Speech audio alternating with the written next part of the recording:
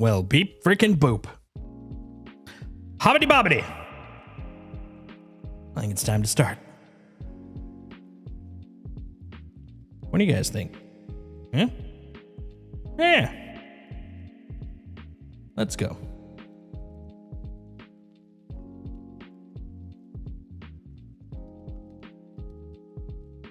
Hello, hello. Welcome to Worlds Told.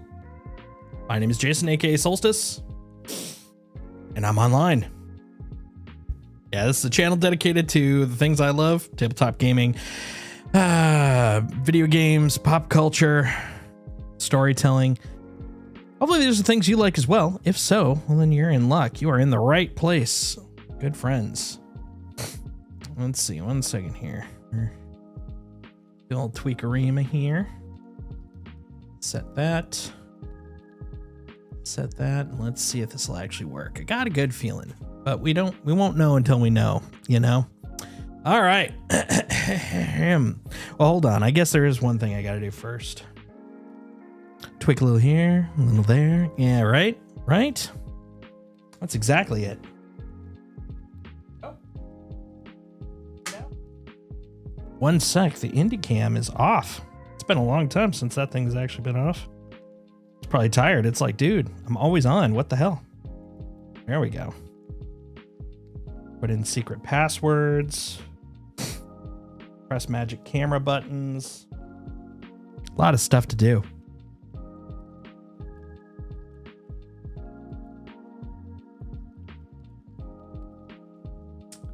And there we go. Look at that guy. Look at that handsome boy. The reason I had to do that was because I got one of these, and you know he wants it, right? You want this? Why wouldn't you want this? It's delicious.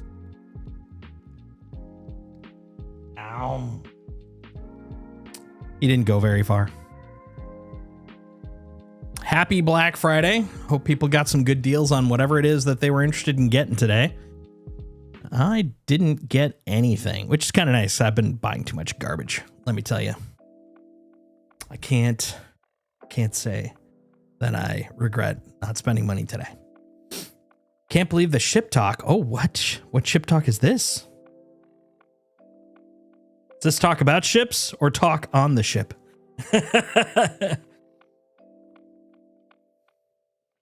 All right, let's get going here. One me and you seen the other day. Oh, yeah. Yeah, it was a good one. That was a very good one. I wrote, oh God, I spent 3 hours breaking that thing down for the stuff I put up on the channel. Very thorough though. But yeah, no, it was a really good one. A lot of good stuff came out of that stream. We got a lot of info about ships coming up, about little surprises such as armor being in today's PTU build. Just so much stuff, and there's still room for more. But yeah, it's funny because it felt like a lot of yesterday's ship talk episode almost felt like they were almost directly responding to our stream the night before. I found it pretty hilarious. I was like, yep, there we go. That was confirmed. That was answered. Oh, it was crazy, man. It was crazy. But I guess that just shows like how much we were yearning for this info, and they knew, and they were ready. Sounds like a crafting ship called the Forge. Yep. Probably called the Forge. That one, they're not fully locked on the name, but yeah. And it's also Consolidated Outland, which is awesome. I would love that for them to be like the go-to craft company, you know? We've got the Pioneer. We've got the Forge, if that's what it ends up being called. I love it. I love it. Let them be the craft company. Let's see. Kragan. 211. Kragan's got how much? Unknown amount for Kragan. I think this is the smallest amount, so we'll go there. Join friend. I think you should go for it because the Forge is a good name. Yeah, I agree. And at the very least, oh, you went back to menus? Ah, nice. Got it. At the very least, I feel like the Forge is a good like building or crafting name altogether. I think that's probably the only reason why they're probably not 100% on it. It's like it's pretty clear the Forge would be a great name for any sort of like build/craft ship. So do they want to commit to this being that ship? I'm betting that's kind of the only reason that they didn't lock down on that. But you know, whatever it's going to be called, I'm just more excited for it happening. I'm all for it. Oh, that's nice. That's nice. That feels good. Little coffee, little wake up juice, get you going. So how was everybody's Black Friday? Anybody do anything fun? I did so little, but that within itself was pretty fun. Had a good time. Need an RSI crafting ship called the Prometheus. I agree. That would be a great one. I would expect it to be prone to crashing a lot. Mostly due to bad design. Because, I mean, it's got to live up to the Prometheus. Also in that same vein, they need a fighter ship called the Icarus. Same reason. Got one that's going to crash due to hubris. The other one that's going to crash due to hasty design. I think that would be brilliant. I would love that. Everything into the data list. The data list would be good. The data list would be the companionship for the Icarus. Prometheus brought us fire, but then got punished for it. And that's why I'm like, it's going to be due to hasty design. It wasn't supposed to release yet, but here we are. Got to keep that metaphor rolling, right? Let's see. We're going to put you guys away. We're going medium today. We're mediuming up. Hold on. Did I grab everything I wanted off this thing? Yeah. We got everything I wanted. Put that helmet away. A couple of hemazols. Dude, I got hemazols up the yin-yang now. Over those last couple of runs. All right, I don't want to swap this out yet because I don't want to have to hunt down which are the correct tractors. So what we're going to do, we'll go over to the armor. We'll put on, let's see. Oh, actually, hold on. Did we get a combustion chest? I think we might have. Let's take a look. Let's see if we can find the, which box is the box, you know? Contents remaining. Contents remaining. Contents remaining. Yeah, this is the one. This is the one. Let's see. Because I know we got a combustion. I want to see if that was what. No, that's Inquisitor Core. Come on, man. I just want that sweet, sweet combustion. Turf War. Turf War. Yeah, I've left all this stuff in the box because I haven't added it to the spreadsheet. I have a spreadsheet called The Spreadsheet. And it's got all the goodies that we've found so far. Turf War. Self-storage. Okay. Oh, combustion legs. Okay. Okay. I'm going to take that out. I will partake in that. Did we not? I swore we got some combustion chest piece, though. Maybe not. Wrecker Core Ashen. We sure did get a lot of cool stuff, though, for sure. What's that? Wrecker legs. I haven't looked at the Wrecker legs. Are those new? Like, only recently did I actually start paying attention to armor again. I don't remember seeing Wrecker. It doesn't feel like... I have a feeling it's older than, like, super new, but is it kind of new-ish? New-esque. Back to armor. All right, so we got the legs. Got the... No, that's the Sienna. There we go. We'll get that combustion helmet at least. Where's my chest? There's the chest, which will then allow us to put on the backpack. And with that, what I can do, put these two in there so I don't lose track of which ones I wanted. Man, this actually looks like a style choice, kind of like baggy, you know, baggy over the heavy. Oh, right. I forgot. I testudo legged earlier because I'm like, why go super heavy? That'd be crazy. But now we're gonna have a little combo here. There we go. Look at that. That's a nice little combo. I was always industrial logistics heavy on my fleet, but gonna for sure sway even further that way. Hull B, Raft, Ox, and Hermes if / when it happens. Yeah. So Raft, Ox, and once you have the MPUV tractor, like you've got the evolution. You've got the evolution because the MPUV tractor evolves into the Ox, which evolves into the Raft. That's the Pokemon order of things. Let's see. On top of Ironclad and Liberator already had. Yeah, that's a good combo. That'll definitely work. I didn't want to find a 3-ship combo, or I would have. There you go. So did you swap out for a lot of the complete and combo packages? Is that kind of where you ended up with that? Let's see. We got that. Now back to weapons. Got to bring those back out. Bring out the Ripper and the Pulverizer. Even though I'm not planning to do a lot of heavy duty shit, but just in case, because you never know. Put this on the hip. There we go. All right. Utility. What do we got? We'll put a couple of, or I guess one of those at least. How about you? You go on? Yeah, you go on. There you go.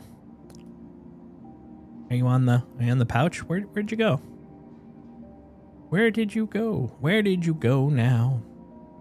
All right, as long as you didn't take up that other slot. Yeah, I didn't want to find a... oh, no, never mind. That's what you said before. I can read. For reals. Ended up doing MXC Duo. Nice. Golem Ox Duo. Nice. Got you some extra goodies and LTI for the Hull B and Expanse and Raft and Ox. Already had a handful of 2 and 3 packs with combos earlier. Hell yeah.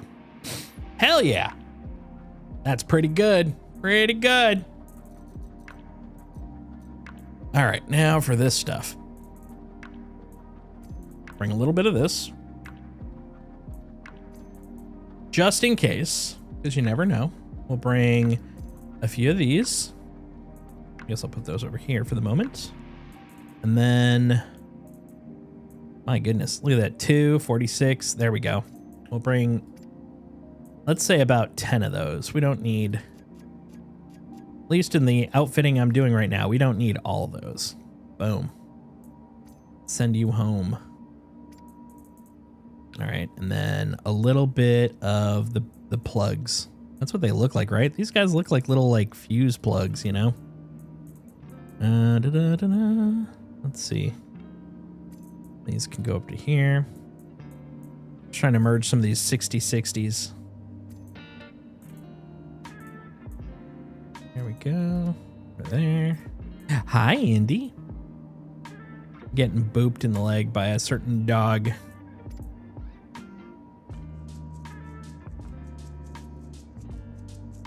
Isn't that right? Look at that. Look at that guy. Look at him. Those are my batteries for the Ripper. Those are the submachine gun batteries. They look like little like blackened fuses though, don't they? They totally look like darkened fuses. They're weird. But the gun feels so good. That's a good boy. Tempted to turn my Crucible into the tack and then grab an end piece for the Crucible to hold on to for later. So it gives me the credit to play around with. And my tack would be LTI paired with my Perseus. It's like an Ursa and a Perseus had a kid. Big combat pack. That's a good combo, I'd say. I kind of did the same thing. I've got most of my Arastra chain, but there's like $65 in the middle at one spot. And I'm waiting for a discount there, but otherwise I'm ready to go on that guy. Ready to strike, ready to pounce. Nice thing about dogs, their ears are detachable. That's why I'm grabbing this one. See how it's nice and detachable? Look at that. Right? I'll just take that ear. It's my ear. Yeah, it's my ear. What price you looking for a discount? It's up at the Prowler level, and I'm looking at something probably between 20 and 40. But honestly, it can go a little above or below because I've got other ones that can overlap. That's just the default one right now. That's the one that's closest to done. But if I can find one that actually shortcuts in another spot, it'll be good. But I'm not picky. I'm not in any rush. Worst comes to worst, I just slap $65 down and bing, bang, boom. Bing, bang, boom, I've got an Arastra. Gonna check out gear at Tressler, then head over in the Intrepid. Nice. Sounds good. Sounds good. I'm figuring tonight, unless we get like 1 or 2 more people, it's just gonna be a nice chill, tooling around kind of night. Like I'm kind of in the mood to like maybe, I don't know, bring out some small ships, you know, like I was thinking either my Clipper or if we wanted to do some hauling or if we wanted to bring out some little bit of salvage, like, you know, just something kind of low key, you know, something chill. What else did I need? Oh, I need food. We need sustenance. What do we got in the sustenance department? Well, you're able to connect right there. I'll grab, you know what? I'll just grab all these. Boom. All the pulse. All of it. There we go. I think we're in a legit suit. I wonder, since they're pushing hard for crafting next year, if maybe the Galaxy will have crafting module go on sale for it next year. It's possible. It's possible. I mean, honestly, since the first available period they would have to sell the module, well, there's 2. There's either ILW, which since, you know, the Galaxy won't be releasing at that point, maybe not, depending on where crafting is. but they got the whole year window. They can literally wait until IAE and go, not only do we have the Galaxy, behold, a crafting module. Dog, he knows I've got another one of these. No, delicious. Have fun. It's supposed to be an industrial ship, so it makes sense ship-wise. Well, if I remember, and this was after a pretty big back and forth on the stream, we did find evidence that they said that a crafting module was coming for Sherzies. So I feel pretty confident in that, but really kind of just comes, if they keep to that, all comes down to just when, you know? Oh, hold on. I don't know where I'm going to go yet, so let's met up here, because right now I'm bound to an Idris that is tucked away, you know? I overshot it, didn't I? Pharmacy. There we go. I think I'm too used to living in Tressler. I went around the corner. It's like, that's not where it is. That's not where it is. Base building module was promised by one dev. I'm holding off on that one. I personally have not seen evidence. Not saying it's not the case. I just haven't seen the evidence yet. But we did, after a pretty thorough searching from the last time this came up, we did get pretty strong evidence on the crafting. Oh no, you're right. You're right. Actually, that's what I'm thinking of. I'm thinking of the base building module. I haven't heard anything specifically galaxy-wise for crafting. I mixed them. No, you're right. It was base building was the one that we did lock down on. Crafting would make sense though. Crafting would make sense. I hadn't heard anything about crafting. Crafting and base building for me in my brain are very interchangeable because one is going to beget the other. And so they're very tightly wound in my brain. Welcome to the ASOC vehicle retrieval system. Let's see. Clipper. I'm thinking the Clipper for now. It kind of worked. It kind of worked. Hold on, I gotta test something, or I gotta check something now. Okay, if I go over here. Yeah, that worked. Okay.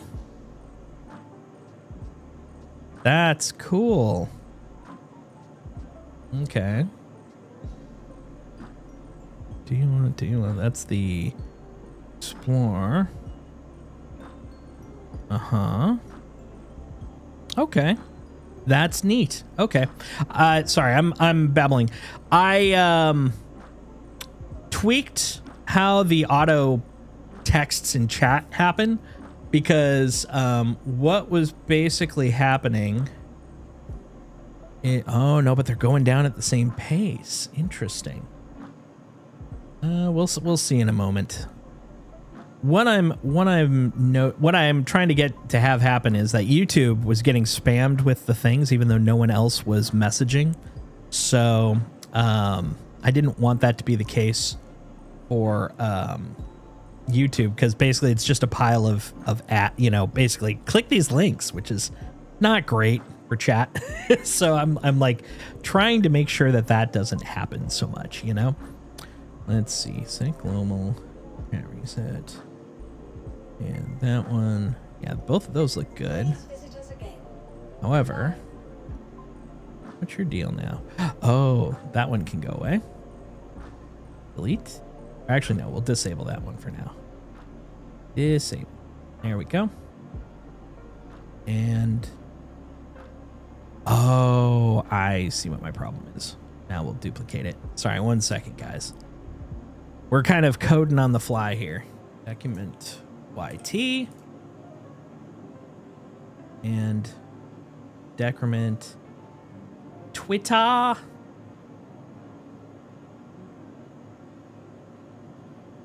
right, and then we're going to remove the YouTube trigger from the Twitter one. Delete.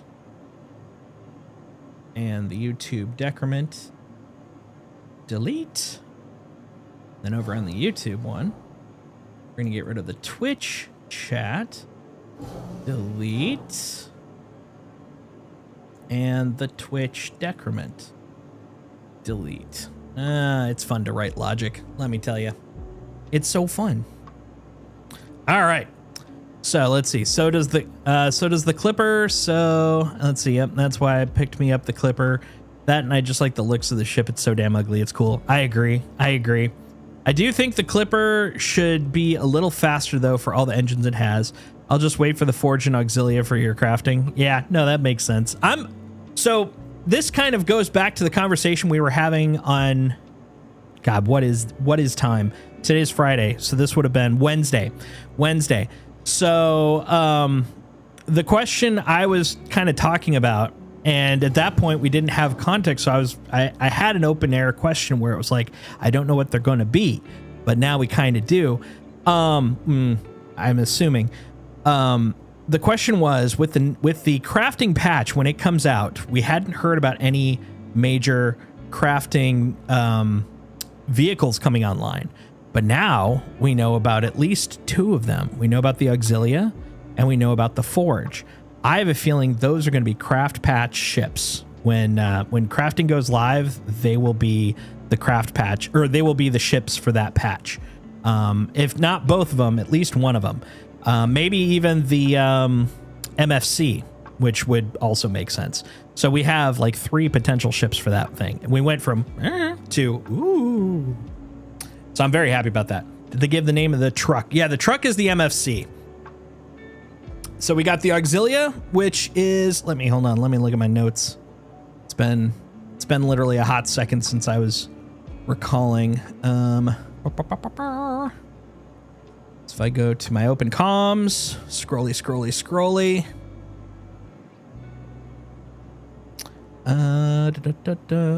Oh yeah, and then we got the Kruger Stingray. Not a crafting ship, but just, it's a cool name, right? Who's doing the Auxilia? Clipper, Perseus, Raylan, a lot of stuff. There it is. Anvil Auxilia. And then we got the that's the Atlas basically as a crafting vehicle. Then we have the CNOU Forge, which is apparently the silhouette that we saw in the upcoming ships from not this last CitizenCon, but the one before it. It's the only one that everyone's like, I don't know what this is. And it's really cool. And yeah, dude, I'm stoked. I am very, very excited about all of these vehicles, man. All of them. Yeah, I was trying to remember because I was like, I remember it being an alliteration. So I was like, Anvil Auxilia? Yeah, maybe, perhaps. But I also was like, I also had the word Atlas in my head, and I'm like, crap, I can't tell you. That's also Anvil, if I remember correctly. Oh, well, whatever. Oh, but I do see Kragan is over in the chat. Yeah, hold on. Let me bring you over. There you go. Hey, man. Howdy. The Atlas platform is Anvil. The Atlas is Argo. Yeah, that's the problem. Yeah, we also have the Atlas component, which just adds to it too. This is something I've seen a few times where they have a lot of name overlaps. Yeah, we need an Atlas rocket launcher too. Well, do any of them actually hold up the world? Or like, something relatively comparable? Or I mean, depending on the marketing, I'm sure that's what Anvil would like to claim. Because of our security, we hold up the world. That'd probably be their slogan, that's fair. Right? I could also see the Atlas from Argo being like, where the world for traders is their cargo. Mm-hmm. The Atlas holds up their cargo. That's right. So they should have, God, what was it?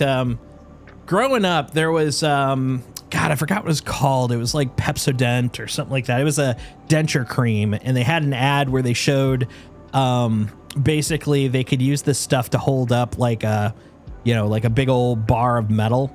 And it was, like if this can hold this up, it's going to keep your dentures in place. And I'm just kind of picturing that with an Atlas where you should show, like, even though it's all marketing, you should show an Atlas basically holding up a ship and being like, yeah, we hold up your business. Something like that, Marketing, man. It's all marketing. Right. God, I'm wishing I still had this.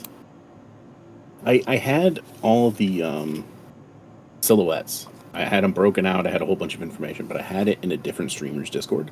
And I gotcha. no longer am in that Discord. And I don't think I put it anywhere else. So that sucks. I wish I would have just like kept all the cut files. I've started to do that. Like the when I got all that data from the different ship places, the easiest way for me to do it without getting booted in game is just to take screenshots. Polygrip, that was it, Mongoose. And then go off those screenshots. And when I was doing the what's in the packs, especially since the packs are going to go away after IAE, I just did like snips of all of them, named them, and then put them aside to work on later. So I'm starting to save images of things so that I can reference back to them and not have them on Discord, have them in my actual documents. Yep, that makes sense. In a sense, a cousin to that. That's why I did that big breakdown of the video yesterday. Is there we so often, not just on this stream, but just in general for Star Citizen, there's this, I heard XYZ, and then you'll be like, oh, where did you hear that? And it's like, oh, I heard it from my friend. Where did they hear it? Oh, I don't know. And it just kind of degrades from there. So I'm like, look, if I'm going to put something out being like, this is what I heard, I'm at the very least going to reference where I heard it from. So that way it's like, look, here's the source. So you don't have to go, I heard it from a streamer. This guy, he was claiming this. I'm like, no. This was from a developer. Here's the developer that specifically said it. You can find it in the video. I'll go remake those images later off of the video, because I just had it at like the highest quality would be and made it full screen and cut stuff out. Because now I'm curious. I want to go back through and I want to lay everything out, what stuff is. And then I was going to do that with the breakdown you made as far as which manufacturers we already know information about which ships they're going to have. And then which ones are just complete speculation. Yep. Yeah, I was thinking about pinning it. I'm honestly, the only reason I didn't was pinning it's going to make it, number one, if I do that for all the upcoming videos that I want to do, like it's going to get hefty. So I was like, but to your point, I was thinking about it as I put it up. I want to put it somewhere that's a little more permanent. So I've got a couple of thoughts, like whether I want to go ahead. So on other servers, there is, I don't know what it's called. I'm an admin on this server. Let me see if I can figure out what it is. So there's two different like kinds of channels you can make. Yeah, there's the forum channel. Forum, yeah. Yeah. So I was thinking about that as well. I would do that, and then you can do like either info dumps in their own specific message, and then you could always just go back, just name it something that's really easy to find. You could even put hashtags on it so that you would be able to find it easier later. Or you could set them as like, make the names of the actual things themselves, essentially the hashtags. Like, you know, this is all ship specific stuff. This is, feature specific. This is whatever. What I'm actually thinking about doing, a lot, you could do that. What I was actually thinking about doing, because then you can also search the whole thing, is just putting together, since I wrote it all in Markdown, since that's what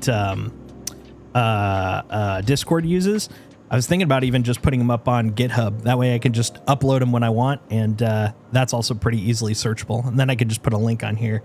But like I said, I'm waffling because it's like I could see the benefit to both of them.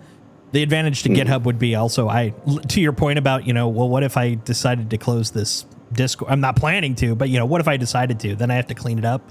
GitHub, I'd be ready to go. So how would we reference it if you have it on GitHub? It's a link. So basically, I could just put that link in chat and pin that, and you can literally click on that, and you'd be able to use that reference. Does it allow searching of images? Searching of images or for images? Because I'm wondering. I don't know where tech is. I don't know what their basic services and stuff would have, but I know there are some things like there's readable PDFs and stuff like that, and there's the tech within Adobe where if it's not a readable PDF, it has the ability to pick up on text. I just wasn't sure if there would be a way to like throw some images in that have a whole bunch of text on them and just have it be searchable. The text or the images wouldn't probably be searchable in that way. That would require some other fuzzy things that can be done. But honestly, I could literally point an AI engine at it to interpret it, and then that way anybody saying like, I'm looking for anvil pictures. It's like, dude, okay, yeah, this right here is a hornet. You know, this is, you know, I'm trying to think of other anvil ones, but yeah, but yeah, honestly, all this would be is primarily for notes, just text notes, at least for the one I'm planning to do. But yeah, hashtag IAE 2955 ship talk, exactly. But yeah, that's the long-term thought. For the short term, for the now, yeah, I'm figuring it out. I'll probably have something done by the end of the weekend. But I did something else today. Look at this. Hold on, let's see if I can even get this into camera view. Probably not. Yeah, no, I can't. But it's by design that I can't. 1 second here. Let me see if I can actually get this thing running. Did a little something. Let me step back. Alt H. There we go. Right there. Look at that. Look at that guy. Yeah. Nice. Yeah, I got this done a little bit in prep for doing some stuff involving Mr. Trundle. But yeah, right now it's almost close enough, but not fully there. And so because of that, like occasionally the lighting makes him look drunk. Like if I get a little bit closer, he looks a little bit better, but I do love the fact that his mouth actually is pretty reactive now.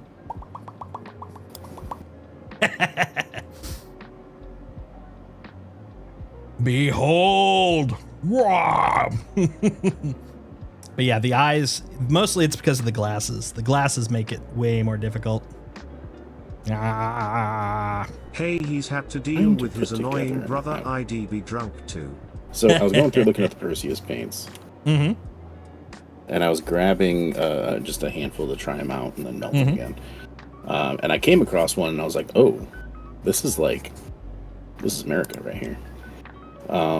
So I figured, can I get a red, white, and blue outfit going? Mm-hmm. And then use that ship with that outfit. Were you able to? I'm that's what I'm doing at Tressa right now. Oh, gotcha. Red, white, and that's blue the stuff. mission. Yep. Nice.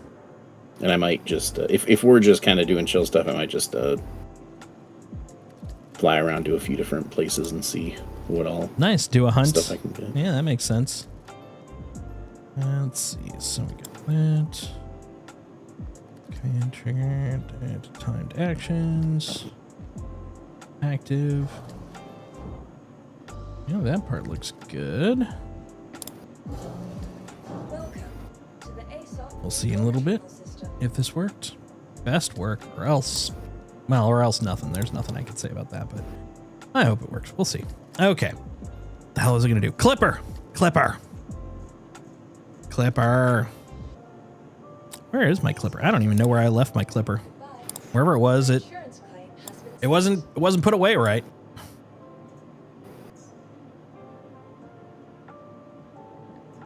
I'll pay the expedited fee. Oh, that's right. Wasn't it when I was doing that shipping? I think it was. I think I was clipping when I was shipping. Oh, and also before I forget, get that helmet back on. So what's up? Yeah, poor guy. This wasn't. I did test it with Jake though. I tested it with Jake's face model, and it looked pretty great. Let me tell you. Actually, one sec. While we're waiting for this thing to like come back, I did actually move it over here. I did actually make a clip of that. Let's see. Where did I put that bad boy? Bad boy. Where did I put him? Did you hear them talking about the salvation? The ship was supposed to keep auto ejecting. That's why there's no. Yeah. I saw that. I put it in my notes, as a matter of fact. But yeah, 100%. I'm very happy to hear that. I didn't do enough salvage to run into that problem.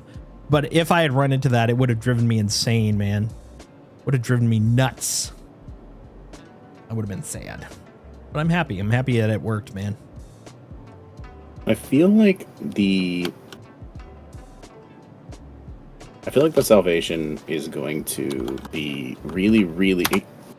It's like a half of a missed opportunity. And I know as far as they see it, it's not going to be that at all, and it's going to work the way that they want it to, which is perfectly fine. However, the players want what the players want, and the players will do what the players will do. Mm-hmm. And I know one thing people really want to do and have wanted to do for quite some time. Mm-hmm. And they've said they basically want like a Fury Salvager type thing because they just want to see a swarm of tiny ships go out and completely devour a ship. Yep. And that's not going to be...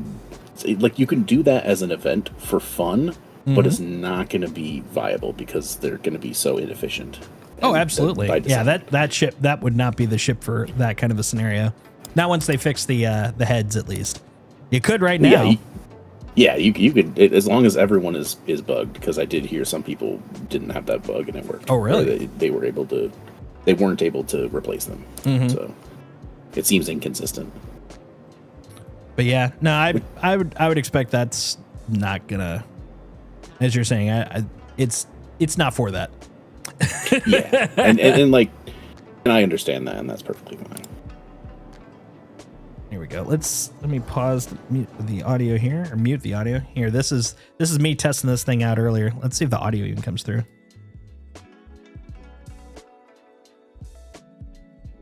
One second. Mute the music too.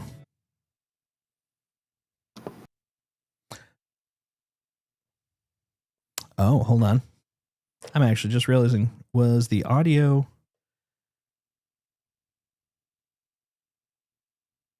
Yeah. Oh, because it thinks it's system. Got it. Okay, 1 second. Yeah, turn that on. There we go. That will go in audio. Music is a little wacky, but overall, I'd say not too bad. Not too bad. Although occasionally the brows get a little extra furly. Which is funny because if I open up everything max, this is what it looks like. Then if I scrunch everything, it makes it look like I gotta take a dump. Ready? Oh my God. That had to go. Wow. I look so devious when I open my mouth though and laugh. Unfortunately, partial opening, it just makes it look like I'm clenching my teeth a little. This is me smiling. Don't trust this guy. Not even a little. Do not trust me. Look at this man. That looks so weird. It actually looked way better than I was expecting, which was pretty cool. But yeah. Okay, we're gonna just test this out. Look, it syncs pretty okay. Wee. Wow. I noticed that the eyes are a little wacky, but overall, I'd say not too bad. Not too bad. Although occasionally the brows get a little extra furly. Which is funny because if I open up everything max... these places need to get it together and sell full sets of the same color armor. Yeah, the cap did pretty good. That cap was no cap.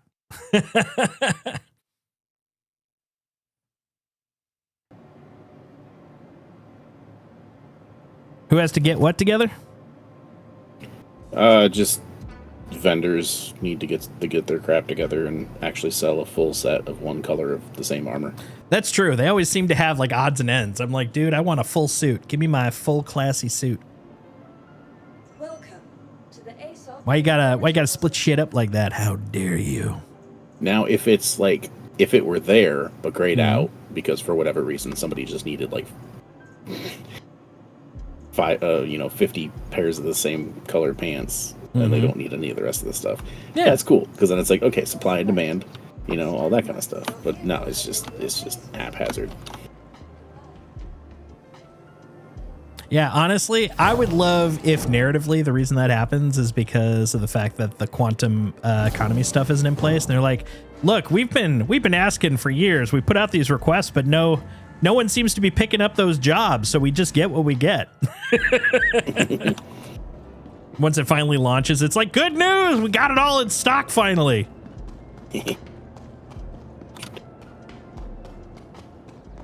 All right, let's go upstairs. We'll take the elevator. The Ugly Matic 4000. Oh, such a great ship.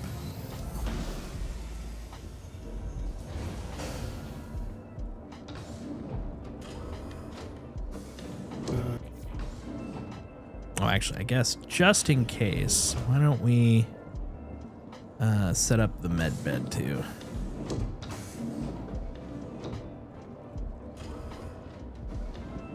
Whee! Let's do this. Let's do this. Undersuit, we're gonna get us this first box. Hi. I wish you could buy everything off the mannequin. Like, just buy the whole thing. I wish you could just buy the mannequin. Take it to your... I mean, that would be cool, too. Right? That'd be great. I'm all for it. Confirm. There we go. My one and only true complaint about the Clipper is I wish it was a touch taller so the Atlas suit would fit correctly. That's all. The other stuff is cool with me. I can... Oh, man. Like, design-wise, I'm cool with it because it is nice and cozy. But that being said, like, if someone bumped it up just a little bit so the Atlas could be on that first floor, I wouldn't complain. I wouldn't say no. I wouldn't defy such wishes. If that is what nature intended for the ship, I say go with it.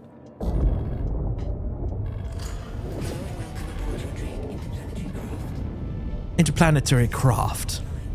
I can't wait to find out what the other manufacturer is going to be of the generalist ship next year. Right? Because I feel like Oh, wait. with the amount that they're working on RSI, it would almost make sense for them to try to sort of quote-unquote finish out RSI. Yep. And then work on other things. So if they were to have, you know, all their industrial stuff they're starting to work on with the salvage, the starter salvage, obviously we've got the Arastra, and then way down the line, the Orion. Maybe they'd even do the medium salvage ship as RSI. Who knows? They got their foot in the door with the Salvation. But if they were to kind of just continue the RSI, get them solidly in there with generalist ship, and to have the second generalist ship in the game be made by, you know, the company that's got CR's name on it and everything, it's got to be pretty cool. Unless he's waiting for it to be the last one in, so it's the best. I mean, it'd be a good one also for CNOU, now that we've kind of established their makey kind of background. I'd be okay with that. Yeah. So, to be honest, what I would like to see, and I know I've said it before, Gray Cat would be really cool. Meow. As, like, they kind of have a lot of different things that they're in. A lot of it's industrial. And that makes sense. I would love to see an Argo one too, like just a really industrial, honestly, generalist ship. I would just love to see an Argo anything. Argo always looks great. Yeah, I wanted to have Argo on that list when I was going through listening to it myself, but I was like, I don't know if that's them saying Argo is going to be there, or if it was just him misunderstanding when he said your favorite color. And I can see you didn't put it there, so I think you're under the same guess that he guessed Argo. He was not confirming Argo. I think I'm trying to remember, because there was one spot, there was a reference that someone made that it felt half jokey, so I didn't add that one. But I thought I can't remember which one it was. That was about midway when they or were earlier. when they were naming at the very end the manufacturers that would have a ship out next year. The very last one that was listed was Gray Cat. Gotcha. Ship, vehicle, whatever. But it was John looking over to Ben and saying, "What's your favorite color?" Oh yeah. And then Mark said, "Argo." Yeah, that one sounded more like a question, so I didn't put that one down. Yeah, Honestly, We if it need another happens, one. I'd be okay with that. But yeah, since it didn't sound fully confident, I was like, nah, I'm not marking that one.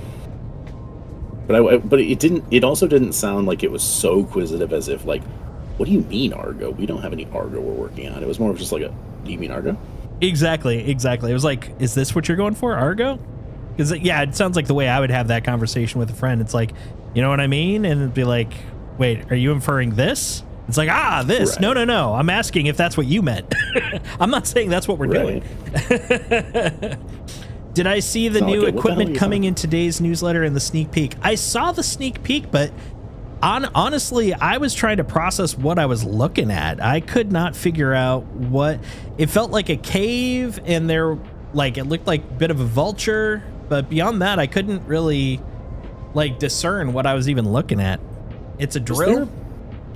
I was thinking that might be like part of the because I know that one of the next things they're planning to do is that spot underneath. Well, there's two of them that could viably be. One was the spot underneath Levski, but I don't think that one would be the drill spot. The other one was what was it called? Something Cracker. Star Cracker, Mine Cracker, Ore Cracker, something Cracker. That other event. And so I was wondering if that might be part of that, but and also that would go well with the industrial kind of vibe of it. But yeah, I didn't. I was like, it was so broad. Like I could discern bits, but I was like, what am I fully looking at here? It looks good though. Is there a bot at all for Star Citizen that like pulls in info to Discords? Yes, there is. I debated pulling it in, but since there's only like one or two people kind of active on our Discord, I didn't want to like spam everyone. But yeah. There's a couple of them. Well, there's one bot, but it has a bunch of different services it can pull in. It can pull in war bonds. Let's see, war bonds, current news, updates in the store. A few things, but yeah, there's bots that do that. Well, because I know there's some games where they'll have like the one that just pulls the news, and then they'll have the one that pulls like a fan-led news one that like boils it down to the talking points, and it's like a little bit. It's a brief read, and obviously gives you a link to the thing if you want to read the whole thing. But also, I don't really do newsletters. So I'll keep hearing stuff about, did you see the picture or whatever? I'm just like, wait, what? I don't even remember where the hell my newsletter comes. Is it in the email? I never open my email. Yep. Like, so it'd just be nice if there were a place where it was just like a bot, and it only pulls in sneak peeks, pictures that are like posted places, just like here's beautiful pictures that Star Citizen has been posting. The one that most people use is Tracker SC. That one has like a lot of the stuff. I'm actually looking at one of the other sites I'm on. And yeah, it grabs like Dev Tracker, it grabs current like active Reddit conversations. There's also one for our Star Citizen, which is pretty good. Between those two, that covers most of the body stuff. I've debated putting it on, and I mean, if there's an active interest, I'm happy to put it in. I just want to make sure I don't spam everybody, because that's always my biggest concern. I don't want people to be like, dude, I keep getting blipped from this dang Discord. could you do an opt-in role just for Star Citizen updates? That's actually how I would do it. I did the same thing for Charlemagne for what's it called, Destiny 2 stuff. So there's a one on, what did I end up calling that guy? It's under the tower. Warmind interface. So I'd do something kind of like that, and it'd just be opt-in. I mean, yeah, if you don't mind, that'd be cool. Yeah, no, I'm happy to do it. I literally, the only reason I didn't was I was just waiting until someone voiced an interest in it, which mission accomplished. So yeah, I'll put that in tonight. It's really easy to do. I wish that like all armor could be made into heavier armor without sacrificing the style. I wonder if we'll ever get the ability to put like a skin on the armor that's not just color. I don't think so, because I think they want to go the route of you see it, you can understand what it is. Yeah, I was gonna say I would imagine not, because that skin. So there's a thing in and this isn't just video games, but it definitely is heavy in video games.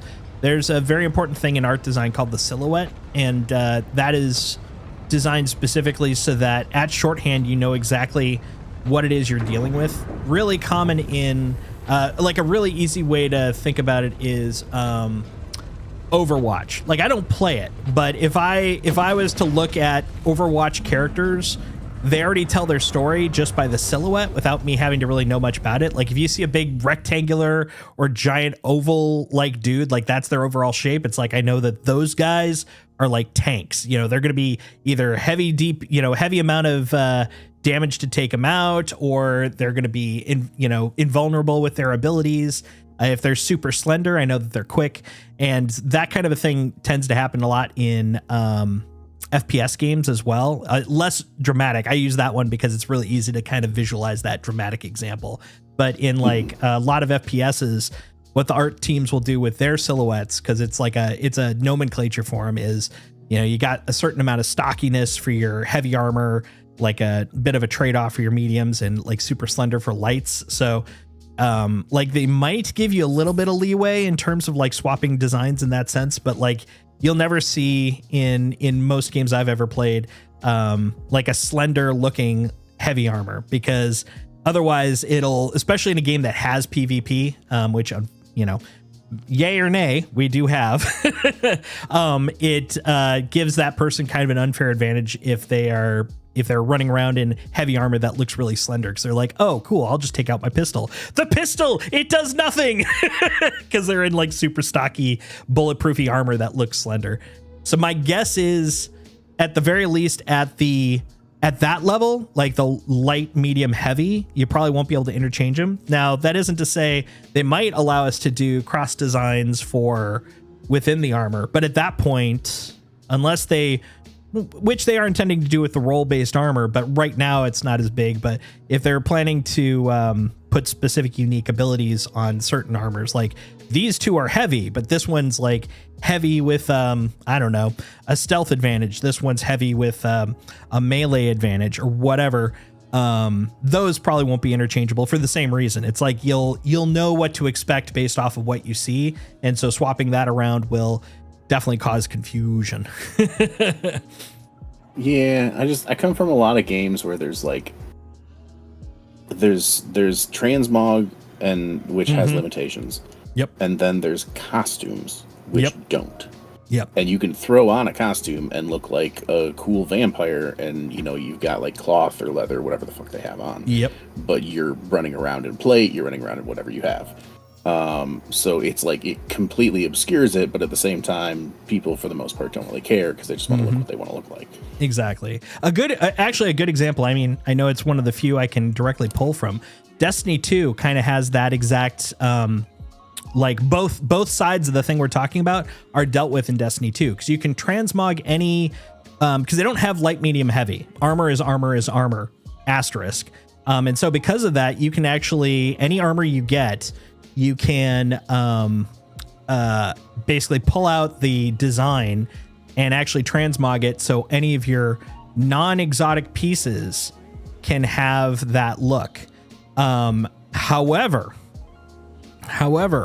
exotic armor you can't do that with, because of the reason I was talking about. And we just recently, there was a dev video where they kind of went in a little bit about this, which is they can't allow you to like transmog a normal piece of armor with an exotic design, because if you're PvPing, you won't be able to tell, you know, what is the exotic item that they're using, which can really change like how you're going to play, you know, in terms of countering them.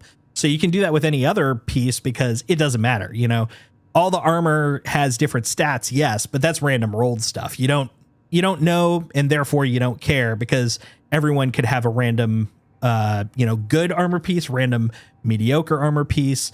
It's all the same, because it's not the same. But exotic items, they're all the exact same. Like if you get a specific exotic type, all of them interact the same. All of them have the same boost.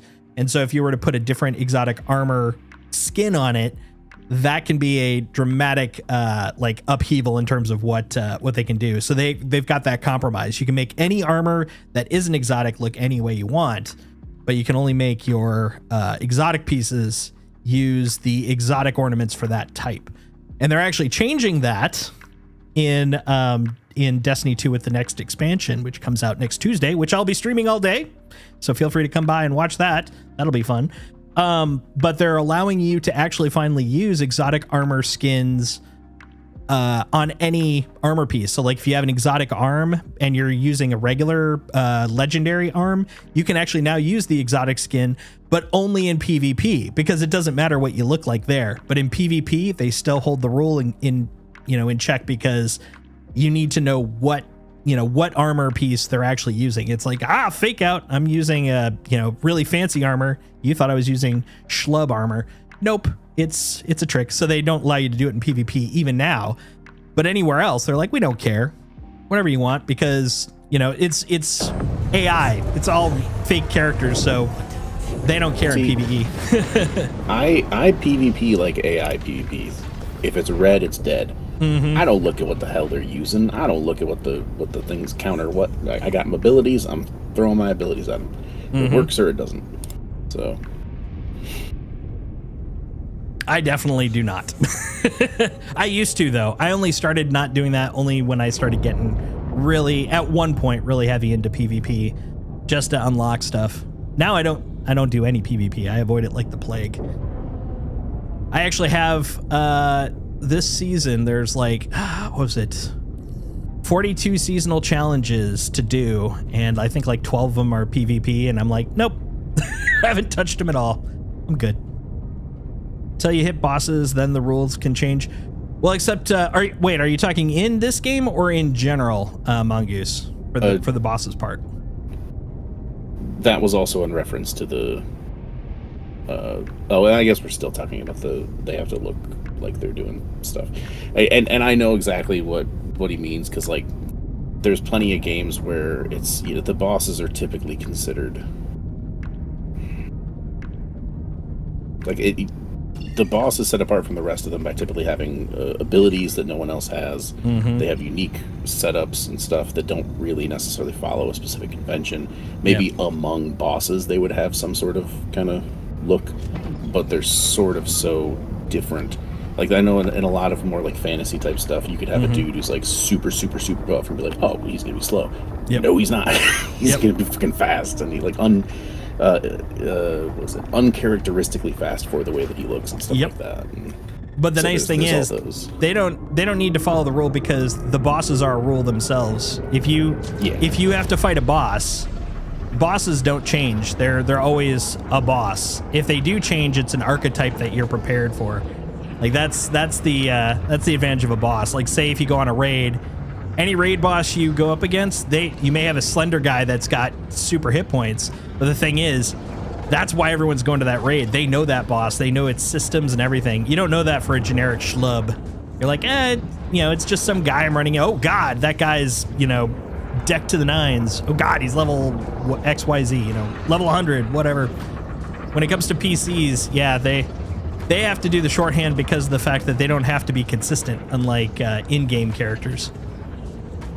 Well, then they need something that shows me the skill level of the PC I'm going up against so I can prepare.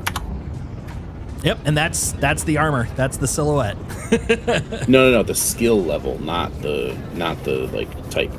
Yeah, like, I can go that's what I'm talking about too. If you look at their armor, like that's actually the classic thing I've had to do whenever I go up against PCs and they don't have a visual number.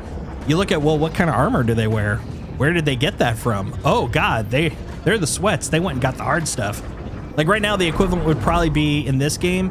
If you saw that they had Testudo armor, you knew at the very least they're doing the current difficult stuff. So it'd be like, okay, I'm keeping an eye on this guy. I guess I'm not detail oriented enough, because like I don't see that stuff. Like I can see the silhouette, but I'm not gonna look at some guy's armor and go, oh man, that's the gloves of great peril, and you have to do 17 million damage in a raid in order to get that, and blah, blah, blah, blah. Like I don't have that kind of Like I'm playing a game. There's a lot of stuff I put in spreadsheets, and there's a lot of stuff that I have fun with. But I can't do that. My mind can't handle having to learn and remember all that stuff. It's not going to work. Like, you see a ship and go, hey, where could you get that? I could tell you that most of the time. But no. I mean, you do it with ships. It's not much different for the armor. There's not. There's a lot of ships. I was going to say, we now know there are 200 like ships. The variety of tons of stuff. Yeah. I mean, there's literally, I think, only 10 armors I see people actively wear. It's just different colors at that point. There's way less armor than there is ships. Well, right now. Yeah, but I mean, it's not like we're going to stop making ships and catch up on armor. You don't know that. I mean, we could have a big push for armor. I mean, you kind of know I do. They can put a whole bunch of stuff. We're making a big shift, guys. Well, I mean, but like, okay, so they're doing what, 27 this year of ships and stuff. Like, they could totally release like 50 different sets of armor next year and start bridging that gap.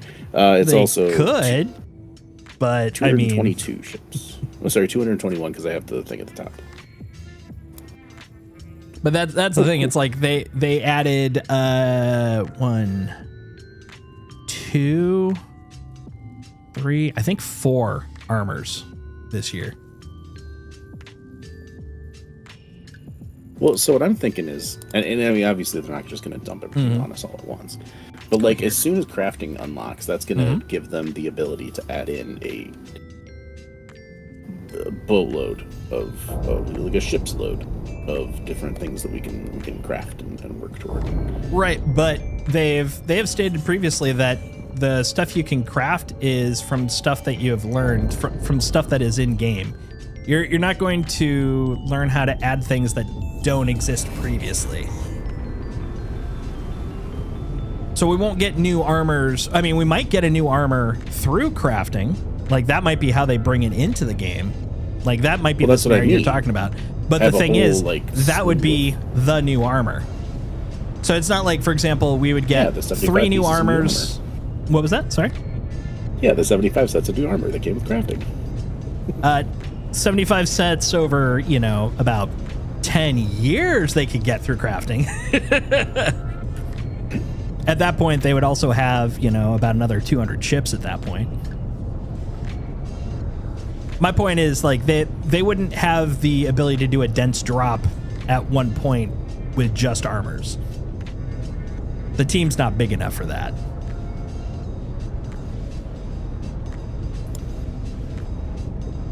Oh God, I pressed the wrong button. There we go. They're going to bring everybody in. They're going to have the hair people making armor. I mean, we only get about 2 of those per patch too, so we could double that.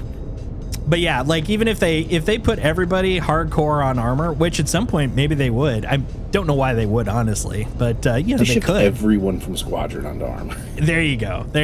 Now we're getting close. They've got so many sets of armor from Squadron that they're just gonna add it as craftables. There you go. I like that. Actually, that would be a really cool way to bring some of it in. Like, there's so many questions I have about how things from Squadron will be integrated, because Squadron itself isn't directly integrated, but it's obviously going to, be integrated. They haven't really talked about those parts. I'm kind of interesting. Like for example, Odin. Odin will exist. Odin is off of Nyx. Odin could come in. Odin isn't free, though, from Squadron into Star Citizen, though, because Odin is currently a single-player location, and maybe they'll keep it that way. And by single-player location, I don't mean it's on the servers and only one person can be in there at a time. What I mean is it is literally a local instance when you start the game. It's not part of the PU. Not saying it's not part of the internal dev PU, but in terms of like the current logic, it's not part of the PU. And that's the thing I'm very kind of curious about, is like what their plans are for integration in that sense. I want to see conversations about that, but first we got to get the game out. Step 1, get me some Squadron 42. Give me some Squadron 42 news. And step 2, can I have my Squadron 42 in my Star Citizen?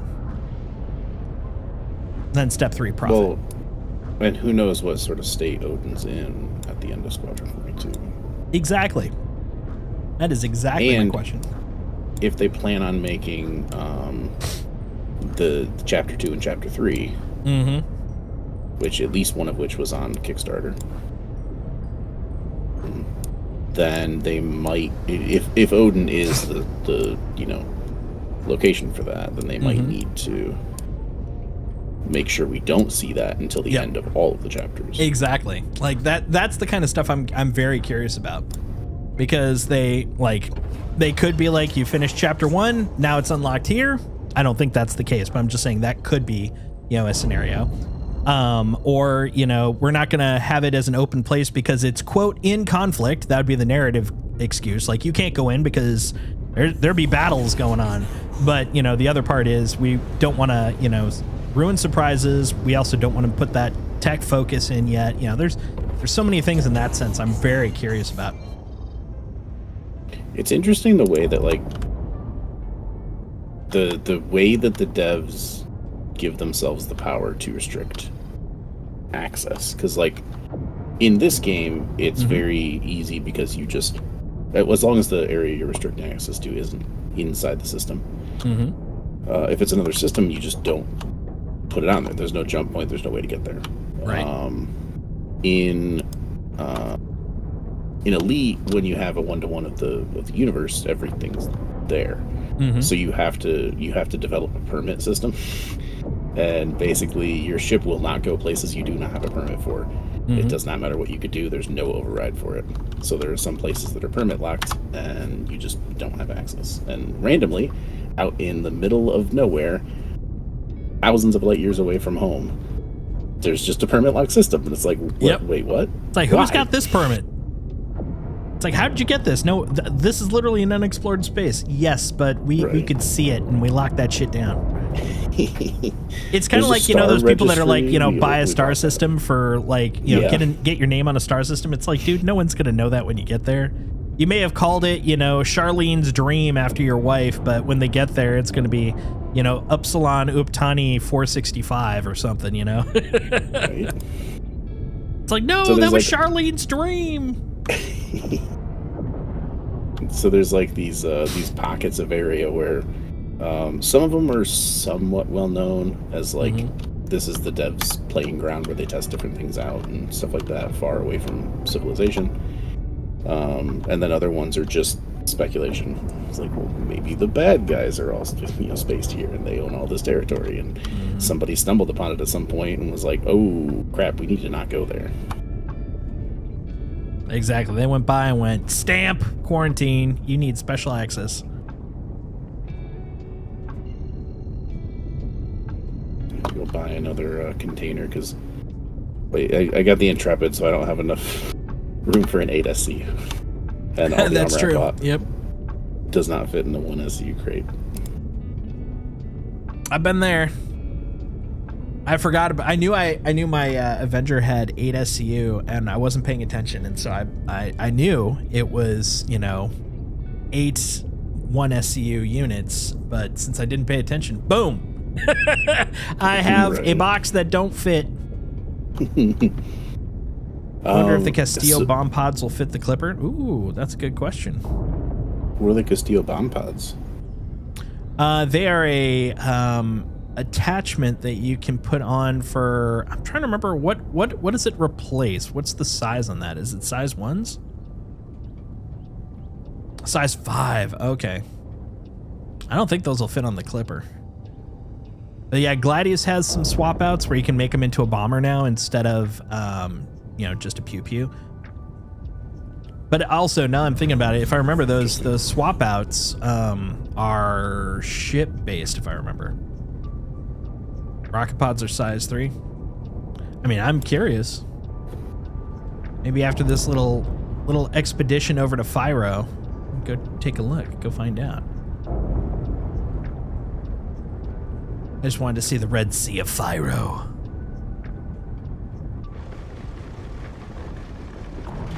do a little bit of actual exploration. I never do that anymore.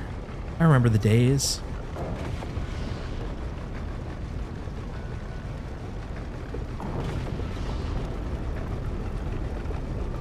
God, listen to this machine. It just sounds like it's barely running. Chunka, chunka, chunka, chunka.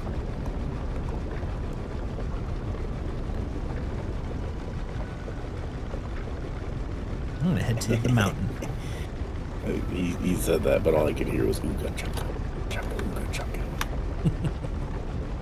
Chunka, chunka, chunka, chunka. Is it still not transfer? They said they were supposed to fit any ship that has external missile launchers. I hate this so much. Maybe they can. No, it isn't here. I need to check though. This mountain is so depressing. Look how small it is in comparison, man. I was all excited, and it's this. Oh, it's a cute little mountain. Right? You should land your cute little ship on it. Take a cute little picture. Right? I'm gonna land right here. See, it has a landing pad right here.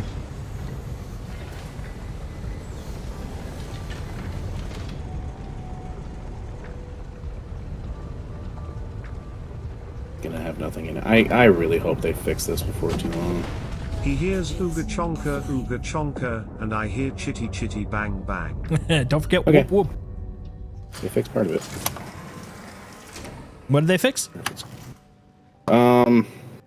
So there was an issue when I last played, where moving items into a container was really buggy. Like not in the physical space, but within storage.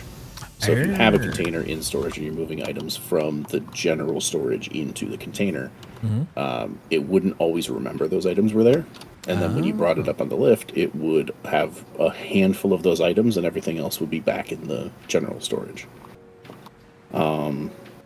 It looks like it's partially fixed, but when I did the trick of dragging it over to the lift, double-clicking it, and then moving stuff, it bugged out. It rejected everything, and I had to, like, drag it at the item station by hand, one at a time. So, not great. And for whatever reason, my second crate didn't buy, so I gotta go buy a few more of them to make sure I got them. Is my ship about? What are you doing, ship? Oh no! Well, it's a good thing that that elevator's still down. I think it might be what's holding it up. Right? Come on, ship. I gotta see if I can That back in. paint No, looks no, gorgeous on this planet. no. F, get me inside. Going down with the ship. Yeah, it is almost a buy ship moment. That is a windy area. Good use. Good use of buy ship.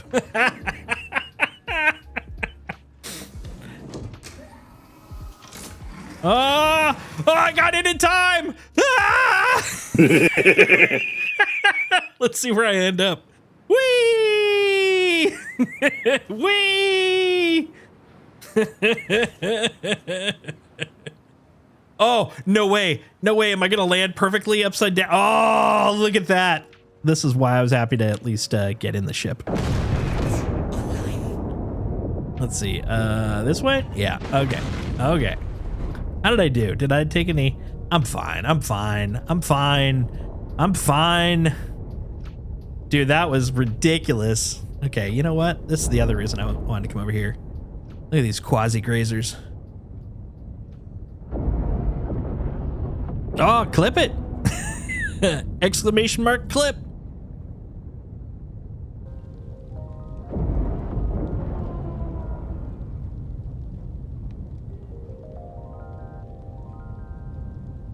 That was beautiful.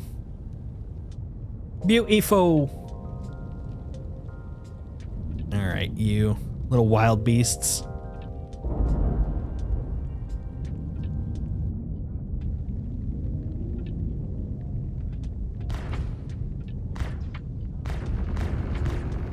Yeah, it's a stampede! Yeehaw! I'm making some cheeseburgers tonight. There, I think that's enough.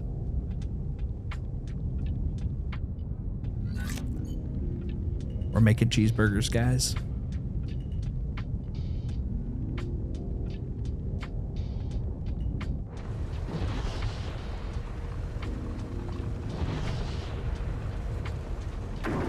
Wickalo, more like Piccolo, because he's picky. Let's see if they're gonna get big mad and rush me. Double or nothing, they will. Let's find out.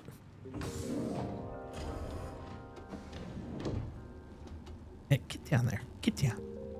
There we go.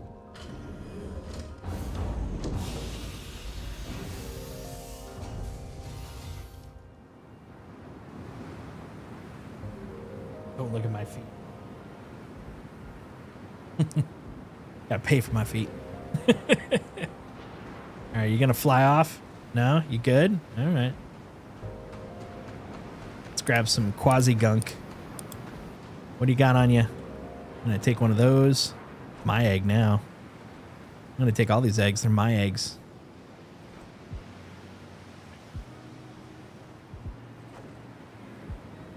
Ooh, they have orange, like, viscera coming off of them.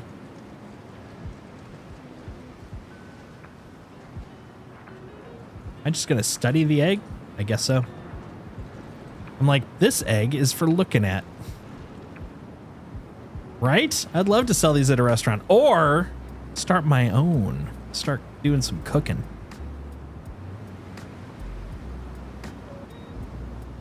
You know, I just realized I did not buy a crate. We're gonna have to go buy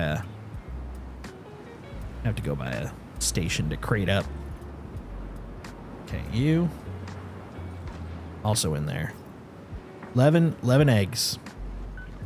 Got anything on your face I can take? Don't you have like a horn? Don't you have like a grazer horn? Maybe you don't. Does the Apollo have two like side pieces that extend out from the nacelles? Side pieces. Kind of like the Connie has the things that come out with like missiles on them. I feel like there's two things that, when landed, appear as though they're flaps that would come out. This Copian is kind of reminding me of, or not Copian, this Grazer is reminding me of Indy.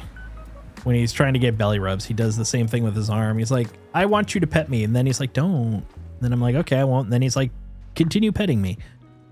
You weirdo. I don't know.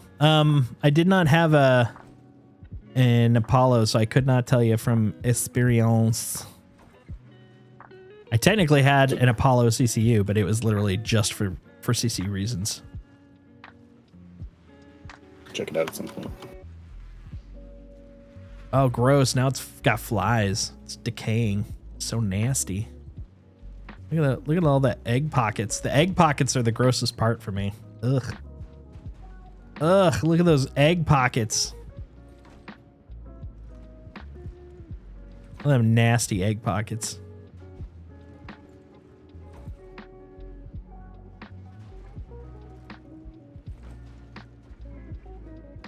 I'm gonna make some really funky omelets, man.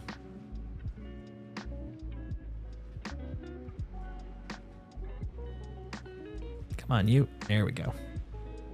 They're trying to get these little guys. They're the hardest ones. I guess I could flip it. Is that really nasty when you consider where chicken eggs come from? They come from chickens. Chickens don't have divots in their bodies when I take their eggs. Look at them positors. They got ovipositors. Look at them. Look at it. It's creepy. It's creepy ass creepy.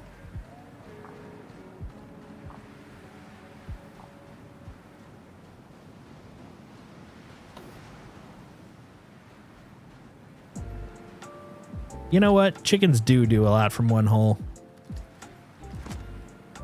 No, I'm not doing that. That's kind of cruel. There we go. Yeah, you're going over here. If I put this in front of me, maybe they won't realize that I'm not one of them. Look, I'm a grazer. I'm a grazer. Yeah, you best run. Otherwise, this will be you. Now it's a threat. You want this to be you? You want this to be you? Yeah, I didn't think so. Yeah, you best leave. Get out of here. Let me pause it in peace.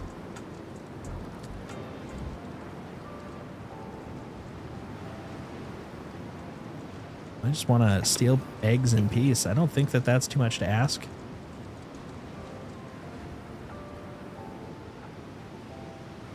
I don't know why I still have my freaking tractor out. That's weird. Why am I being weird? Dude, I got so many eggs. We're opening up an egg slut here in Stanton. I'll go get a license agreement. We'll open it up. It's gonna be great. Very regional. Only Copians. Only Copian egg sandwiches. Man, now I really want an egg sandwich. That sounds really good. It's been so long since I've had an egg salad sandwich. Oh, these are more like breakfast sandwich type egg sandwiches, but I do love egg salad sandwiches too. I actually have those almost every day because there's a place that delivers that does a really, really nice one. It's one of those things I would never. Oh, did I say Copian again? Yeah, I meant Grazer. What was that? That's one of those things I would never consider getting delivered. That's interesting. It's like getting a grilled cheese sandwich delivered. Yeah, the place is like 5 minutes away, so it works out pretty darn well. It's basically back when people were more working in offices, it was one of those like office delis that's not too far from like a couple of office complexes. There we go. Gimme. Yoink. I said gimme. I wonder if they'll introduce the ironclad alongside, I guess the thing would come alongside the ironclad. I wonder if they'll introduce more shipboard tractor capabilities alongside the ironclad. That'd be pretty cool. They said that eventually it would come and we'd get the Atlas-like capabilities, if not other versions and ways that they can make it better than a normal one. And it just seems like 2,200 SCU of cargo, and it's got a bunch of interestingly placed tractor beams that would be great for moving things within it. I don't know how good they're going to be for moving things to and in it, as well as out and to the destination. I haven't looked for, admittedly, we've been doing so many like mission-oriented things lately. I can't say that I've seen any Marocs, but I hadn't been looking for them, you know? I am kind of curious too, though, now that you brought it up. Is that the bird? Yeah, that's the bird. That's the cacaw. Yeah, they got the Copian, the Merc, and the Grazer. I've definitely seen, well, we just saw Grazers. I'm pretty sure I've seen Copian. And I'm trying to think, the only place I've really seen Murok are usually in a Microtech, but I am thinking about going there as well. Well, the last time we went looking for them was like right after they were added. But the birds were like the only thing you could find at the time. Oh, dude, yeah, it was like nothing but.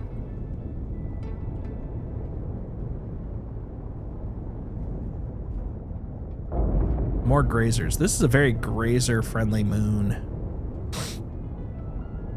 Birds equal chicken wings. That's true. We could really kind of class up the plans for this this establishment. I like this idea.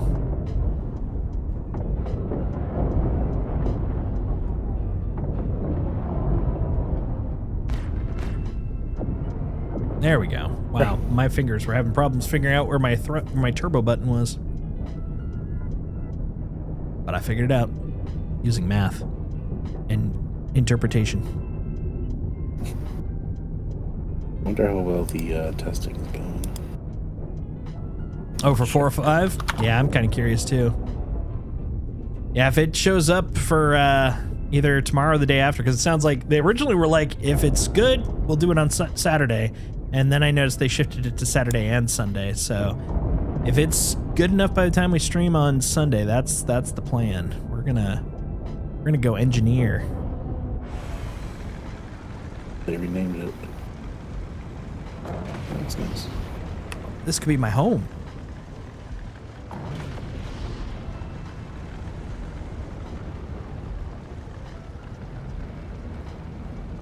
this could either be a really fun place to put a base or the worst idea ever, because you'd look up and like, oh god, they surrounded me. Why did I pick a place that's completely surroundable with high ground? Right. Obi-Wan taught me that. It's over, Solstice! I have the high ground! Chunka, chunka, chunka. Let's go, buddy. Look at us roll.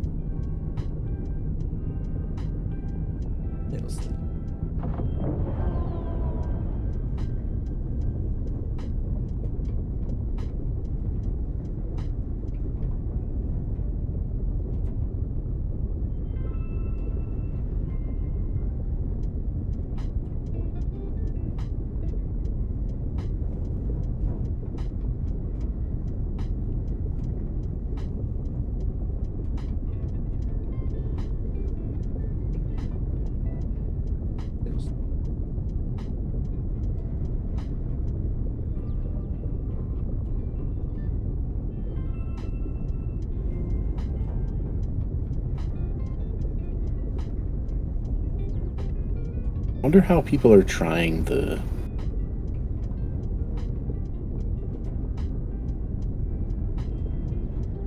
new systems. I wonder if they're just sitting in their ship and like shooting stuff and watching it catch fire. I do know that I watched some of the stuff. So they had a tech preview not too long ago, and that was public. That definitely had a little bit of like in-house testing, or like in-hangar testing, and then specifically I was watching a lot of Foxy Loxy's testing, and he then took it out with his crews, and they started trying like different like dogfighting scenarios to see like what it would be like multi-crew versus singles, multi-crew versus multi-crew, single versus singles, and it looked pretty interesting. But boy, yeah, those multi-crew ones are going to be busy. Going to be some work to get those under control.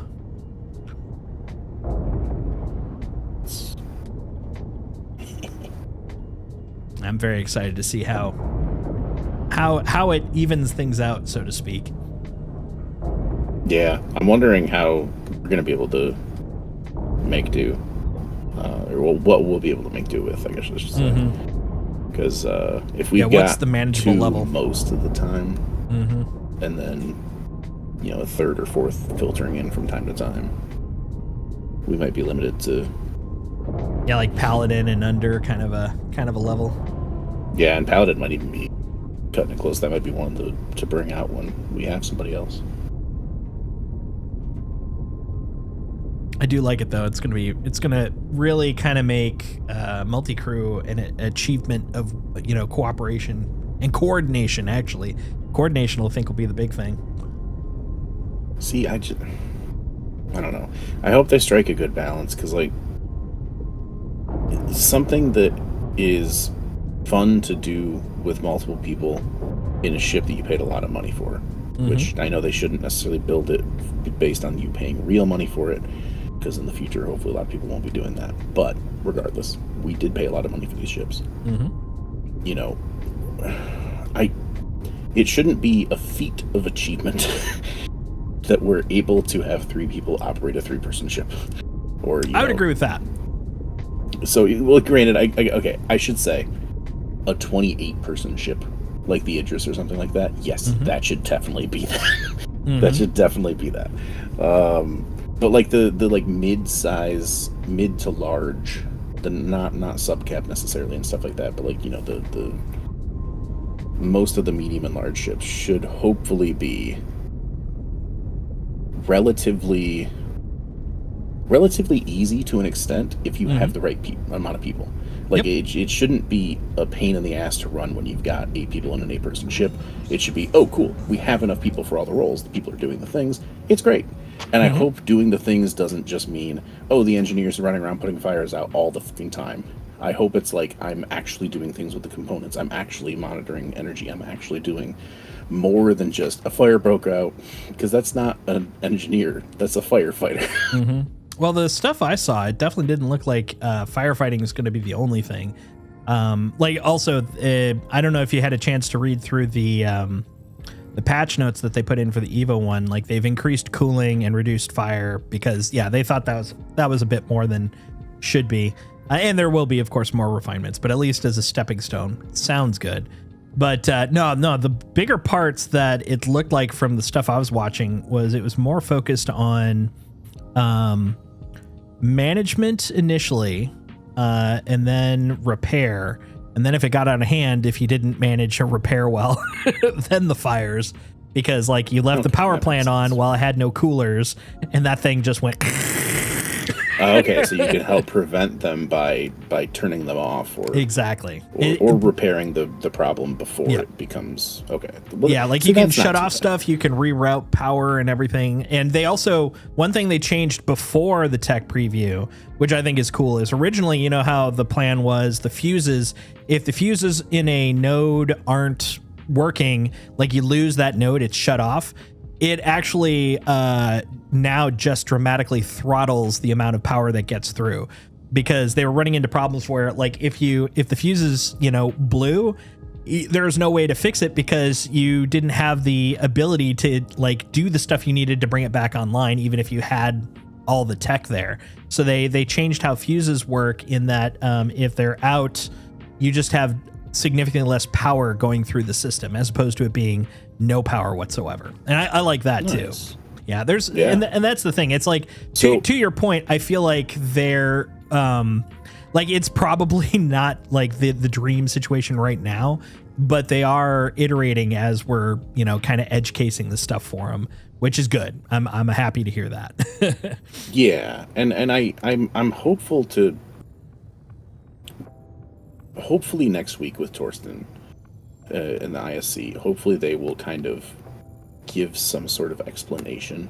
Mm-hmm. I want, based on their current thoughts of how they want engineering to go, I want them to explain what a player who would want to do engineering would be getting on to do and looking forward to for the fun. Like, if I were to be telling someone why I love engineering in SC, what would I be telling them?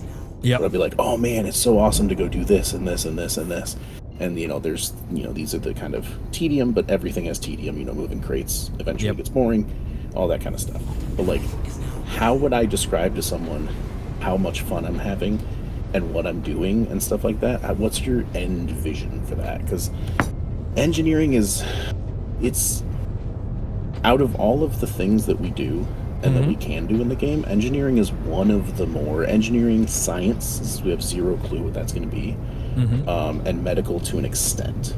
It's like a lot of the medicals, just FPS plus medicine. So that's not really, but like those are kind of more intangible at this point. There's no real corporeal like thing you can assign to them, and it's just up in the air. And if you want to get people really interested in it who aren't just immediately on board, or like me who are immediately on board but are like, okay, I love this in concept, but I also don't know a whole lot of the concept. I want to love this, but like just kind of explain it in some sort of way that will hopefully put a little bit of ease a little bit of the pressure some people might feel like they're going to be under with these changes. Get a sense of where it's going regardless of where it is, and stuff like that. Because right now there's a lot of people who just don't any interest whatsoever in engineering, and they want to do the small ships where they don't have to worry about it. And like, yes, if you're on your own, obviously, but maybe it's something more people would be interested in than they realize. Yep.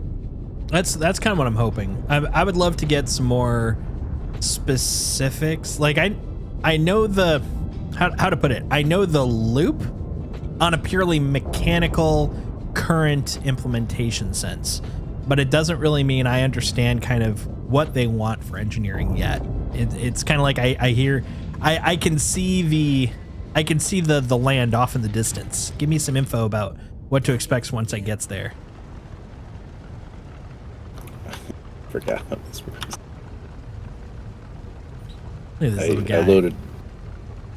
I loaded everything into the Intrepid, and thinking that the front of the but the furthest in is right where you open the little doors inside.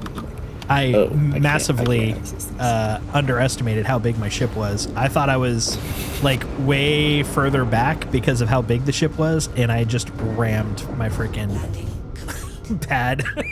I pad rammed geez. myself. I didn't kill myself, but No, yeah, that was not a graceful landing. Let's see how much I can did. you if get anything. through the door with the wings extended? Because I feel like Yes. I always Just barely. I didn't. Well, I'll tell you though, when I left this, when I started the stream, I didn't. I caught the wide wing because I thought I would. For me, it's all about the depth perception, because my brain keeps thinking it's smaller than it is, and so I'm like, oh, it's this big, so therefore it must be closer to me. It's like, no, it's not closer to me. I'm further away, and it's just bigger, and therefore I'm like getting some of my depth perception off a little bit. But it's been pretty funny so far. I just keep ramming everything. It's like, oh, that's not how wide I am. Man, I haven't been to Gaslight in months. It's been a hot minute. So I kind of feel like if I were going to test, like, well, when we get access, I mean, I technically already have access, but, and I think you might too. I'm not entirely sure. But when we do end up testing it, I kind of just want to dogfight each other in a small enough ship that also has engineering, like the Intrepid, and just kind of shoot each other for a little bit and then land, and then see what the engineering side of that is. Well, here's something worth noting, and I'm sure it's going to spawn a question, which if it's the one I think it is, I'll know the answer. Otherwise, all ships have engineering when this happens. Yeah, I know. There's the MFDs will have the engineering for the single seaters. I just mean the ones that have like the full Physicalized components. Well, that, but also an actual engineering console, so you can just get the feel. I see. Okay, cool. I'm in a console. That makes sense. Because there's an asterisk that I was expecting that you didn't actually bring up, but the asterisk is not every ship will have physicalized components in 4.5, but all ships will have engineering. And what they're planning to do is, for the ones that don't have it yet, if you get soft deathed, you will have a one-time repair that brings everything up to 20%, so you can hobble back. So you can still repair, just like you could on a fully physicalized ship, but you won't be able to really do much else until you go home. It's not like, pressing that button will get you back in the fight. Press that button and get out of there before you die. Right. But Well, it only works once until you get repaired. But I do like that as a good interim, because it's either we got to wait until everything's done, and the worst part of that is if they do wait until then, any discoveries that require major reworks may have to then cascade to all those ships again. But meanwhile, it's like, well, if we work on it, well, basically they're already building a engine while they're flying the plane. Why not also have a little remote control plane inside of the plane that's flying with a little remote control engine you're building too? Right. Well, that's actually something I was kind of hoping would. Not, I guess, hoping, because I guess there's other things in this game. In Elite, if you get overly damaged, if you actually lose a component, it goes down to 100 to 0% health. There is a mechanism you can use to reboot and repair, and it will turn every system off. It will shut down the ship entirely, so you lose life support, you lose shields, you lose everything. So it's not something you really want to use in most situations. But if you need to hobble somewhere, if you need to do something, there's an onboard repair thing that you can install as a component. But the component, it can't bring it back from zero. It can only repair something that actually has health. Kind of like the old repair systems in X-Wing, basically. Like it kind of repairs stuff, but it doesn't. You're not going to be able to go to full scratch or anything. And it uses a repair ammo type stuff that you can synth and stuff. But the reboot and repair is enough to turn most systems on and bring them up to 1 to 5% health. I believe, I don't know for fact though, because this is something I was pondering, but I think I had heard, I believe that there will be like a partial repair system for fighters. Well, basically like cockpit only ships. That way, you know, there's a way to deal with that while you're flying, but I don't know for sure. And I'm not sure how much of that overlaps with the temporary hobble home button. So I can't really say beyond that. I mean, hopefully we'll find out, but I mean, either in the updated PTU or in Thorsten's talk. But yeah, I'm really excited about that though. I'm ready. That's like that's the part that I feel like is going to make this feel lived in, kind of in the same way that like there's been a huge increase in the cost for like heavy ordnance. I'm also very excited about that thing we're talking about, engineering, because it's what it brings this a little bit more into, I feel like, the vision, you know, capital T, capital V for the game. You know, it's like this now, things have a cost, things have an effort, things have a time. And also it also means that we have another sink. And if there's something this game needs, it's more money sinks, because we accrue money in this game like nobody's business. So it'd be nice to have something that it's like, oh yeah, existing does cost money. And I'm not talking like $5 for your cruise. Right. If there's something this game needs, it's more time sinks. Ugh. Time sinks? I don't know, but money sinks, definitely. Everything takes so long. Yeah. I keep forgetting how long it takes to do stuff in this. I'm with you. And this isn't me disagreeing. This is me kind of processing. This is something I've been thinking about. I don't feel like the time sinks are as bad if it wasn't for the cost of the current state of bugs. And that is to say, because there's an asterisk there, I definitely don't want that to be misconstrued as, oh God, this place is a bug-ridden mess. They've definitely improved things dramatically over the last year, but in terms of consistency. But there's still enough, like, not prohibiting bugs, but bugs that require mitigation, that require workarounds, and those workarounds require time. And that's, I feel like, what eats up most of the time that I'm not spending doing the thing I want to do. Because if I prep my ship and off I go, barring me being stupid and, I don't know, running into a wall or something, ship exploding, me having to start all over, getting out to a place, doing what I want to do, like, the flow is pretty clean. But then it's stuff like last stream, good example, tail end of the thing, when we were parking everything, I took off one item from the ship, and physics launched two things. I went to go try to get them. Walking over to try to get them put me into a spot where I couldn't leave, so I had to backspace. I then had to, go back to my hangar, and we did lose some stuff, but I had to also then do a inventory check to see, well, what did we lose, to see if we did lose something or not. And like all of that had nothing to do with like the normal gameplay. I should have been able to pull something off and stuff might have dropped, or if it's not prohibited, it should have locked. And then that next 20 minutes wouldn't have been spent in that weird loop. Actually, it was probably a little bit longer than that. That next 30 minutes wouldn't have been spent on that loop. Meanwhile, it was like the rest of the time, it was like 2 hours. So that's roughly, if I put 2.5 total, that's like 20% of the time was just bug mitigation, as opposed to, reasons for gameplay. And that's a long way of saying there is definitely time sinks in here, like going from A to B, packing up, all that stuff. But if it wasn't for the fact that there's redundancy in those, like things we have to do multiple times because of mitigations, I think it would be a lot quicker. I think we would have less of that time sink issue. But yeah, I do feel it. Well, it also depends on what you're doing. And some of the things that we like to do are time-consuming things, like cargo. Cargo is time-consuming, but that's the loop itself. Like you're spending time loading things, unloading things that right. Ease the loop. Yep. So it's not a bad kind of time-consuming necessarily.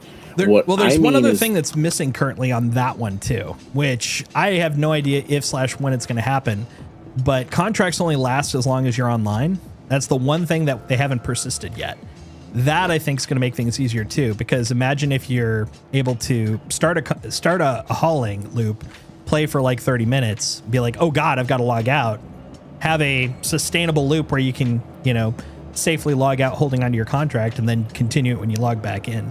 Right now, everything is locked to that login experience, which is kind of hard to do. Right. Well, that does help. But the problem is just like, what are you doing in the 30 or minutes or an hour that you have? Mm-hmm. And like, sure, let's say you load up and then you get going and it takes 20 minutes to get to your destination in Quantum. Mm-hmm. That's a massive waste of your time. But admittedly, that's the gameplay. I don't really consider that a time sink. That's what you're signing up for to do. I mean, if you're doing hauling and the issue is the amount of time it takes to, take it from A to B, that's literally the center of the loop.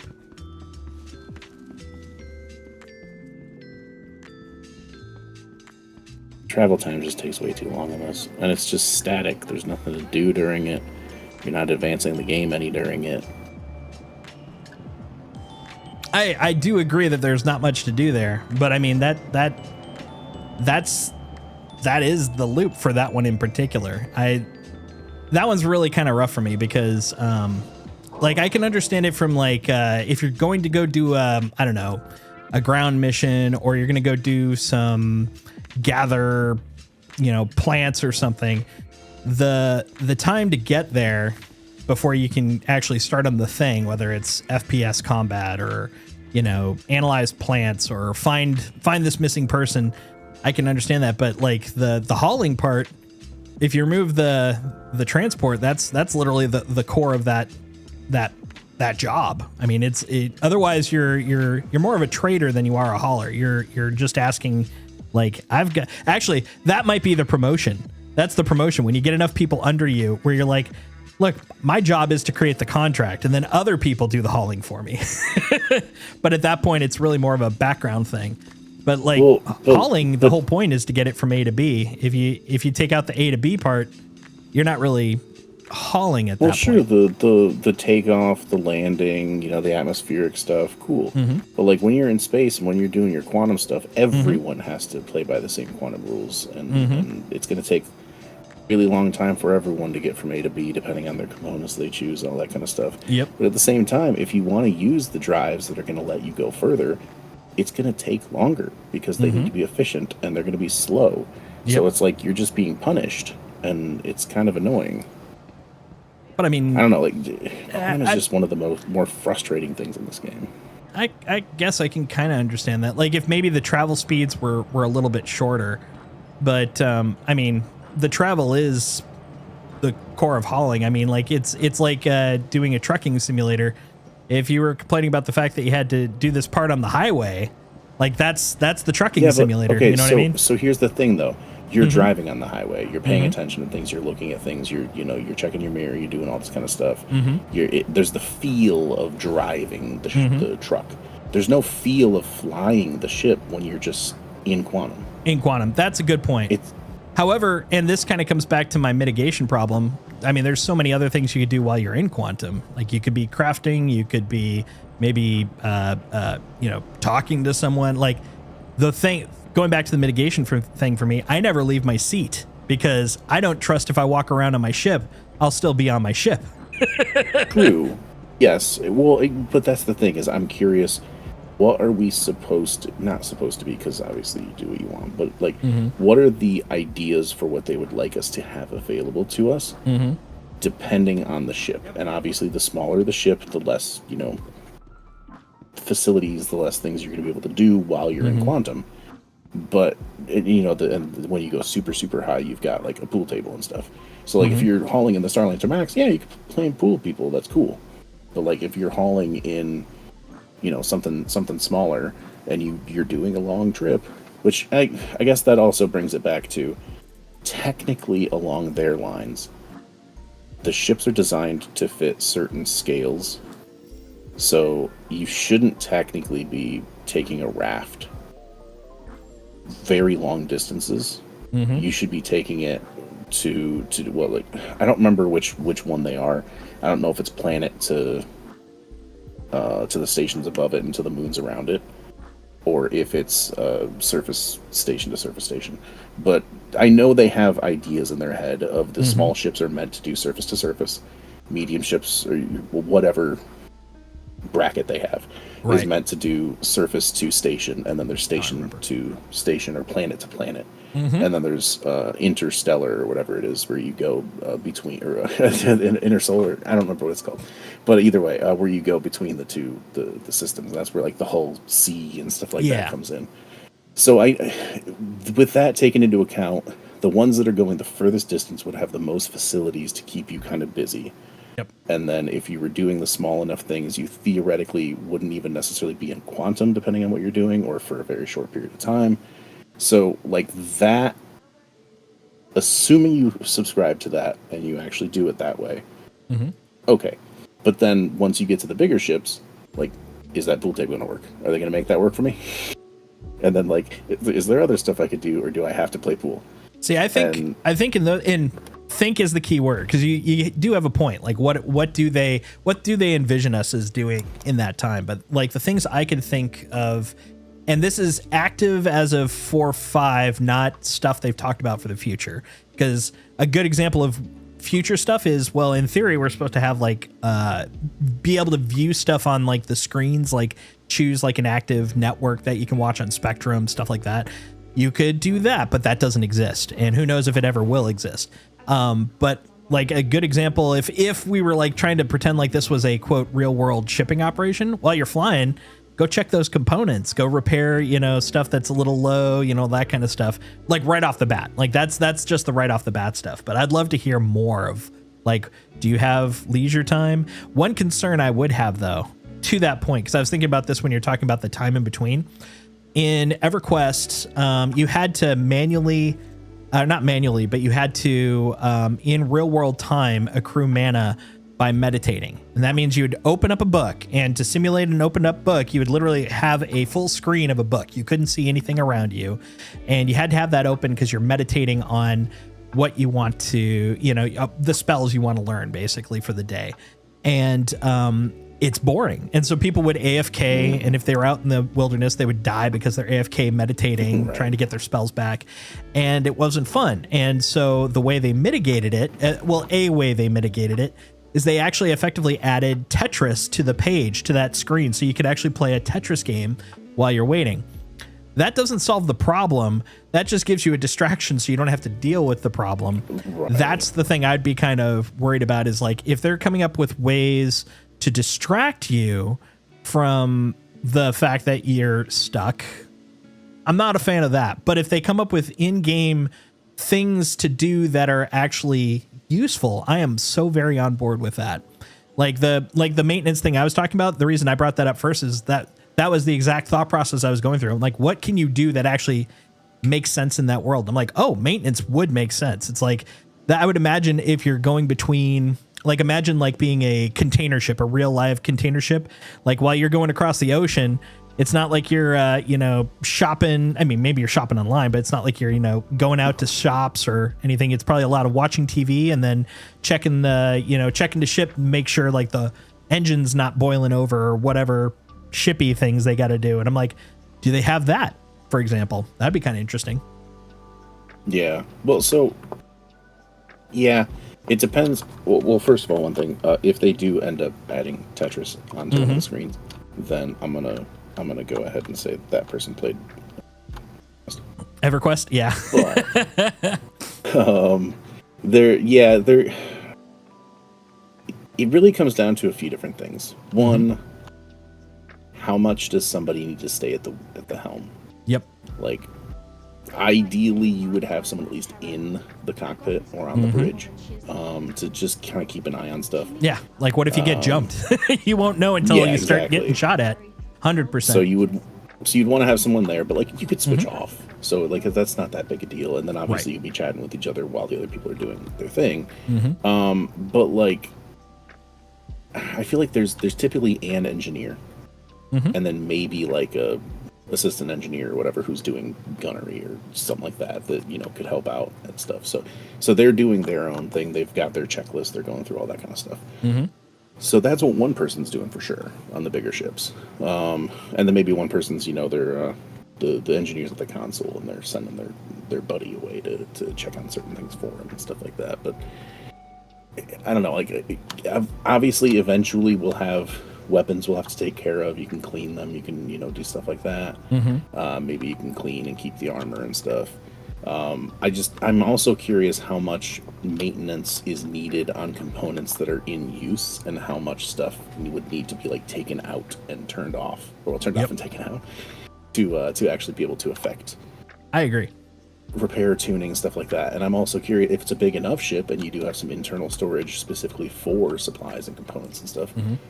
Maybe you've got a project thing. Maybe you've got something you can be working on fixing up that secondary backup component thing that you've got, and making sure that it's in good state.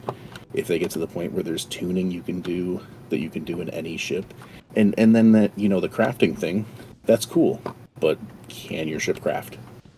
If it can't, then that's not an option. Also, the only limitation from what we've been shown so far is, do you have cargo space? Because that's like, even if you don't have an onboard crafting system, you'll be able to put one in on cargo space. But like, for example, a Hull C, I don't expect you to be, hanging out outside, because that's where your cargo space is. So I don't think that's feasible. Right. Well, I'm also kind of curious if on the hulls they'll come back and take a look at them and just add like a little bit of internal grid storage, just for like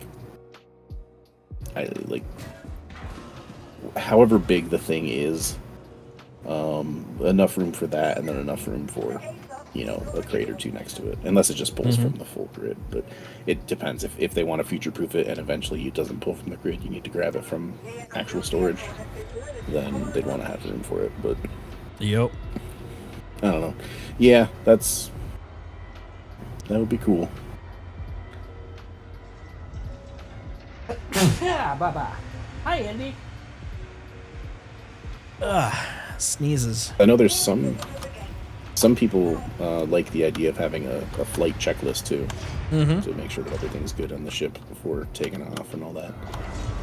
And there are some games that have it, and it's toggleable, because a lot of people were just like, why do I have to do this stupid checklist every time I want to take off?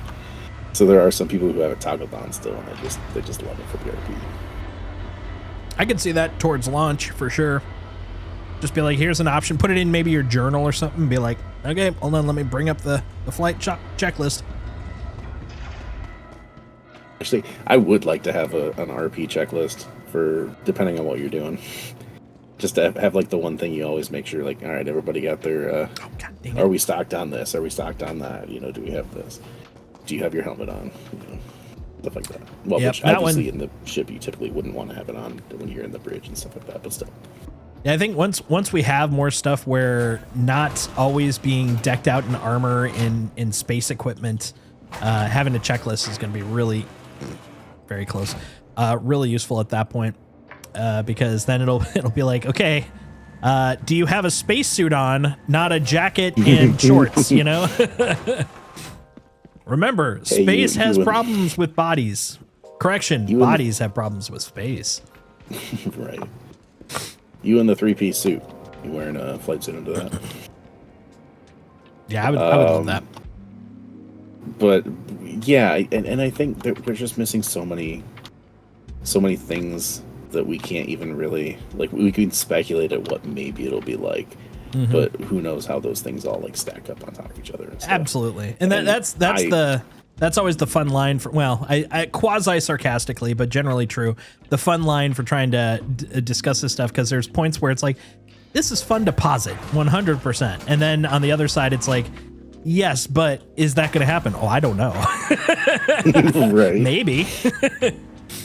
Well, because I feel like prep work is a lot of fun, and I feel like it's going to be way more fun when you get to the point where you have physicalized, everything's physicalized on your ship. Yep.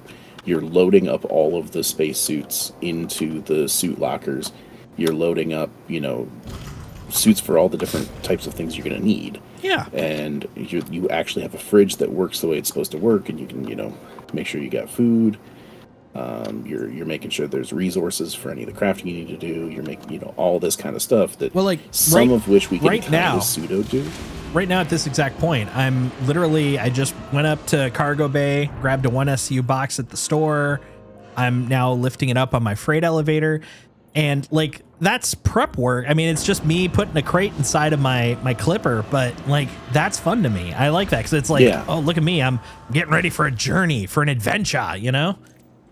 Yeah, there was, so when I was thinking about how I wanted to use the Liberator, and the fact that the Liberator is so versatile, depending on what you're going to do. I can't wait for that. And obviously depending on how, you know, how big the pads are on top would limit what you could potentially do with the scale of that. But I'm hoping they're big enough that you can fit 2 vultures on top, because that would be amazing, even if they're like facing each other.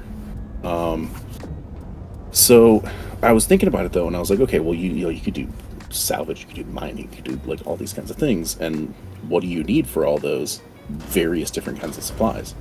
So I was thinking of having kits that I could make up. Yep. And it would be like, this is the mining kit, and it's got, you know, different gadgets, it's got different, you know, heads to replace things if you need to, all different kinds of stuff.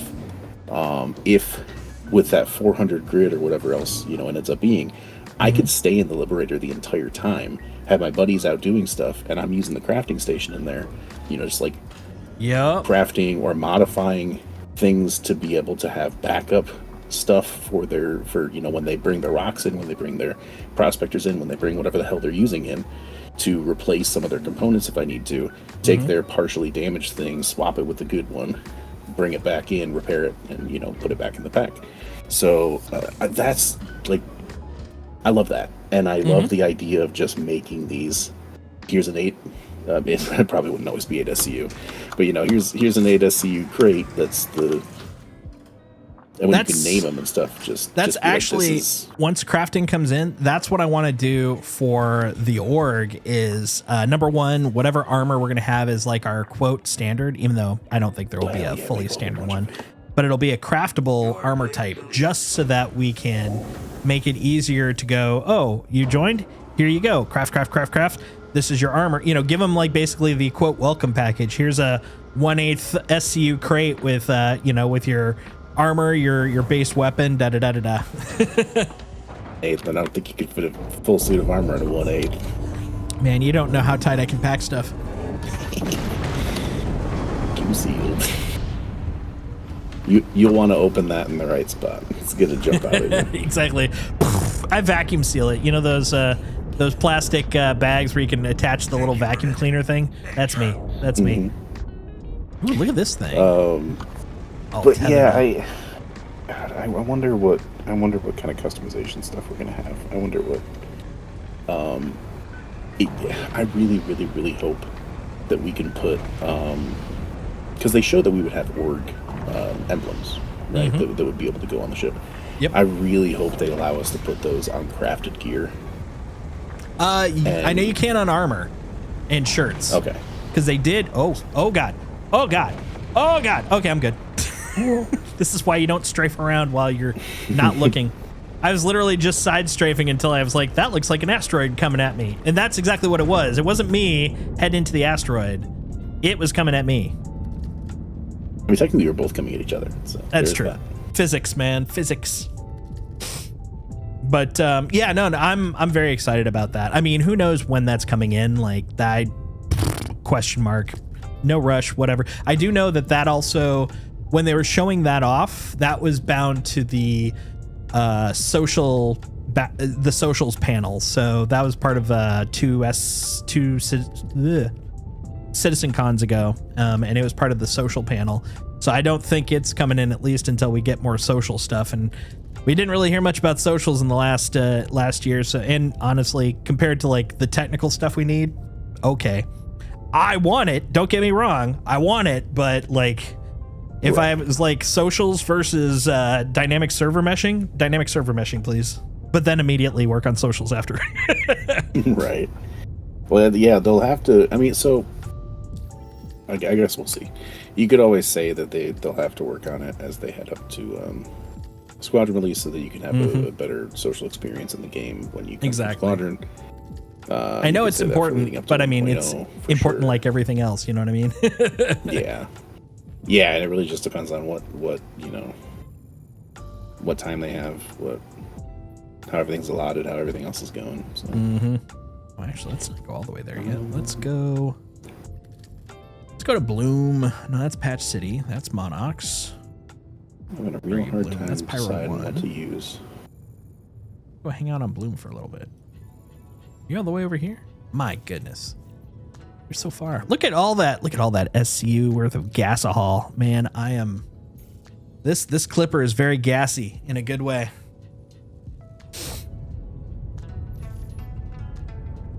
So my master plan is I'm going to Bloom, screw around for a little bit. I mean, sorry, explore. We'll use the scientific term for screw around. No. Yeah. And then after that, I'm basically going to be doing a upgrade chase all the way to New Babbage. And then I'm thinking about swapping out to do, I don't know, hauling or something, depending on how late it is by that point. Right. Yeah, I figured I don't want to go around chasing armor. I got a decent amount. Pretty good. Nice. But I also spent a pretty penny. So I a few days ago, I said I was going to go do some mining and some salvage, and I didn't do either one of those things. So I'm gonna hop in the Vulture. I just realized I could go salvage. I could go pick up the salvation, but actually the crates that I left from finishing salvation stuff last time. Yeah. Because we were having all those glitches, and I was just, I'll leave it here. Screw it. They've just been sitting there. Was that... Oh, no, they wouldn't have had anything that resulted in a soft wipe since you did that. Because it would just been the hotfix coming to life, so...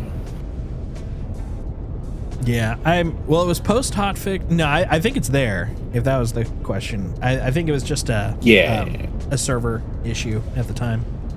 A particular Well, no, I was trying to think of because I know like that stuff. Oh no, you had it stored. I don't know. I don't know what all stays anymore. I know like Oh, I see what you're saying. So yeah, anything that's refinery based does not last between patches.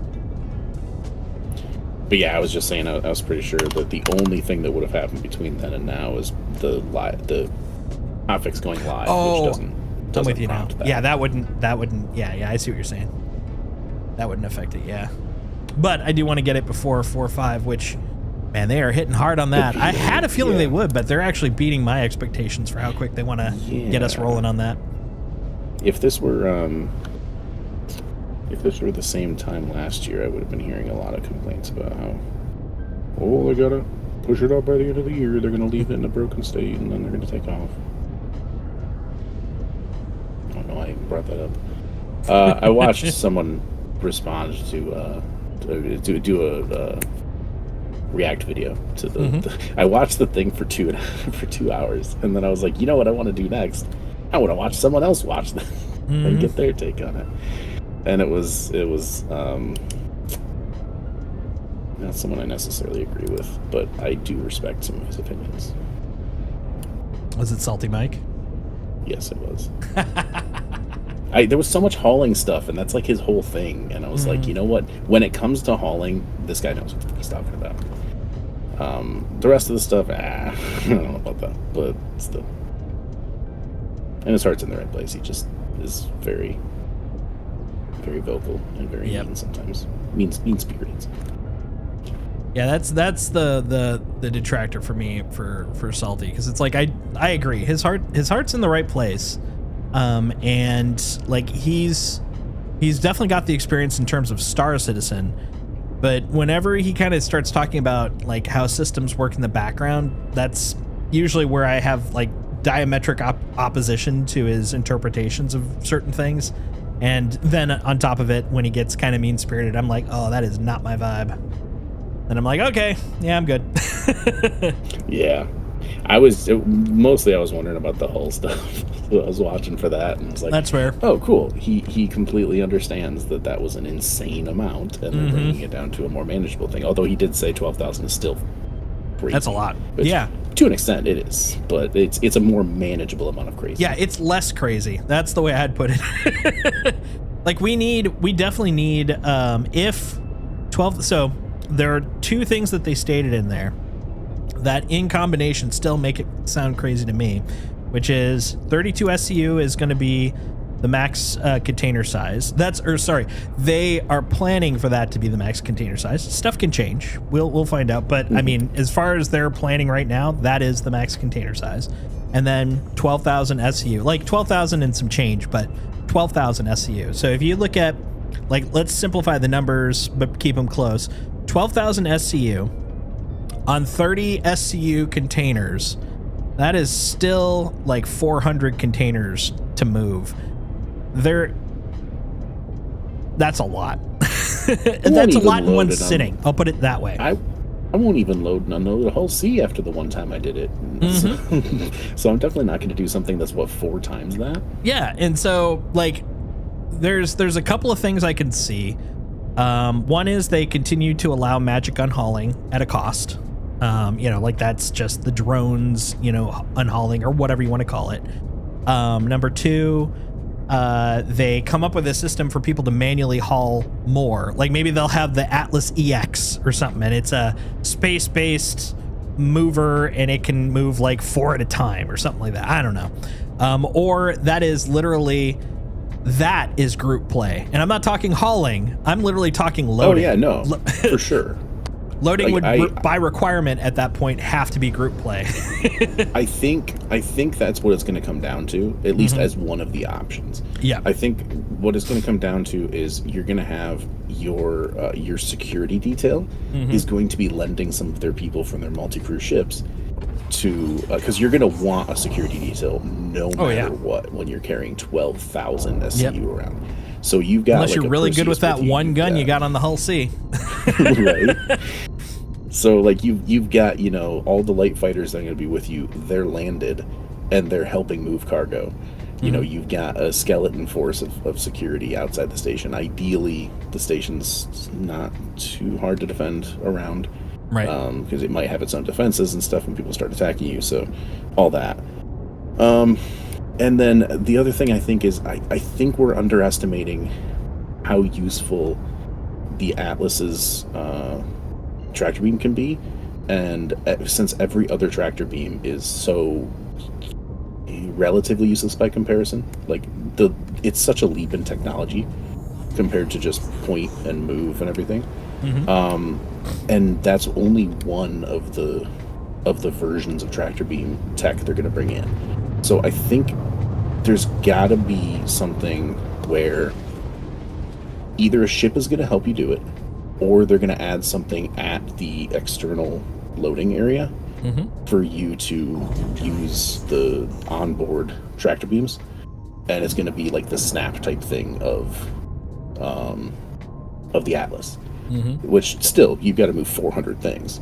But if you've got a handful of people doing it, if you've got that kind of tech, it will go faster. Yep. That kind of goes back to my Atlas EX thought process. But the thing on that, and this isn't a detractor, because it's more of just a addition to what you're saying. They will definitely have to work on improving that, because even just the Atlas, it is destructive when you try using it on crates that size, and it's also not able to be used in space unless you're really adept at being right at the edge of a cargo bay inside a ship. So we'll need that for the larger elevators. Well, and that's what I'm thinking is either one, the station provides it as long as it has an out. It's part of the services provided by an exterior zero-G pad that they just have mounted tractor beams that have that capability, as well as potentially, I mean, if you want to be really fun about it, it is the rule of cool for sure, a version of it with mag lock that can just lock onto the outside of the station and move stuff from there. Unfortunately, they did bring up maglock. Yeah, but they also said that in the current version, the system isn't made to do. So essentially, what they need to do is make a new system. Make a system that works around maglock. Because it sounds like everything they've been doing has been extending things outside of borders where they weren't supposed to be extended in order for you to do certain things, and that's not the way that it's supposed to be done. Yep. We'll make a way that will work specifically for the things you need to do. And if there's enough use cases for it, it becomes more of a thing they could do. If there's only a few use cases, then just don't do those use cases and don't make the system. But if it becomes a big enough thing, maybe do it. Well, yes, like wanting to do something being promoted to a feature is definitely part of the process. But there's two parts. The thing that they were mentioning about why it doesn't work is it's not built to basically work on non-static bodies, which is why it's on like space stations and things instead of like ships and such. And even then, it barely works. Adding it to a mobile body is a lift, and that isn't to say that it can't be done. I do agree. If it gets enough promotion, and I kind of hope it does eventually, that it does get promoted to an actual feature that we get. But it basically then becomes the classic line of, why are they focusing on X when it's clear everybody else wants Y? But it's because of the fact that what you don't know is we need X. And now it becomes one of the whys, basically. It's like, why don't we have the maglock thing? Didn't they say that was going to turn into a feature? This is in that theoretical where it becomes a feature. And it's like, yes, but it's on the backlog. Okay, so well then, saying it now is basically equivalent of, saying it's not going to happen at this exact point is the exact same thing as saying it could happen. And that's the sigh more than anything. It's like, one day, and I do hope it happens, but until then, it's on the list. Right. Well, so what I'm thinking they could do if they don't want to go down that route at all, then is with the. I think the Ironclad's going to be the first thing that's going to introduce a mobile ship tractor beam. Now, yes, there's been the Extendo beam on the CL and stuff like that, but I think it's the first one that's going to allow you to have like a set line that you can move down as needed, unless it just has multiple places it can go to.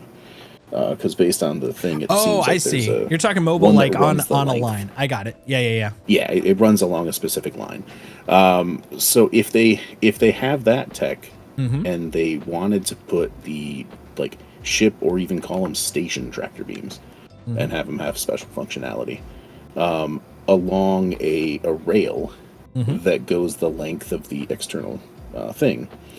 And maybe from an advantageous position where you'd be able to see from above pretty well. Then they'd be able to have it so that you could have control of that. You could run along the length of it and stuff like that. And if they have like one on either side, two different control areas, you could have two people operate it, move stuff a lot faster, stuff like that. So I feel like that would be one of the simpler ways to go of like using stuff that we already kind of have. That's kind of the realm I'm thinking, is like trying to find ways to do it with the current, basically exactly what they did with the mag stuff to begin with, is find a way to do it with what we've got is definitely way more likely than crafting new tech. And I like that idea. Yeah, that makes my dev heart happy. Oh, I can't go any further over. Okay. I just know that when you're using a system that's not intended to do that, and you're trying to loophole it, or however you want to call it, that works. Then obviously it's not gonna exactly work as. It's not even gonna work as intended, because it's not intended to do that to begin with. So it's gonna be a little bit wonky, and you're gonna have to kind of work with it, as opposed to if you had the time and resources to invest in. How could anyone not like this beautiful ship? Look at this. This is just so beautiful. Picturesque. Perfection. I will say that paint is a lot nicer than it looked in the store. Right? Also, look at the cockpit. It also tints the cockpit yellow too. Is that the only one of the Clipper ones that does that? Because I was really hoping The Corsair Eternity paint, I think it is, with the black with the red accents in the red cockpit. Mm-hmm. I was really hoping there was something like that, and I know there's black and red and black, but I don't think either one of them showed tinted cockpit. By the way, have I mentioned today how space worthy my neck is in particular in this armor? I haven't said that today, so I thought I'd let everyone know. It's my flesh can withstand 0G as long as it's only my neck. Everything else must be protected, but my neck can handle it. Well, you got those protective tattoos. That's right. That's what does it. Space magic reinforced. I just love the fact that the snow will coat your armor if you're out in the snow too long. God, what a pretty game. Cargo. 2 SCU of iron, 16 SCU of nitrogen, 1 carbon, 1 copper, 1 potassium, 1 tin, 1 titanium. Oh, wait. I think I'm actually reading a label. It's good to read labels. I mean, we're going through it like, oh yeah, it's good. Like, you know, potassium. Oh yeah. I guess potassium. These are your nutrition facts. Yeah, this is this MSR's nutritional facts. There you go. I have 52 space eggs, man. We are gonna make so many omelets. Is any of this worth taking? I mean, my Vulture can't really even do much with this.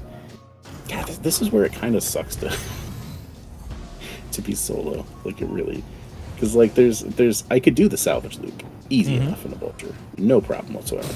But like there's a kind of portion of the salvage loop that you could totally ignore if you wanted to of the cargo. But also, like, you're ignoring all that cargo. Yeah, right? Like, it might not be worth much, but it's more than you have right now. It's being left behind, man. It's quality cargo. I'm debating. I mean, it's part of a mission, so I could swap. We're doing it. Look at these crags. Look at these glorious crags. This is like really close to the station. This might be too close. Are you to doing the the Adagio stuff? Yeah. Nice. That's what I did when I was trying to find some. I'm like, look, I don't want to luck into some salvage. I want salvage now. Let's see if there's anything around here.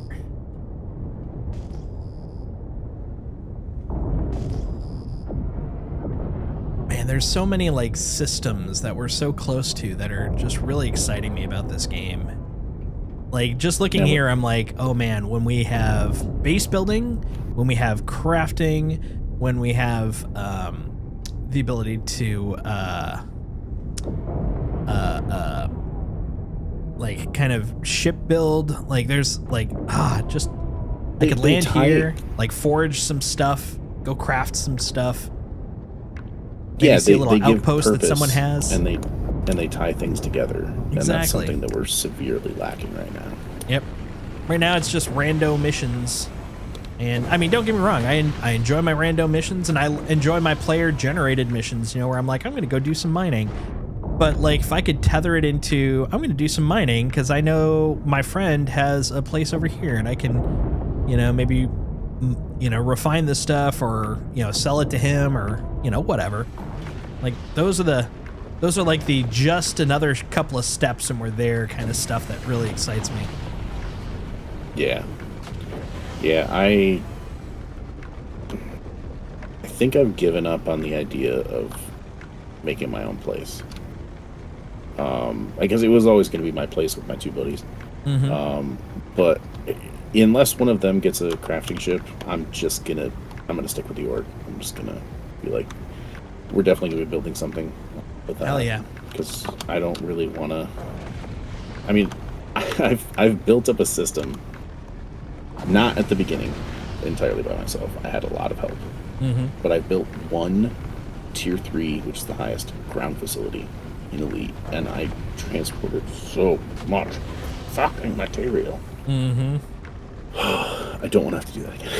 Yeah. Not just on my own for myself and stuff like that. If it's to make a massive complex with my buddies, hell yes, I will. You know, it's a greater goal than doing it for myself. Yeah, it's a greater cause. I mean, even though the community I'm about to say is, you know, just you and your friends, it's a community goal, and that's what really kind of motivates me for doing the org stuff that we're hoping to do, the base building. Like, sure, I could do it myself, but what's going to really excite me is, you know, setting this up with the community. And it's like, this is our place. We did this, you know?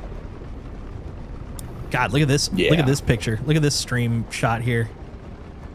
This is Beautiful. This is what I love about, like, flying around. Like, I may not be a big pyro guy, but goddamn, until we get Genesis, this is where all the pretty is right now.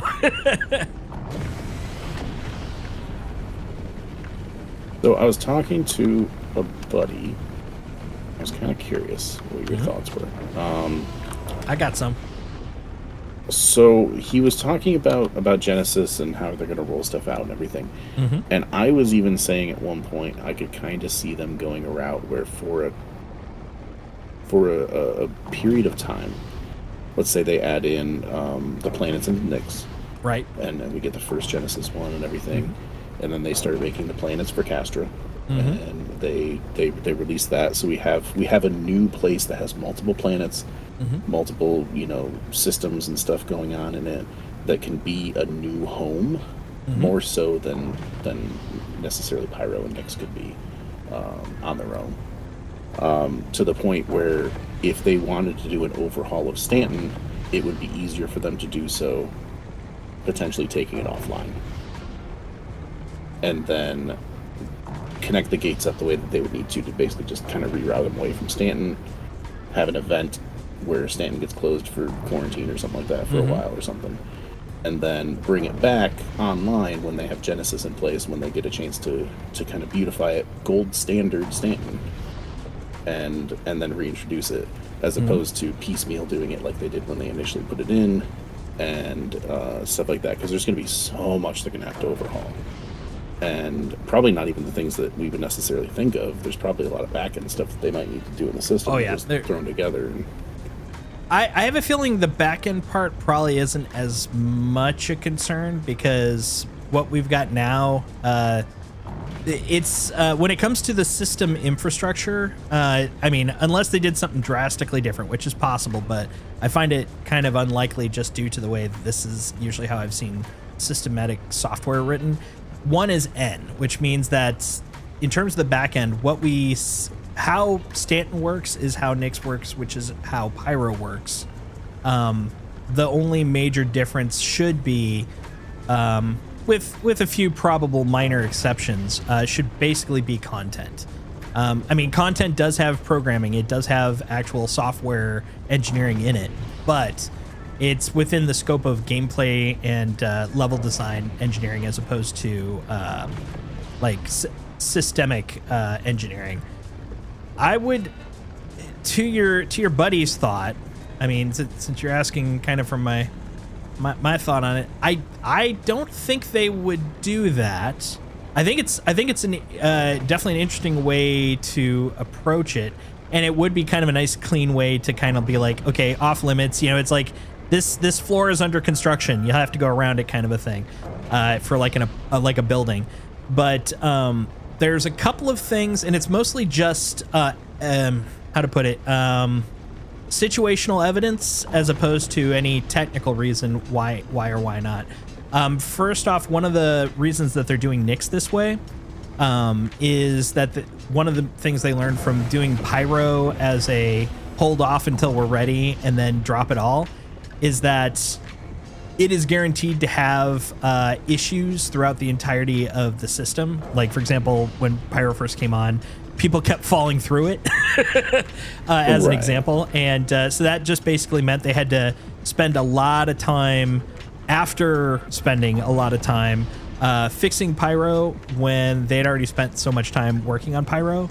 The intention with Nyx being piece by piece is that as they put planets out, they can continuously iterate and clean up, which should be quicker because if you build your base iteration, something that at least you can walk on, like imagine it being the equivalent of like scaffolding with like plywood floors. It's easier to improve and build upon the plywood floors as opposed to if you found out you built this really high-end floor of a building and then people step through and they're like, oh, you didn't realize that all this is standing on plywood, and then you'd basically have to go down to plywood again, which is what kind of happened with Pyro. They can actually kind of iterate and build on it as they go, as they discover issues. So that's one thing. That's actually the last thing I was thinking of, because I was like, oh, right, I remember them talking about that. The first one I would probably say is if their intention is to have all 5 systems that they quoted as part of 1.0, bringing Stanton completely offline is going to be pretty costly because of the fact that means that basically testing and validation on Stanton and all of its mechanics, missions, stations, planets, etc., that all basically goes back to scratch. So you're basically on hold until that's done. And let's say optimistically it takes a year to get to there. That will basically be the starting point of having to test Stanton all over again, which could be very costly in terms of pushing everything out. And then the last one is Pyro also has to go through Genesis as well, which would then mean if they did Stanton, they probably wouldn't bring Pyro offline because of using that same thought process, we would be out 2 systems simultaneously, which would kind of suck. So if they did it one by one, that basically means we're also pushing everything out optimistically. If they do 1 year of offline, 2 years extended just to get those 2 back up to snuff. My assumption is based off of what I had been hearing and what I would do with the limited knowledge I have of how they're coding. I would probably be on a patch by patch basis, not simultaneous probably, but at least patch by patch, I would be swapping the planets out. So basically, as one gets Genesisized, pull it out and bring it in. Kind of like from what I heard, how they initially launched the planets, where it was like, this patch now has Crusader. This patch now has, that's kind of my guess. I mean, it's all guess, obviously. They haven't told us when they're going to do any of this stuff, but that's my guess, kind of how they're going to do it. The other thing that's interesting, though, about a year ago, they had mentioned in, I think it was a Spectrum post, because people were talking about how the scale is so far, going into dark, stormy clouds. I love this. They were talking about how the scale of the planets were off. The person that wrote it was estimating about 1/10 a planet size, but then I can't remember who it was, but one of the planetary guys said, actually, it's about I believe it was 1/6 of actual planet size. And what they would love to do, because they can't do full scale, it wouldn't work in terms of being able to be performant. But they were talking about ideally wanting to bring it up to 1/3 scale. And if they're going to do that, that would be a perfect time for them to do that. Basically when you're pulling a planet out and you're having to rebuild it, and that would be the perfect time for the scale change. And the reasoning behind it wasn't just like an aesthetics thing. One of the biggest problems with the planets being so small is, and you can actually see if you look on my screen right now, like this is a perfect example of probably the most rocky terrain we got in the game, which is pretty high. But I mean, these aren't like real world mountain, levels of rocky. This is a pretty high ridge that I'm heading towards, but you could climb that pretty, easily. It doesn't have a lot of like vertical depth. And that's because of the fact that the scale of everything is so much smaller. But if they're able to basically bring it up to at least 1/3 scale, you can have notable landmarks that are, actual mountain peaks, actual huge mountain ranges. If you did scale mountain ranges here, it basically kind of looked like a bunch of, spiky foothills. And that'd be about it. So to add to the planetary depth, they kind of want to do that. And I think if they were, and this is me attaching 2 pieces of discussion together, not them saying that they're going to do this, but if they're going to do it, that would be the perfect time. Like as you're pulling them out and bringing them in, Make them the scale you want them to be. That would be pretty freaking awesome too. Yeah, that'd be great. But then would they be able to do them feasibly in a one per patch kind of way? I think so. Or would so. there be some weird stuff with the scale being off between the two or between the planets? I like mechanics wise, I don't think so, but like in terms of distance for travel, it might be. And this is a part where it's a big question mark for me, because the question would then be, and this is something I don't know because it's it's their code kind of a thing. Are placement of planets complexly coded in their systems? Like if they give it a coordinate and that is the 000 of the planet, is that where the planet will be? Or if they want to move it, does it require like multiple changes in multiple locations? Like, and because of the physics engine, does it affect other things? Like I unfortunately can't speak to that because of the fact that, yeah, I don't know how they built that, but I am kind of curious, and it is something I was kind of pondering too. Like, I don't think it should just be a matter of placing it, because while we do rotate, we don't orbit. We don't go around Stanton. If you look at the map, obviously there isn't a geographic north-south, but Crusader's always in the west. What's it called? New Babbage, or not New Babbage, Microtech's in the northeast. Hurston's pretty much east, and then what's it called? Area 18, not Area 18. ArcCorp is southeast. So we don't have to worry about rotation in that sense. We don't have to worry about orbits. Rotation should take care of itself. That's one where it's like should has a lot of heavy lifting though, because I don't know how they're dealing with the rotation. Beyond that, the only things that would really change are marker locations, which I would assume would be part of the Genesis subsystem for when the artists get to take over. Like once they get the auto gen of the maps and everything done for like placement of ore, mountains, water, all the stuff that they walked through. Once that's done and it's handed off to artists, I think they probably put the placement of here's where this town is, etc. And that should be automatic once you've done that, because the markers don't really care about where they are, just what's the distance from you to them.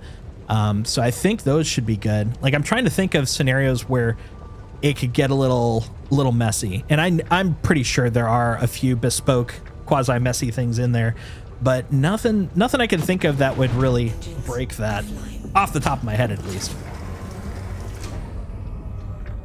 Oh, actually, I want to get back in that seat. That looked pretty. Here for art, man. Art and collections. So I'm going hardcore Drake industrial. Hell yeah. Loading up the Ox with the salvage that's in this MSR. Oh, nice.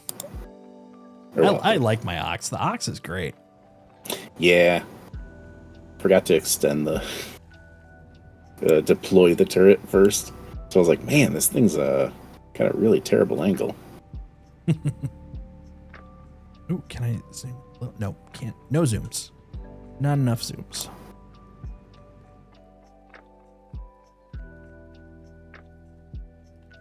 Wrong button.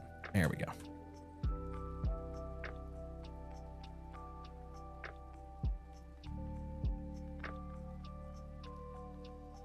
Trying to find that good angle, man. Oh, here we go. We're getting close. There.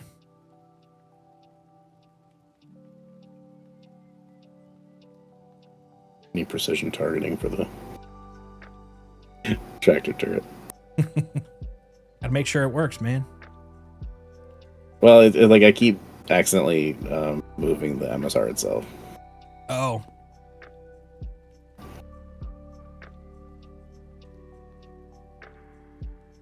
Oh, that's. I lose the cursor as soon as it gets in there. It's weird. Or the crosshair. Okay, make it widen it. Yeah. There we go. That's some art. What do you guys think, chat? Is that some good art? Looks kind of classy. I wish the brightness was really sort of nice. inverse, though, but I'll take it. I can make some good art. Ah, rocks. Rocks, my arch nemesis. Oh, hold up. I get that. Come on, come back. Come back here, MSR.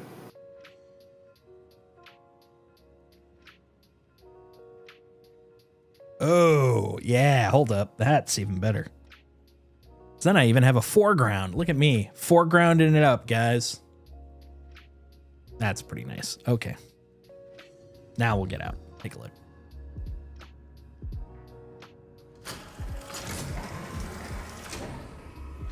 Sexy, kinda.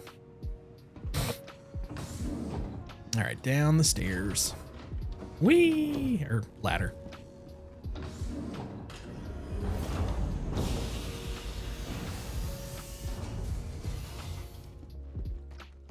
One nice thing is between IAE and Levski, Pyro is pretty quiet at the moment. I'm going to enjoy it for the 20 minutes I can. I can. I won't, but Yeah. I can. I understand. I do. I swear, like, as soon as I get there, it's not going to be quiet anymore. People are going to be like, he's here. We've been waiting for him. Alright, looks like it's clear. Oh, man, I gotta go check the quote-unquote hidden area. Hidden area? Actually, if it's in there, I can't get it out because I can't use my tractor beam.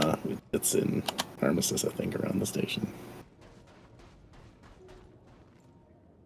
Look, I found the Paramount logo. We could see a smaller one in the distance. Well, I mean, it could just be perspective, but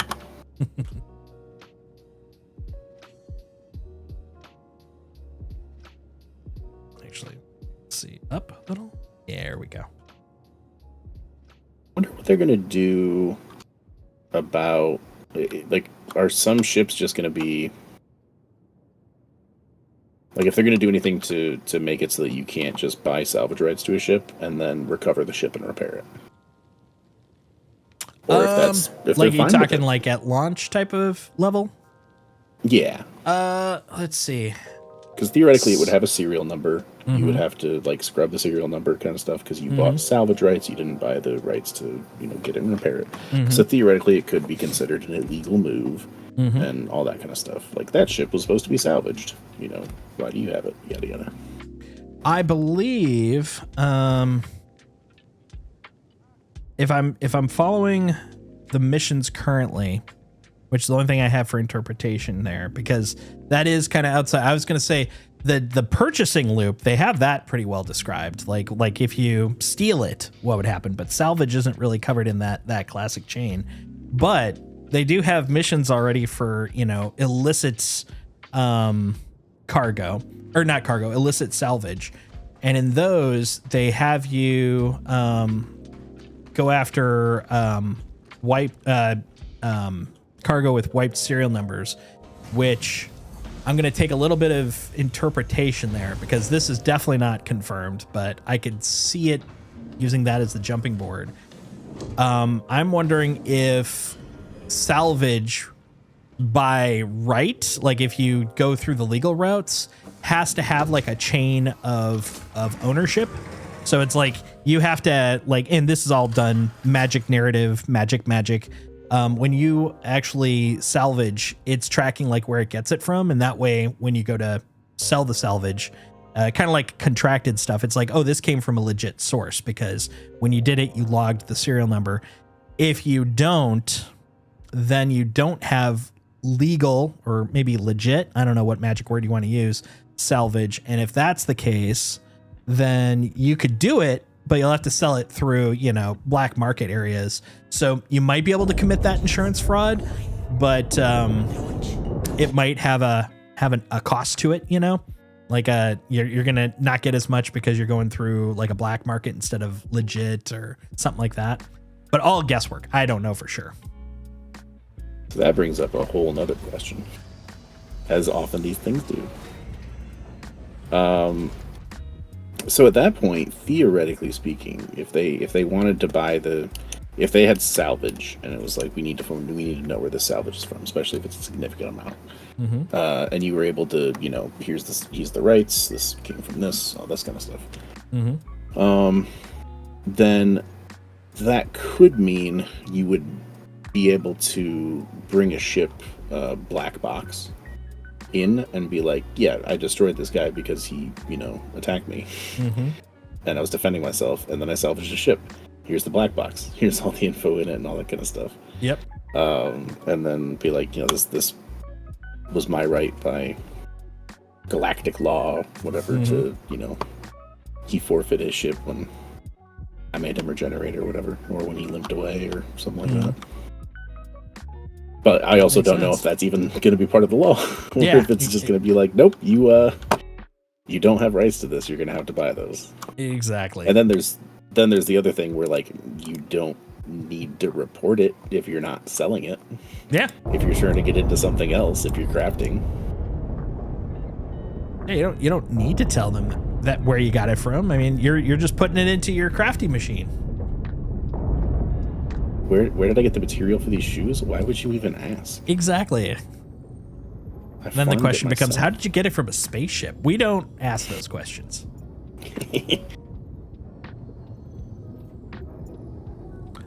Little shady deals going on here. Yeah, exactly. It fell off a truck. All these crates fell off a truck. It's not my fault, man.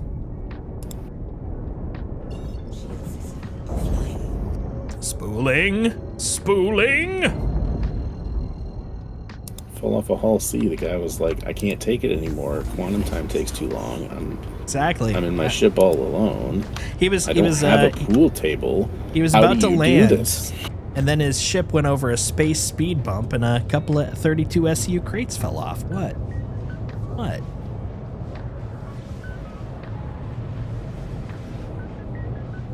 just think it'd be funny if like you like legitimately got the stuff from someone who just had enough of it.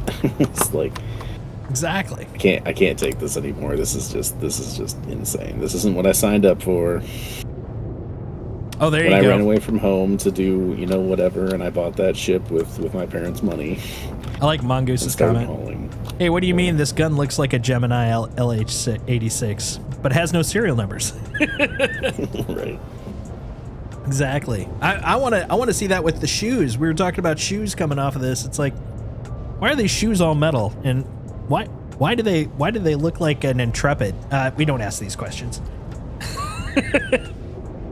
Why do you have little Intrepid shoes? That's so weird. It's a new brand deal I'm trying to get. Gosh. Exactly. Nike Shinies. All right. I'm getting the bleep bloop of an ad, and we're flying for a little bit, so I'm going to AFK for a moment. I will be back in a couple of minutes.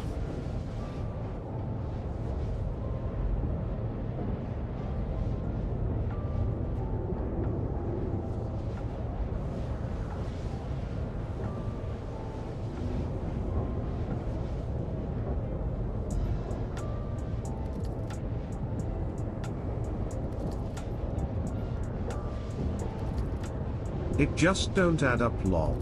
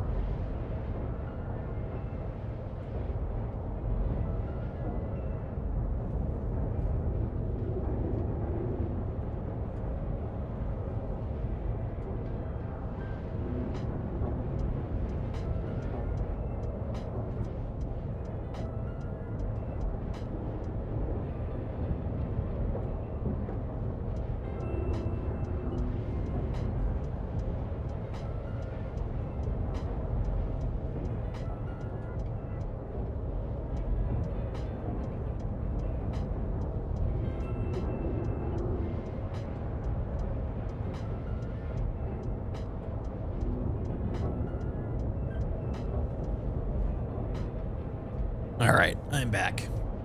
Looks like 4 googly mooglies to spare. Nice.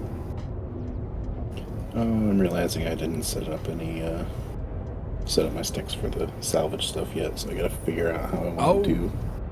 Yep. I gotta figure out how I want to change my targeting, or my weapon group stuff, so that I can move them off the hat that I was using for that. That makes sense. That's always the trickiest part at points for me. Figuring out how I want to do, how I want to set up my sticks. All right, let's see. Stanton Gateway, if that's your real name. Oh, that's very big. Sure are a lot of rocks around here. You know what? Let's, for safety's sake, point in the right direction there.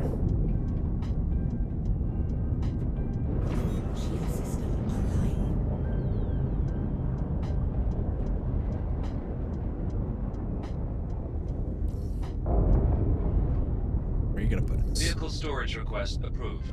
Better be Storage approved. space assigned. Yeah, assign me some storage.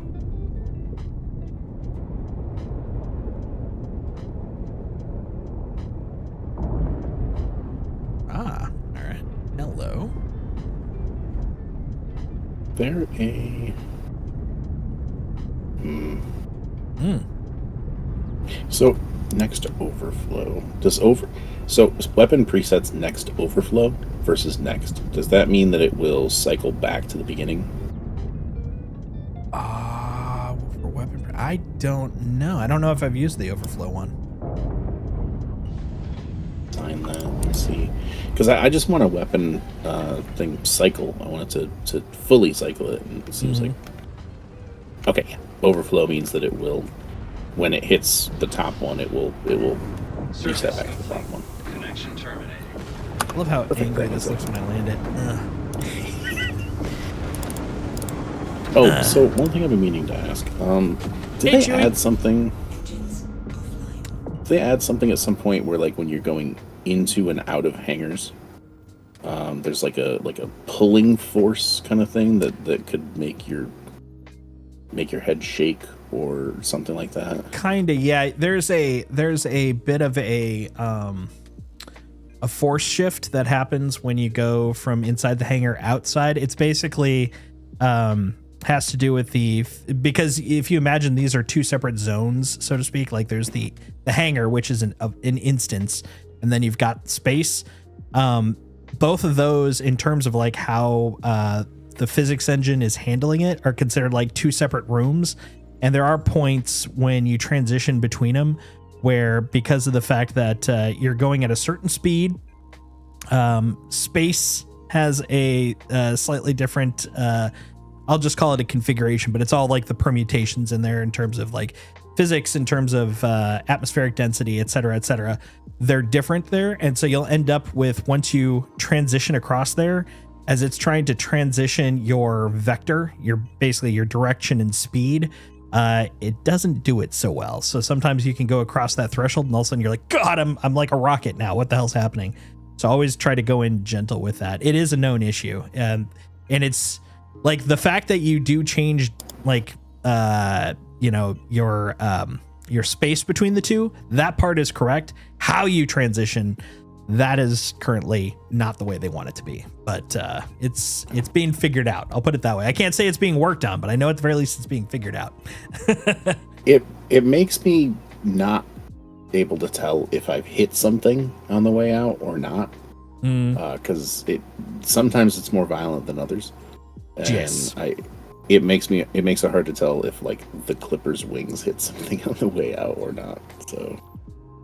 Yeah, I tend to go into third person for that exact reason, because I'm like, is this a transition issue? Is it a me smashing things issue? These are all questions I'd like to know. How's your evening been, Chewie?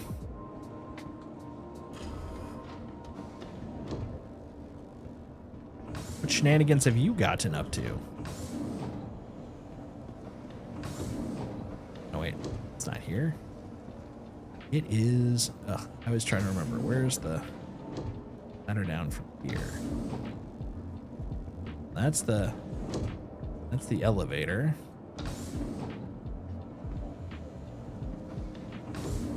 Med bed.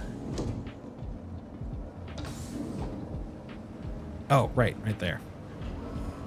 The fact that they cover the... I mean, it makes sense. You don't want to be plummeting to your death in, in a 3-story apartment ship, but it does make trying to find those doors sometimes a little tricky for me.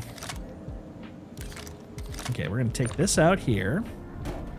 Because rule of thumb, anytime you're swapping components, take out stuff you give a crap about, because it will... if you change components, it makes it into a new instance. So it's like a newly claimed ship. So if there's stuff you want in it, take it out before you swap stuff. Ship component wise. May you ask a favor? What you can ask away. We'll see whether I do it, but ask away.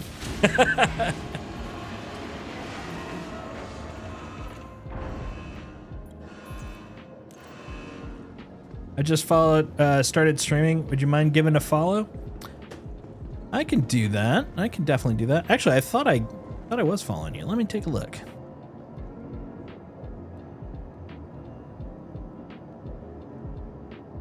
General rule of thumb for everybody, I don't usually just follow for random requests, but I've known Chewy for a bit. I just want to make sure we don't get to this precedent of people hopping on just to ask for follows. Here you go, man.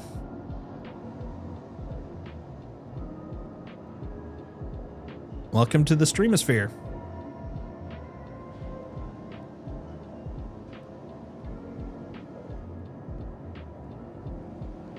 All right, let's see. What was I gonna do? I was gonna put away the ship. That's what I was gonna do. Welcome to the ASOC vehicle retrieval system. All right, there's like a whole salvage mode. There it is. Right. I'm gonna do Drake. Well, welcome to streaming. I hope your stream goes well. Your vehicle has been moved to our storage facility. There we go.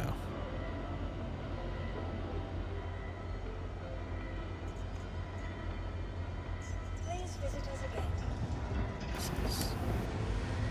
Oh, that's the right, that's the left. Why is that? Why is that doing that? Why is what doing what? Curiosity. The up on the hat that I'm using to toggle focusing both left and right is also for some reason zooming in a little bit and putting my mouse on screen. I don't know what that is. That sounds like either the equivalent of mouse scroll. Like that F. for me would be F and mouse scroll. Would be the cousin there. Okay, so where is that? Is that VoIP, FOIP? No, that's cookies interactions. We're like going to the Galleria. Interaction mode, button 6. Get rid of that. I don't need any of my interaction stuff or focus stuff or any of that kind of stuff. I'm gonna grab the Yellid Yes. as soon as I find Platinum Bay. Hey, found Platinum Bay. There you go.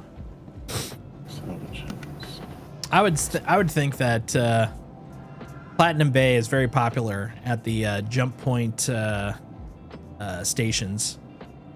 People that accidentally nuke their jump drives, and it's like, oh god, I gotta get one quick, so they go to the convenience store right at the station. It's like, okay, we're good.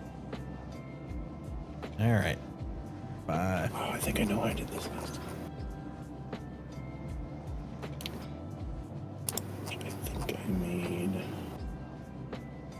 I think I did cyclostructural salvage modes. Put it in my backpack? No, I couldn't put it in my backpack. It just has an option. I don't think I could though. That'd be Fracture crazy. tool on the same. But then I made focus fracture tool. There we go. Pop a civvy cooler in there. Double tap. Gotta look classy. And that switches that, and then you can do it. Shortcuts. Just seen Solstice that Jared Huckabee and Pirate Software both worked at Blizzard during the same time. Oh, that's okay. Good for Jared. Pirate, man. Like, actually, he's competent. Like, I think he's technically competent from the stuff I've seen. But, like, what happened to Pyro is the exact thing I always get nervous about when I start talking about, like, nerd talk, specifically software talk on here.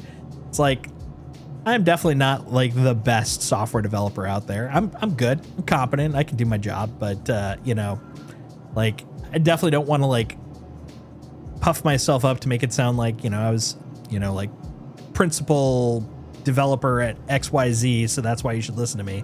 Like, I'm a developer and I know what I'm doing. That's the only reason to listen to me. Pirate's background is always the thing that makes me nervous, because he was fine as a tester, but like that background is what kind of got him into the trouble that he was in. That, and also the fact that he was he could never admit when he was wrong. Between those two things, and I'm just like, it always makes me feel nervous when I'm like, here's what I think. That's it. That's the beginning and that's the end. Yeah, also he had a huge ego. I try not to. Like, I don't think I do, but every so often, like, there's stuff where it's like, okay, I know this 100%. That's the stuff I'll stick on. But anytime I'm like, this is what I'm thinking, I always try to be very clear. It's like, this is my interpretation. I could be wrong, but stuff I'm like, it's like, this is stuff I'm like 99% sure on because of that exact thing. It's like, I want to make sure no one's thinking it's ego. This is just something I know because of professional reasons. Everything else, I'm like, this is my thought. This is my guess. But I always try to make sure at least I'm very clear about why I'm guessing that, because I also don't want to just make it sound like I'm pulling stuff magically out of my butt. My butt. Well, congrats, Chewy. Heck yeah. I watched a few videos of somebody breaking down his game and the coding that's been happening over the time that he's been working on it. Mm-hmm. It's interesting. I will say, and this is the reason I do kind of give him some credit.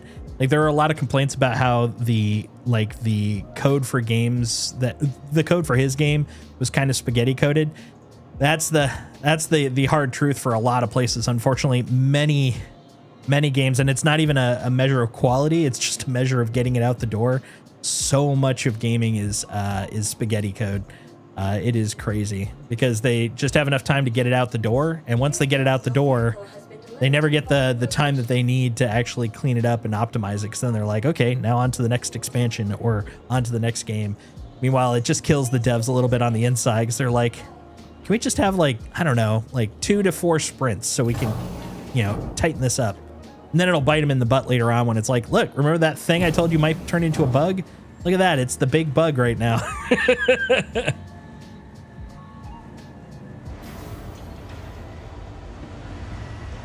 Yeah, I know Chewy's got a lot of friends in game, so I'm pretty sure he can probably get a few of those to become his followers on there. That's pretty good though, man. Congrats. Oh wait, I gotta get my crate back. Get my crate back.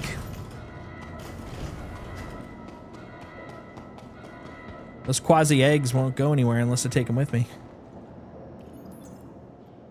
Oh, wait, blast chill. No, that's right. That's the one that it was. Oh, you know what? Hold on. Let's bring this with. Why not? We're bringing that. And we're gonna go drop it off at New Babbage. Why not?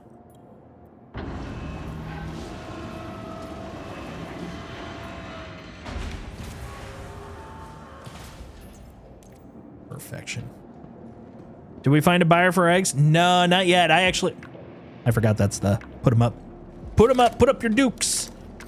No, I'm just taking them with me, and I bought a crate, so now it's just a crate of 52 eggs. Hey, check online. Check who buys the grazer eggs, if anybody. See if anybody has that as an actual mercantile item.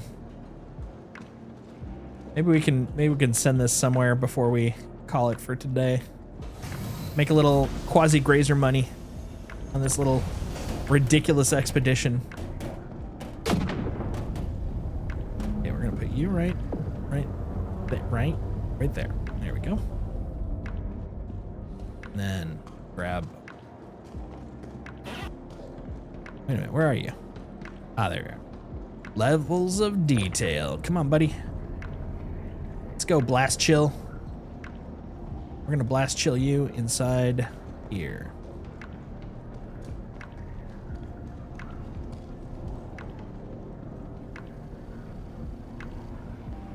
Yeah, right there.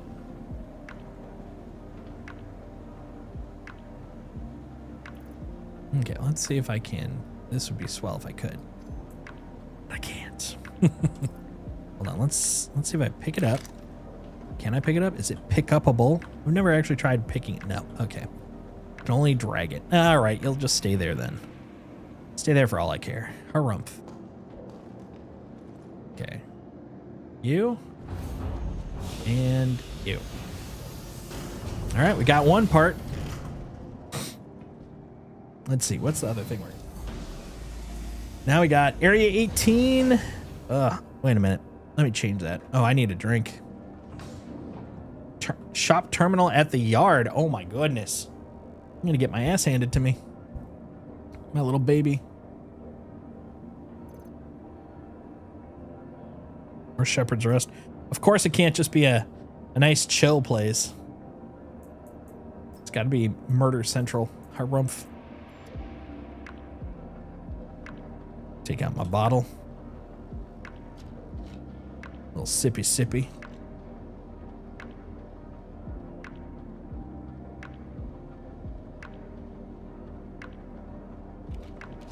There we go. Do I have personal space? Oh, it's probably where my bed is, which is probably upstairs. Let's see. We'll see if we can. We'll see if we can do that. I'm gonna probably blow up my ship along the process, but who cares? Who cares? Oh no, this is the bed. Where there's a bed, there's got to be some personal space. Personal space? Personal space? No appropriate. You're no appropriate item. Wait, what appropriate item goes there? What is the appropriate item? I wonder if it's a wall mount. That'd be pretty cool.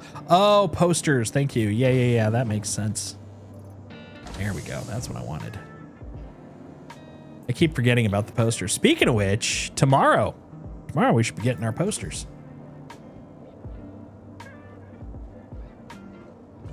For all of our fancy ships. Yeah, I messed up. Messed up? I'm gonna get more paints than I thought I was going to, but I'm gonna miss out on one of them that I actually kind of want. Oh.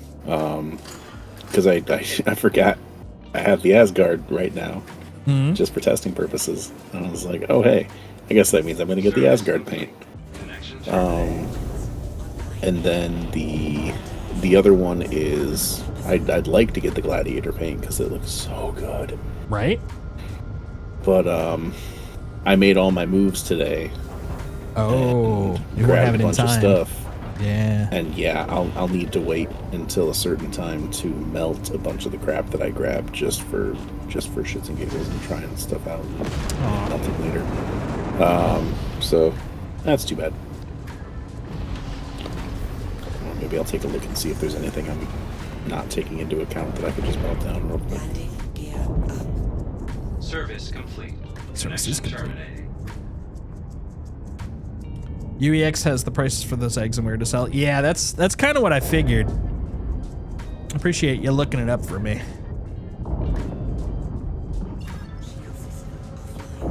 Insane the level of stuff that each one of these ships has to be set up for.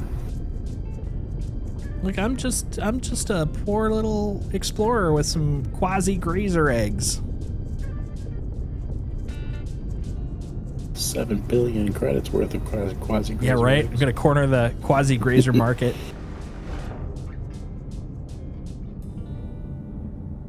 All right, I forgot about the inherent nature of Drake, small Drake ships. and their insane amount of yeah. There we go. Ooh. Insane amount of speed, but shitty slowdown. $56 an egg. Oh man, that's like I'll have 2,500 space bucks. They have an more insane than amount one. of speed. I heard people complain about the speed. Basically, anytime I use one, Harold's a good example. You can just like launch off into space, and then meanwhile you're like, I can't stop. I can't stop. Yeah, I'm always surprised with some ships when they just like are just really, really, really good at stopping quick. And I'm like angling away from the area I'm going to so I don't collide with it. And then I end up slowing down way faster than I ever intended to. Like, oh, okay, I guess this ship's just really good at slowing down. Right? That's the holy grail. Imagine a ship that's fast to start, fast to stop. Oh. Some of the fighters are actually That's true. pretty good. That's true. But then again, they don't have a whole lot to stop. Yep. So They're built for handling. New Babbage? That'll work. We are going to end up at Tressler at the end, so that could do. That could do. That's true. The Wolf should stop fast too. I believe it does. Guardian stops pretty fast.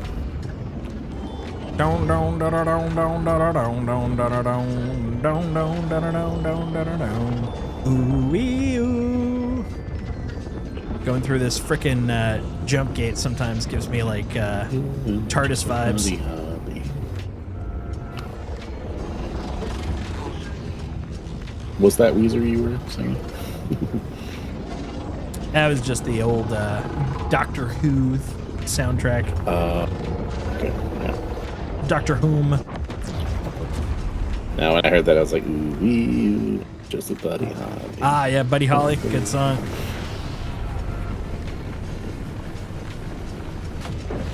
My favorite little Easter egg in Windows 95.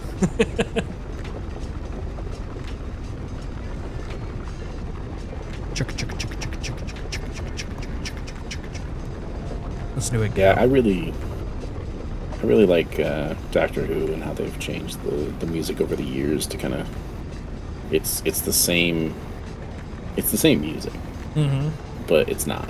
Yep, different I don't vibe, different remember tempos. Yeah, I don't remember the name for what the core of the music is that stays the same. I don't really know musical terms, but I really like when they do that, where they keep the core essence of the music the same, but then they tune it to the Doctor or whoever's the showrunner at the time or whatever. L5. Yes. Going to her L5. We got to get us an Atlas. You know, in Task Manager, the guy who made it has his phone number in the program. That would not surprise me. That's cool. Oh man, this little thing. Yep. Right down. Yeah, he did a video for the 30-year birthday of Task Manager. I watched part of it. It was pretty good. Yeah, it was a really good watch. Yeah, dude, there were so many back in the day, before security was like such a big and understandable issue. There were so many neat Easter eggs in Microsoft products. Matter of fact, my name is hidden in IE 5. Well, was, I guess it's not really used anymore, in the credits for it. And then the one I love the most though was Excel. Was it 97 or was it 2003? I think it was 2003. Excel 2003. If you knew a certain combo, you could actually go into a little flight sim, which was really kind of cool. It was more of a space sim. It was like a hover fly around sim, but it was really cute. It not a shooter, didn't do anything. You just flew around. I was like, that's cute. But the thing that was really hilarious and annoying if you're an IT guy, you know, trying to secure your company is because of that, Excel actually required DirectX to install. Even though, it's like, it's a spreadsheet. Why do I need this? They're like, you will see. But yeah, that was a different time. It was a fun time though, because you actually got permission to put Easter eggs in, but not too long after. Let's see, that was Internet Explorers like 2008, 2009. They stopped because it was also just a very easy way to add potential security issues. And that's not good. He says he's still got the same phone number, so please don't call. Nice. When I was growing up, talking like 13, 14. No, I had a job. So it was like 14 or 15, 16. Not Microsoft, Nintendo had a hotline, and it was just a local number for the Seattle area. This is back when I lived in Wisconsin though, so it was long distance. And this is back when long distance you had to pay by the minute. They had a hotline number. I got into trouble from my dad because I would call it all the time and then be like, I didn't call. I don't know what you're talking about. It's very easy to tell once you know what the number is. Well, someone called in the house and it wasn't me, and it probably wasn't your sister. But because I called so much, I still to this day know the phone number. And on occasion I'll call it because it's still a Nintendo number, but it's not the hotline anymore. It's basically, I think like their service number or something like that. But yeah, I remember it. It was at the time 206-885-7529, but because of area code changes, it's now 425-885-7529. But the fact I can call that from rote in the back of my head, like I can't even tell you like a friend of mine's number, but that one I know. What did I used to call for? Whatever game I was renting at the time. Growing up, we didn't have I didn't have a lot of games because we couldn't afford it. So we would basically on the weekend, I would get like one game from the local rental place. My sister would get a couple of movies. I would get a game.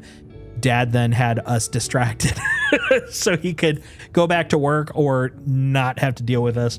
And whatever game it was at the time, that would be what I got. But man, yeah, it became a problem when I finally got my own phone number, because I got it in I got my own number in 94 or 5, basically when I was a junior, because I got a job doing tech support for an ISP, because this was back when ISPs were small and homegrown. So they were like, oh, you know your stuff. Not a lot of people know internet stuff. So even though I was a high school student, they're like, you can do tech support. So I actually was making, tech support money. I mean, low tech support money because they knew I was a kid. So they were bilking me.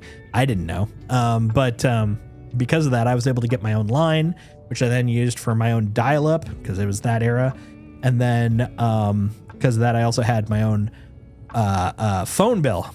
And boy, when I saw that, I was like, wow, why did you let me, make all these calls? And my dad was like, I never let you. You weren't supposed to do it. But then I had to pay for it.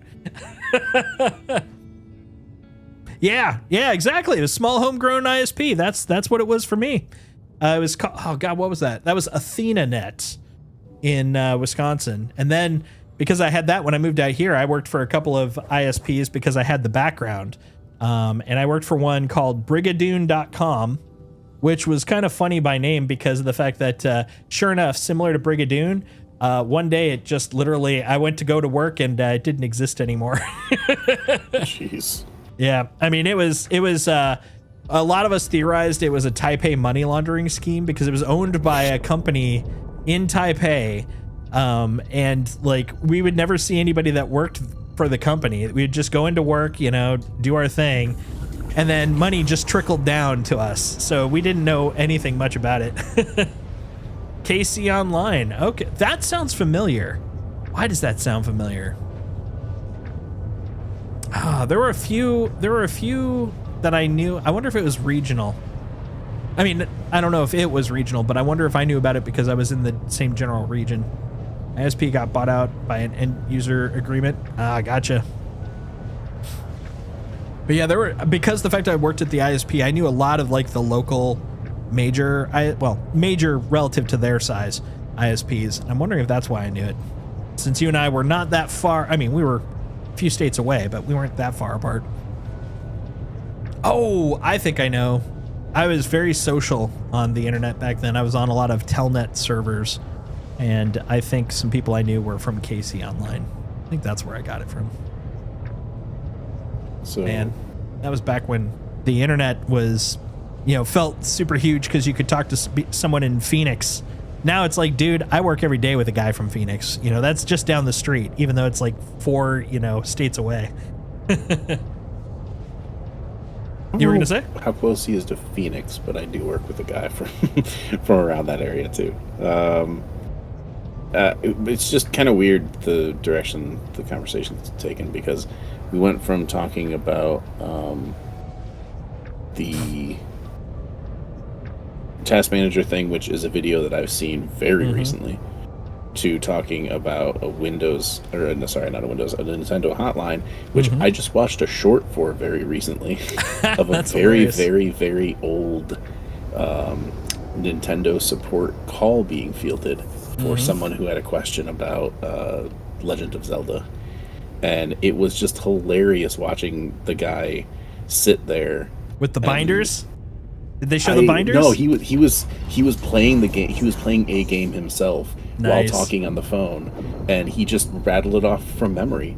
So, because it was a super simple question. It was like, how do I get to this sword that's blocked behind this thing? And he's like, well, do you have, like, how many hearts do you have? You just need to get to this point. And he's like, well, I think I have that because I just grabbed the whatever, and he was just walking through. So it was like a fairly basic thing for the guy. It wasn't like something super technical. So he was just kind of walking him through, and the guy was like, oh yeah, thanks, okay, I'll try that. So, but it was just so weird and so old, and I was like, man, this is like before Prima official guides even existed, because that's where I used to get my information from. That was like when I used to call them all the time. Like, that was my dream. I wanted to move out here and become I think they were called counselors, Nintendo hotline counselors. And I wanted to be one so bad, because I was like, dude, I just have to know video games. I do that. I can totally do that. Right. But by the time I got out here, that it was pretty close to defunct. Otherwise, I would have been jumping on that, man. Oh, I think I would have done okay. Please proceed to assigned landing bay. Ah, there's my small nowadays, hangar. If it were like pay to call kind of thing, even if that were to still work, they'd be trying to do stuff like, all right, talk slow, make sure we keep them on the phone longer, and we can get more money out of it. It's corporate crap.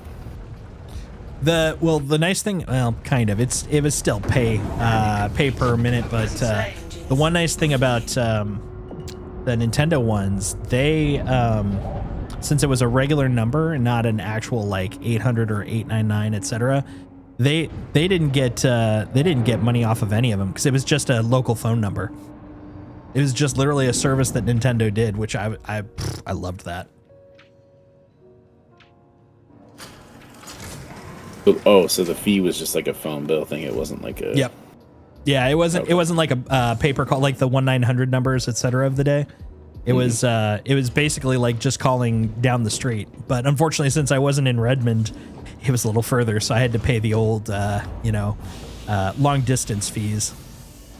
But yeah, it was pretty weird, because it was of the era where that would have been common, though, where it's like 1-900 number or a 999. It actually took me a moment. I'm like, what were the pay numbers? They all had the same thing. That's right, 900. Yeah, take that. I'm literally about to take out my box. I hated how Brady and Prima guides were often wrong. Now I understand they were made with test builds. Yeah. Matter of fact, so when I was working over at 343, we were given the option, because of the fact we were not technically part of the team, but because of the fact we worked on the game, we could give input. We were given the option to actually look through the galley proofs, which are basically like kind of like the is this ready to be shipped to the printer version. They would just basically have them around so you could take a look and be like, hey, yeah, I've played this part a lot. This is wrong now. So you could be like, hey, we'll send it in. It was really kind of cool, but yeah, I didn't really have a lot of time to do that. And also I was a contractor, so I never felt like, I was like, dude, I got so much to do, but it would have been kind of cool to help.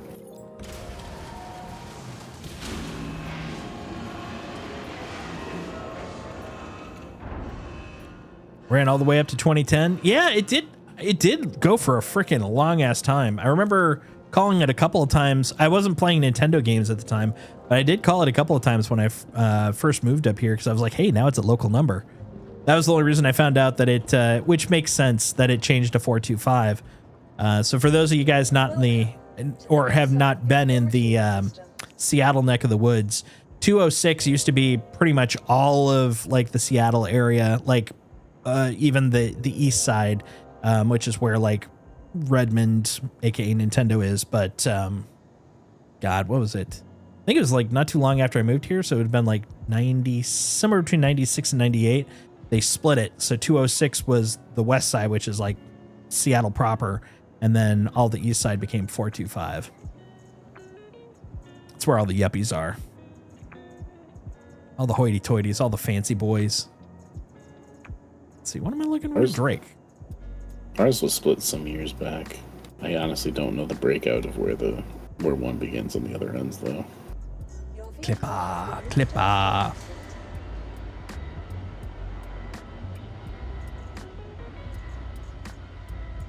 Yeah, they had a swap back in Wisconsin too, roughly about that time. I'm trying to remember if it happened just before or just after I moved. But yeah, like the number, I don't even remember what it was beforehand. But I know it changed to, I think it's 920 now where I grew up. But wasn't that before? It's 414. That's right, 414 beforehand. And that was almost all of eastern Wisconsin, man.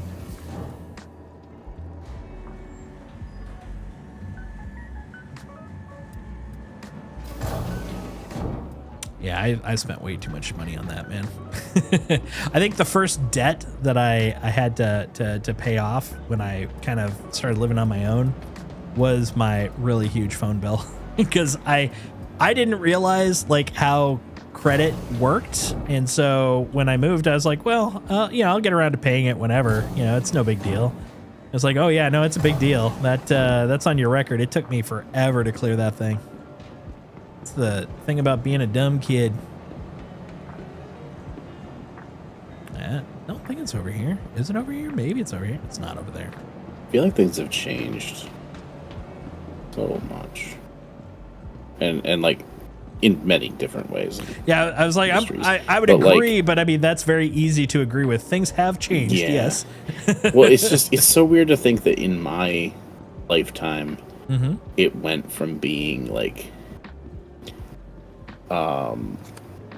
You would pay for minutes, and like that's just the weirdest thing to me. Yep. And then like paying for texts, like whatever it was, because I remember I had a long distance relationship with somebody I met online, and I was like getting near the text limit, and it was going to be like some X amount more a month that it would cost because it was going to go over into the new limit and everything.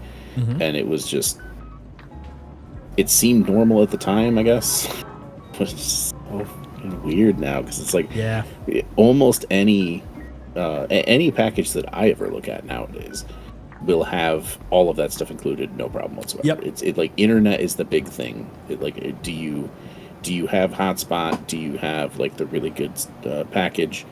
And then like, is it 5G or whatever it is? Yeah. It's like it's not really. None of that stuff matters anymore because like, we've advanced to the point where none of that stuff is suitable for them to monetize. That was actually something I was kind of thinking about a couple of years back too, because when we stopped counting minutes. And I was like, oh, okay, this makes sense. And then we started counting texts. It was like unlimited minutes and 200 texts per month or something like that. I was like, man, there's got to be a point eventually when texts are going to go free. It just made sense. And I was like, boy, I'm sure it's only going to be 5 years. I think it actually was like 10, 12 years. But eventually when it happened, it didn't occur to me like right when it happened. I was like, oh, cool, free texts. And then fast forward to when now it's like, how many gigs do you have on your data? Do you have a hotspot like you said? How fast is it?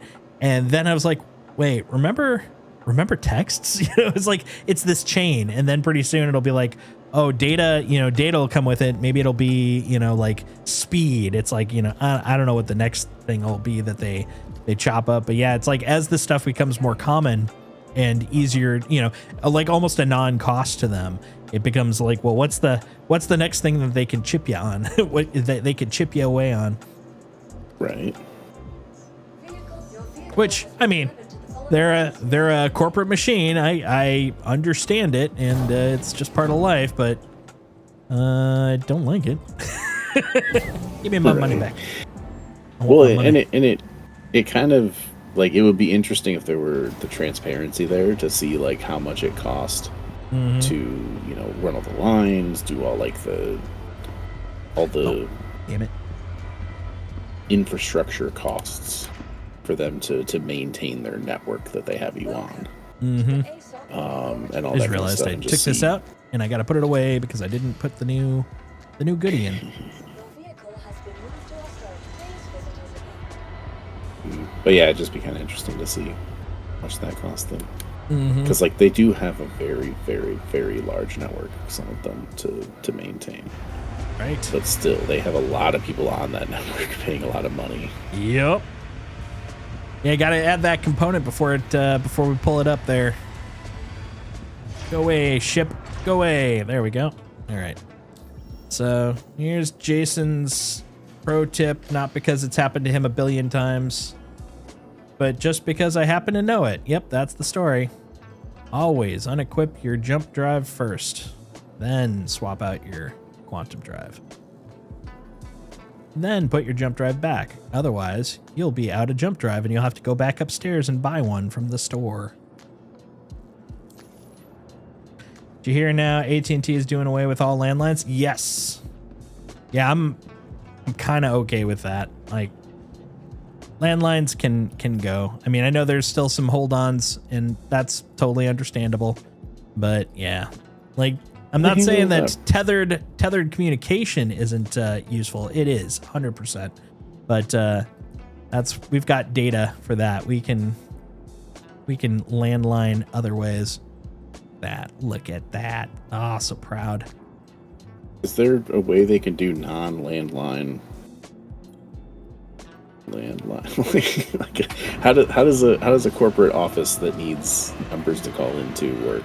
Oh, that actually already Nowadays. exists. So that is actually where VoIP. I'm sure you've heard that term, right? That's Yeah, where voice VoIP over actually came internet from. protocol. Is they basically have the trunk go through the internet, and then when it gets to the corporation, to the company that's hosting the VoIP, it is then through hardware converted into local patchable lines, and then they send those out to the different individual like cubicles or whatever. Usually it's just a jack in the wall, but ends up someone's cubicle. But yeah, that actually, most of those haven't been landlines in like at least since 2005. I know that's how Microsoft's been doing it, and a lot of the corpos have been doing it, because it's actually cheaper to just do it that way. Landline to me is a home phone. Welcome. Yep. It's like a physical device that's plugged in and all that kind of stuff. Yep. So to me, like, it doesn't matter how the signal gets there. It's that. So it's either you have a cell phone or you have a landline. So yeah, it seems weird that they. So it's just two different approaches, and one of them is antiquated. And Yep. Landline more is costly basically copper. It's the old school connect into the wall jack kind of a thing. And there's ways even for like, matter of fact, a lot of companies were trying to transition like elderly folks. If they were getting their internet, they'd be like internet and landline. And what they would do is they actually would plug in the internet and then plug the phone into there, because they would then VoIP also. All the like turning off of the landline really is just they're just trying to kill the old copper services, basically. yeah, it's like earlier too. I didn't know how to say it at the time, but I was like, I keep saying like the word back end when talking about the game and stuff. And like, And when I turn anything around, that's I got a not back visible, end. anything that's not visible to me is the back end. I don't know what any of this stuff is. Like, there's plenty of stuff that's probably definitely not back end. That's just like coding and stuff like that. But to me, it was like, yeah, this word makes sense to me. It's probably That's not real. fair. Probably not right. Yeah, I mean, honestly, like, even for tech nerds, I mean, unless they're pedants, and I'll admit, sometimes I can be quite a pedant, but unless they're getting really anal about it, if you said, you know, like, what would be a good example? If I'm typing in Word and I save a file, and the file save after I press the button is, you know, it's being saved on the back end, they'll know what you're talking about. They're unless they're like completely spaced out, they would be a jerk if they said otherwise, because I get where you're coming from, and it makes sense. Done, you know, mission accomplished. It's funny how we ended up with this archaic, useless phone pole infrastructure, while developing nations that are technologically advancing can go right to cell towers. So it's funny you mention that. That actually is something I have watched like documentaries on. What happened there is, well, so there's two parts. There's one interesting trivia fact is, you'll notice you said phone poles. Most places, although they are pretty ubiquitous, everybody, if you said a telephone pole, they're going to know what you're talking about. But most places actually don't use phone poles for their phones anymore. Long time ago, they usually have it underground. Now, the interesting thing is, I happen to know Riley lives pretty close to me. We're both on the West Coast. Specifically, we're in Pacific Northwest, which is, you know, of course, situated effectively on top of Mountain Rock. We still have phone poles more so than a lot of other places in the United States because of the fact you can't dig very deep here. So because, and also there's tectonic shifting, but it's mostly you don't get deep enough to really get like a lot of the major lines in. We've got like, it's low enough that we have municipal like power, you know, sewer, all that kind of stuff, but we don't have the ability to dig consistently deep enough across our entire region to shove everything underground. So we have a lot more phone poles than, say, if you went to the Midwest, which is also kind of interesting. That's trivia bit number one. Trivia bit number two. So as to the developing nations, that was because the infrastructure is actually faster to build using cell systems than it is using archaic systems. And you're able to get more distance quicker. And I mean, when you think about it, it all makes sense, right? You put down a tower, boom, you've got like a huge radius, as opposed to I got to go slam down poles, etc. So during the development of telecommunication in the late 80s through the 90s, in a lot of third world countries, they skipped it. They skipped landlines altogether and went straight to cell phones because it was quicker. And so you ended up where in like the late 80s, early 90s, third world countries were using cell phones at a significantly higher adoption rate than the US was. And it was because of the fact that we didn't necessarily push back in the States, but we didn't have the need to really push forward to get telecommunication infrastructures in place. Everyone had a landline. I mean, everyone had a landline. And so it actually took us so much longer to catch up with that. That's also how come it happened in Europe. Europe was still at the tail end of reparations from World War II. And so like most of their like telephone infrastructure was just totally, you know, on mainland Europe. And they were, they were almost there. They were basically just a little bit behind us because they were just playing catch up from all the repair. But because of the fact that cell phone technology was available in the early 80s, they looked at like basically it was to the point where the rural people didn't have a lot of telecommunication or just communication. So they were like, let's build these out for them. And they picked it up quicker than us for the same reason. It was just really fascinating to me to learn all that stuff. But you could dig that deep, it just wouldn't be cost effective. 100%. I'm assuming you're talking about around here. Yeah, it wouldn't be cost effective because you have to go through a lot of stone or bedrock. I actually still prefer landlines due to them being more reliable. Not as much for me anymore. Like my dad still uses it, and his landline has not been the greatest, but I'm not saying necessarily it's because of the fact that cells are better. It's because landlines are getting neglected since they're trying to shut them down. So they're getting worse and worse over time. Let's get the heck out of here. Look at me go. I'm so fast. Look at me rise.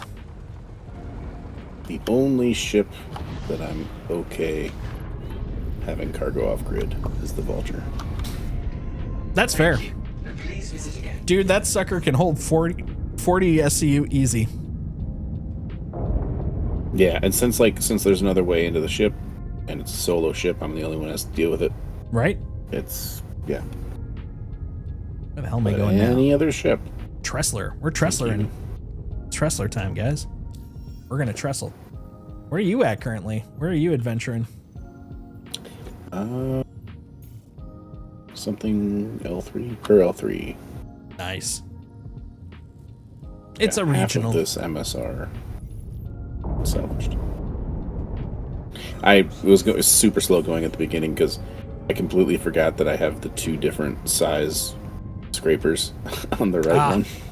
So I was doing both of the small ones, and I also I completely forgot that they had two different modes because I was going through and I was like, oh, I don't have the tractor beam. I do have two of these. This will go faster than I thought it was going to, and then it went way slower than I thought it was going to because I didn't swap the right one to the second, the bigger one.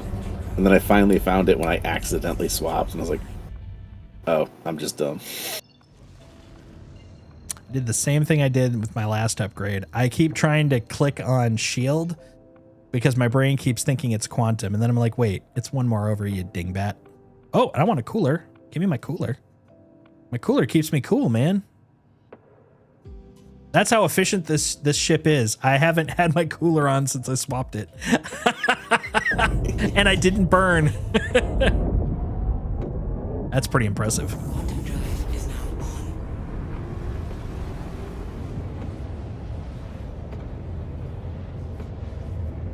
But yeah, to finish up the last little bit about the landline stuff, because of course this is riveting shit, riveting stuff. You can have what most people will consider a landline through the internet, and I mean honestly, all your landlines are effectively going through the internet anyways. It's just they leave the house before they connect to the trunk. You can do that pretty easily if landlines are needed after they shut down the copper. But yeah, pretty much that's something most of the major companies are trying to do. They're trying to get the copper shut down so they can either upgrade it or get rid of it, because maintaining it's getting more and more difficult. It's kind of like basically having to run the entirety of this thing off of a DeSoto, and it's like, well, parts are getting harder and harder to find because no one drives a DeSoto anymore. So, is that the reason why when I'm sending a text to my brother, and I have data off, it doesn't send to him? Like I can't send or receive text when my data's off? Or is that just a quirk of my mobile provider? Because like I have like Signal, so I figure like it should go over the signal. It should. So there's a couple of scenarios there. Well, so number one, it also depends on how they've got their network set up. So for example, T-Mobile kind of I don't know if they made it, but they pioneered it in terms of it rolling out here in the United States, where you can seamlessly hop between your cell network and your Wi-Fi, because, like I said, for both of them, it's all internet. It's just when it joins the internet or not. So T-Mobile actually made it so that when you join your Wi-Fi network, it can use that for all of its call and text communication, as if it's the cell network. Now, more companies have been doing that, and I honestly couldn't tell you all of them because once it worked on T-Mobile, that's where I've been for a while. So, all right.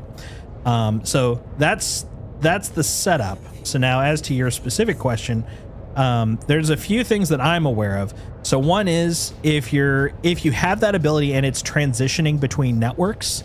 So let's say this one actually happens to me a lot, unfortunately. I'm on Wi-Fi when I'm here at home. When I get into my elevator for the building I'm in, I lose all of it. I don't have phone and I don't have Wi-Fi. Like it's like a dead zone, and it drives me nuts. But whatever. If I tried sending a text while I'm on Wi-Fi as it's transitioning, it'll fail, and by the time I notice it, I'll be on the other network and I'll be like, failure. That can also happen on a slow transition, where if you're on Wi-Fi and you're transitioning to the cell network, it depending on how it's set up, you could end up where during the point that, like, let's say you sent it while you were on your Wi-Fi and then you transitioned over to the cell network. If it didn't finish the transit or the sending of the text before that transition happens, it can basically consider it like a reset. Kind of imagine like you send something and it goes, well, that didn't work. And then it just lets you know, rather than trying again, once it gets on the other network, it's like, well, it didn't work. And then you have to send it again. The same thing can happen the other way around, where you're going from the cell network over to Wi-Fi. Those are the ones I would probably say off the top of my head are the most likely subject or suspects. Beyond that, I would probably have to be, I'd probably have to like find out what the heck, how the heck your company is doing its cell service, because it could also, like you said, it could just be, I only allow it on Wi-Fi, but that would be weird to me, honestly. I don't see a scenario where that would happen, but I mean, there are so many different cell companies and how they decide to do things. I worked very briefly for T-Mobile. Well, I worked for VoiceStream at the point it was becoming T-Mobile. And like the amount of weird ass rule sets that they had to follow, were, like, technically speaking, were just bizarre. And it's because the fact they're all these agreed upon network structures, basically, that they have no control over. They just follow them because that's the agreed upon network system. And it's one of those things where it's like, this is the way it has always been. And until, the engineering organizations come together and make a new version of it, and that's like the whole 4G, 5G, 3G, etc. Like, it's the iterations of that network, because they basically, since it is a public, well, not a public service, what's the word I'm looking for? It's a utility. Thank you. Since it's a public utility, there are a lot of redundancies and very specific like structures that they have to adhere to in order to be considered a utility. So it's like, even if it's not working, at the very least, you'll understand why, and you'll understand the next simple step to bring it back online. It's very redundant. Yeah, I don't think it's the transitioning thing, because Doesn't stay. like I'm just in the basement and it's just turning on and off the data. It's like Wi-Fi will still be going. That makes sense. I've got a strong connection. Just turning data off means I can't get messages. Turning it on means I can. Yeah, that's so weird, man. I mean, it could be working as designed for your system, but I don't see how. That seems crazy to me, man. Yeah, I thought to ask about it at one point, and then I was like, there's, even with data turned on, I'm on the Wi-Fi anyway, so yeah, like it's not going to be using much passively. That's kind of how they get me for stuff too, where it's like, look, it works most of the time, and I know how to make it work if it doesn't work, so I'm good. It's like, right. Really? That's it? It's like, yeah, I'm fine. I don't care enough. Hate our signal proof elevators. Yeah, they are bonkers, dude. I have never lived anywhere where, I mean, I'll see like a dip in signal service if I go in an elevator, but this place, man, it is just like a dead zone completely. It's crazy. So crazy. Oh crap, I forgot again. No, I did. I remembered. It's down here. Yeah. I remembered, guys. One of these days I'll have this down. That's part of the reason I wanted to fly around with the Clipper. I wanted to remember how the hell to use this thing, dang it. All right, let's go, buddy. You and me. Now that I'm home, I can just drop off the components. And then I just keep the eggies on. The eggy weggies. My ship is going to be so badass.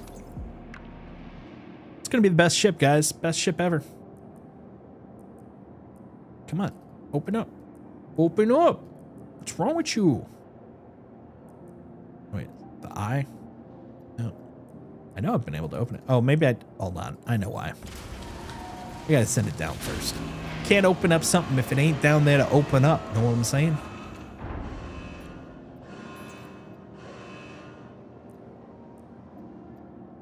All right, you. I like how this is just a long boy. Look at this weird ass long boy. That's just strange. I thought it was a glitch in the last place, but it's the same thing both times. It's so weird. Oh well, whatever. Eggies are coming back upstairs. Let's go. Send it up. Send it up. Lift it towards the sky. There we go.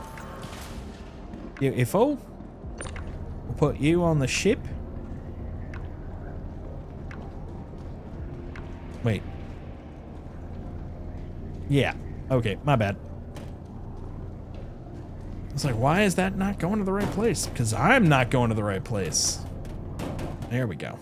Oh, beautiful. Beautiful. Okay. Close up our shop. Right there. Oh, I was just thinking about that. That'd be kind of cool. So you know how we're looking forward to the BMM and the privateer for you know, having stores and stuff?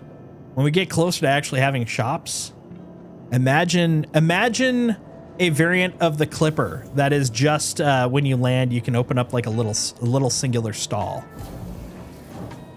That's kind of cool. I mean, that's been something that's been said about the Cutter too. Just have like a variant where you have a panel on one side that you could just shove open, and it's a stand that sells food and stuff like that. Right? Oh, that's gonna be cool, man.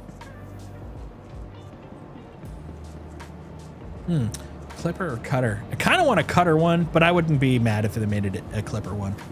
Or no, other way around. I kind of want a Clipper one, but I wouldn't be mad if they made a Cutter one.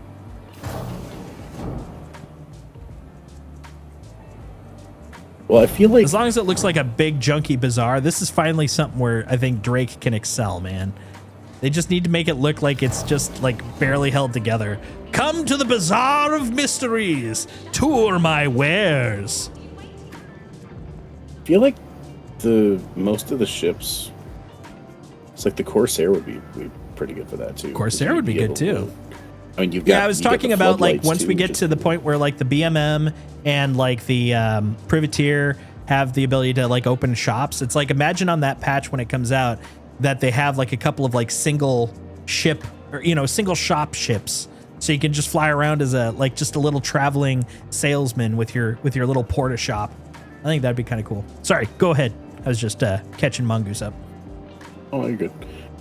But yeah, like I mean, I've seen artwork and like people putting it together manually of having the C2, where you'd like, you know, you walk up one side, you've got things placed on the grid in a pattern as if they were, you know, like a yard sale or something like that, where it's tables and you'd have stuff on it and all that kind of stuff, and you go through, work your way toward the other side. Well, obviously not all ships have the throughway, but the Corsair, you know, has a grid there. It's got a nice big ramp. It's got, you know, floodlights and everything. You could totally set that down, open up, and then be like, hey, come up on in here and you know, take a look at our wares. There Have you one go. little table thing toward the very, very back. Have your, you know, goods in crates and stuff like that, and have some on display. And then just scale that down further for the Clipper. It's got a little ramp. They can, you know, there's enough room for maybe 2 people to fit side by side. I like You need that. to have one person going in, one person out. I'd be down with that. Taurus would work great with its drop-down platform. That's true. That actually would be pretty cool. If you want an upscale one, Yeah. Just do the what is it, the Phoenix. Although it's the lift itself isn't upscale. But still. Yeah, right. That's where the help comes in. Oh, good. I didn't send it down. That's good. I realized It's not a good something start as I bought my components. I was like, oh, I'll swap them out. But then I realized I just dragged my crate up there, and if the consistent bug is consistent, it will eat this when I swap it, and I don't want that. So we're gonna take you off and then send it down. You don't have to go all the way to the freight elevator though, because you're going back on. So we'll put you over here. After all, you store all. You store all. Yeah, that's right. That's right. Tressler's not stealing my eggs when I swap my equipment. Welcome. That's what they do. This stuff doesn't disappear when you change your components. They're like it's like the big fear people have, you know, when you send really high, you know, expensive items as baggage. You know, you're like, dude, someone goes in there and they're like, oh, this looks expensive. They open it up. They're like, oh, well, we're swapping out these components for this guy anyways. Let's just take a cut, you know, and like, look at these eggs. They're really gross. We're going to take them. And I'll be sad. Don't take my eggs. They're my eggs. Your vehicle. When I people worry stole about them the from valet a taking out the quasi-grazer change. fair square. What was that? When people worry about the valet stealing all the change. That's right. This is my egg change. We're making omelets. Oh, speaking of which, so I made my what was I gonna make? Jambalaya. So I made my jambalaya. It was delicious. But also, while I was at the store getting all my jambalaya stuff, I noticed that they had some cinnamon rolls, and I haven't had those in like over a year. So I've been partaking in delicious cinnamon rolls for breakfast. It's the best way to start a day. At least until they're gone, and then I'll be like, well, that was good. That was nice. Let's see. Drake Clipper. Systems. The White Rose. You know, now that I think about it, almost any cargo ship would be, with the exception of the external cargo, almost any internal cargo ship would be decent. Because, like, the C1, you could have stalls on either side. Yep. Oh, did I not? I did not upgrade my... I didn't upgrade my shields. Why did I not upgrade my shields? What the hell, guys? What the hell? What the helly? Yeah, they're still just civilian grade D for dumb. What if I want my Civi A's? What if I want some 7.5A Concords? Like the grapes. Where are those? I wonder how much of the... Oh, they're in New Babbage. Cool. We're going down there to sell eggs. We're good. Sorry, continue, sir. I wonder how much of the passenger transport gameplay is going to be fleshed out to include more than, you know, just taking them from point A to point B. Because I know, like, the E1's supposed to have, like, a mix master or something like that to make drinks. Mm-hmm. And It could be Isaac from the Love Boat. you gotta assume that there's some level of customer service going on, not just, all right, this is a two-person ship. We have 2 seats up front. You've been seated. I mean, you know, I went across the United States on a Greyhound. That's all I'm expecting. It's the executive one though. It's not just regular passengers. Well, if that's the case, you better hire yourself a crew. What do you do? I do a dance. I do /dance for anybody that asks while you're flying.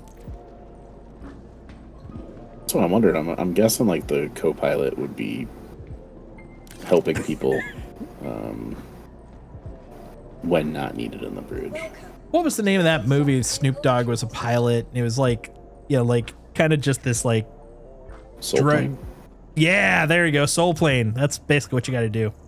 Got to soul plane this thing. Your vehicle I mean, I'll fly on that. That's for sure.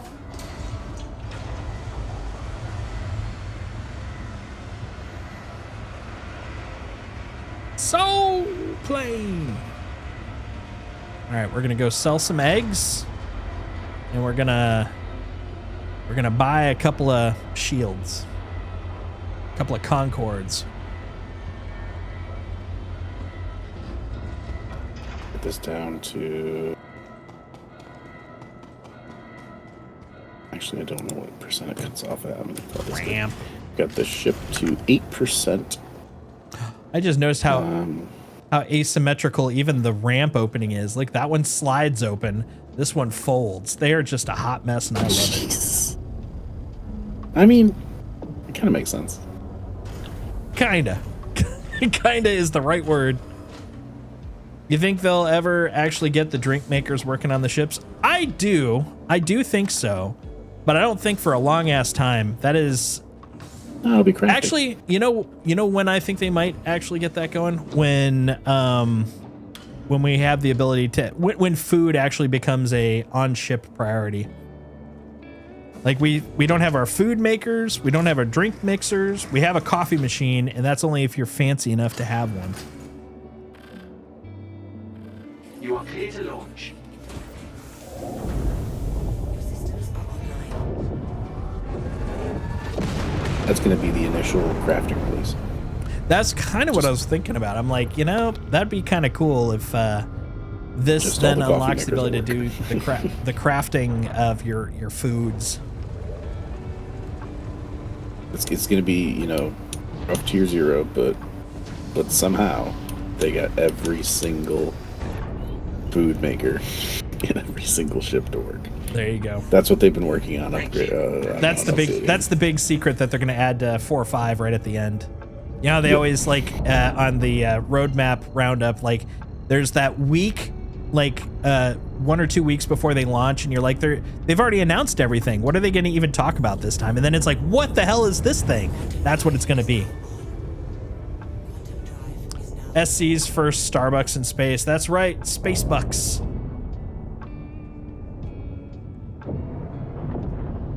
Why is it pointing me there? That's so weird. Oh, because I'm still pointing at Tressler, that's why.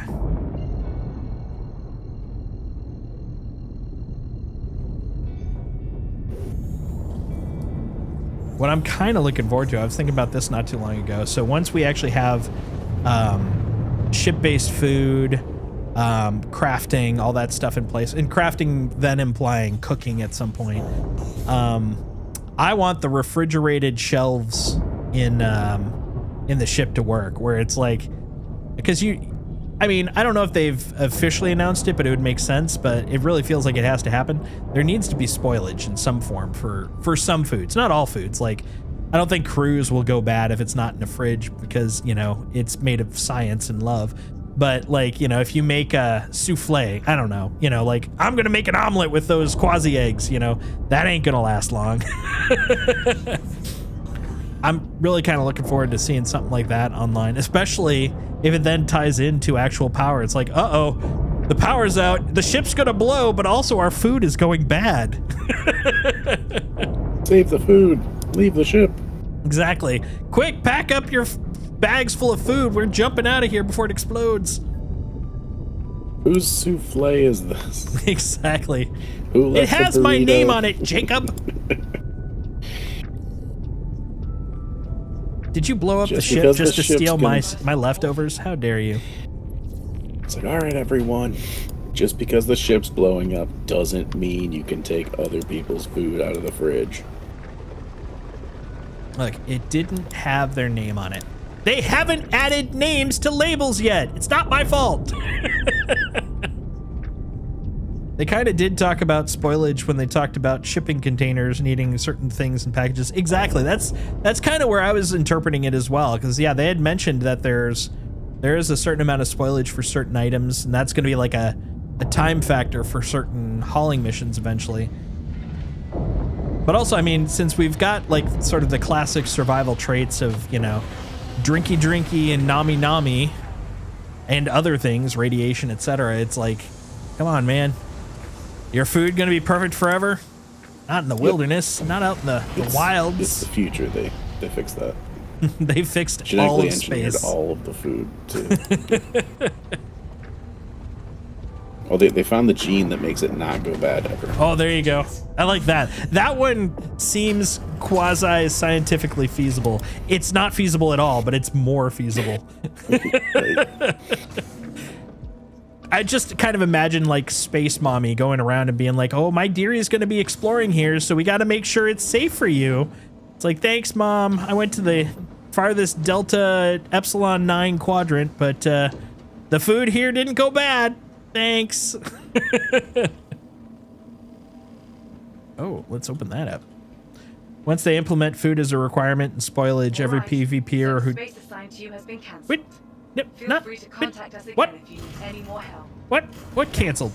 Cancel your face. This is my personal space. This is my space. Well, it's not my space. That's a whole other thing.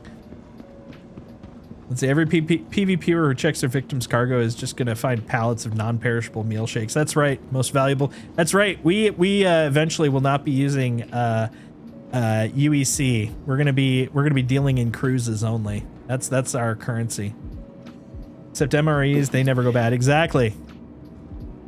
It's because they were never good to begin with. Yep, that's right. We're gonna have some John Wayne crackers, rough and tough. Should be like, why don't I ever see you do food prep? It's like, oh, because I made like 25 years worth of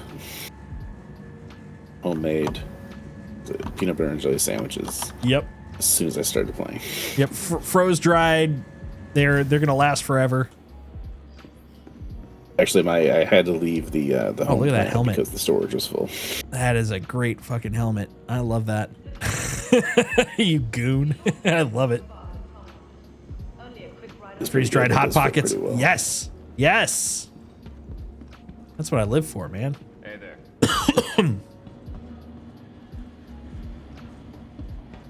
I want some freeze dried hot pockets. Like just in life. Just now.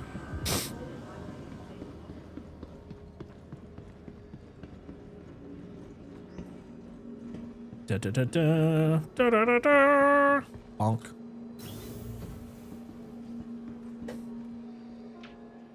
So is the TDD where I get to sell my quasi-grazer eggs? Who takes these eggs, Mongoose? Here at New Babage. I'm selling them for cheap. Every quasi-grazer egg must go! We're going to the Commons. No one at New Babbage? Oh, I thought you said it was New Babbage, or was it Tressler? The capsule You mentioned someone at one of those two, because that perked my eye. I said they sell them not by... Oh, got it, okay. Well, in that case, blah, blah, blah.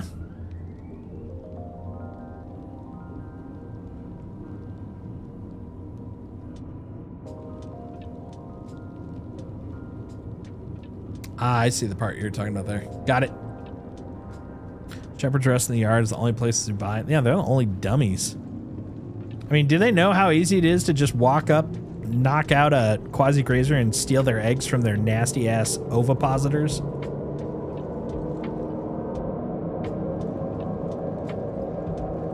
This is why they stick to drugs. They don't know any better. Ooh, I wonder, if I sit here, does it consider me piloting? Can I then do this? No. That would be really cool, though. Well, no. Nope, nothing. Okay, fine. Screw you. Screw you. Let's go. Me and my eggs are going home. Joseph, I'm taking my eggs with me. Oh, this is the Commons. Oh, okay. I thought not the Commons was first. My bad. My bad. My B. My B.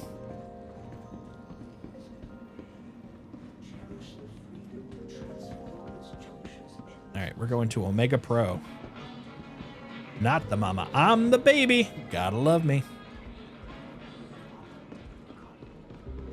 A plaza. Retail and business. Oh, that's great. That's the combo I want. I am there. You enjoying some T-posing? Oh, she's floating. She's floating. Oh God. Ah, they're all being born again. And right about there. Boom. Yep, we're good. Oh, that guy's taking off now. Uh-oh, time has stopped. It's just the new. It's just all the new rage. These people are cutting edge. These people are. Yeah, this is like the 2955 equivalent of planking. It's like wheelies. Yeah, look at him T-posing into the future. Go, buddy. T-pose down those steps. Do it. Do it. Yes. Yes. Look at them T-posing their way around. Yeah. I wish I could do that. For serious, that would be the funnest thing. Oh, look at him. He's just skipping. Whee.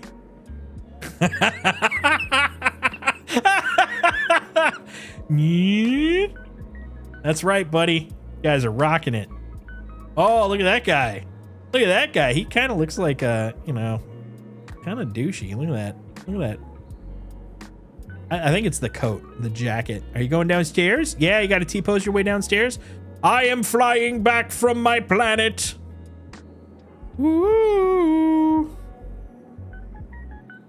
Oh my God, I'm getting way too much mileage out of my own amusement there. I wonder if some of those restaurants will ever actually have it where you can sit down and eat and then have to pay a waiter.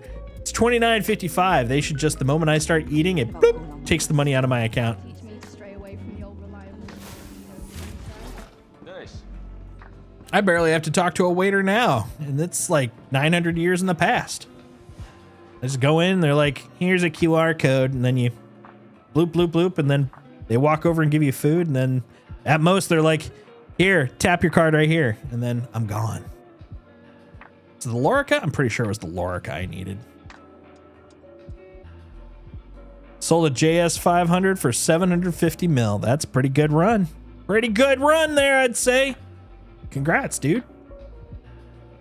That's the big money. Yeah, JSA Concorde. Or JSA, 7SA. I think I'm thinking Justice Society. Justice Society of America. 7SA Concorde. That's some big cash, man. 500.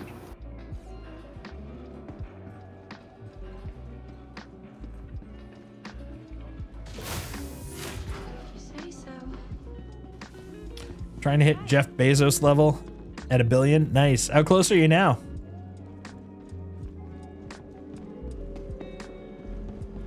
For the industrial palisades, for myself, for the ship. Vibes. Vibes. Did I put away the clipper? If I put away the clipper, I could swap right now. I don't remember if I did or if I just left. Clipper. I didn't. I'm not going to call it. We're going back to get it. You creepy people. You're all creepy people.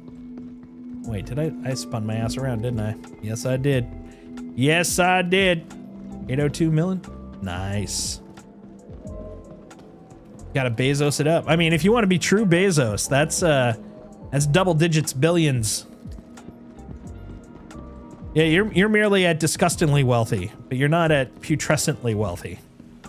They're a whole different level of wealthy. Meanwhile, I'm like, hey, I got about 30 mil. I'm a mere entrepreneur. I'm not in the megacorp levels yet. What's a JS 500 and why is it worth 750 mil? I'm trying to remember. Is that shield or power plant? It's a grade A. It's either military or it has to be military because I never get stealth and I remember that name. Power plant. So it's a grade A mill power plant. I don't remember what size. Stand clear of disembarking passengers. But yeah, military and stealth typically only come from missions and things. So like the type of stuff we were doing. So it's like either Stormbreaker, which was a PvP type PvPvE narrative event that takes place on a couple of pyro moons. There's the Hathor mining facilities. The OLPs have some there. And then contested zones have some, and now our new Vandal Smuggler. Those are the only few places you can typically find them. Typically. Size 3, they're big boys. And since they're rando drops and you have to find them, they now have an economy behind them. Yeah, but that's ridiculous priced. Just insane. Yep. 750 million. No, thank you. It's mostly because money is so rampant right now. It's a supply and demand thing. Money is the bigger supply than the components at this point. But once we get to crafting, once we get to component crafting, I think that's going to start evening out, because then soon people will eventually get the ability to build them, and they'll probably still be expensive because you can't get them in stores. But then once most people can build them, the demand will go down and the prices will even out. At least that's what I was told in economy classes. Crazy year. It's like, how the hell do we get from having just had all the ships go up significantly, and everything's going to be harder to get, to, oh yeah, everyone's just rolling in dough. This is like ridiculously easy. Well, right now it's because there's nothing that really costs anything. That's the big thing. There's no sinks in this game right now, so all you get is profit. You have to actively work to spend money in this game.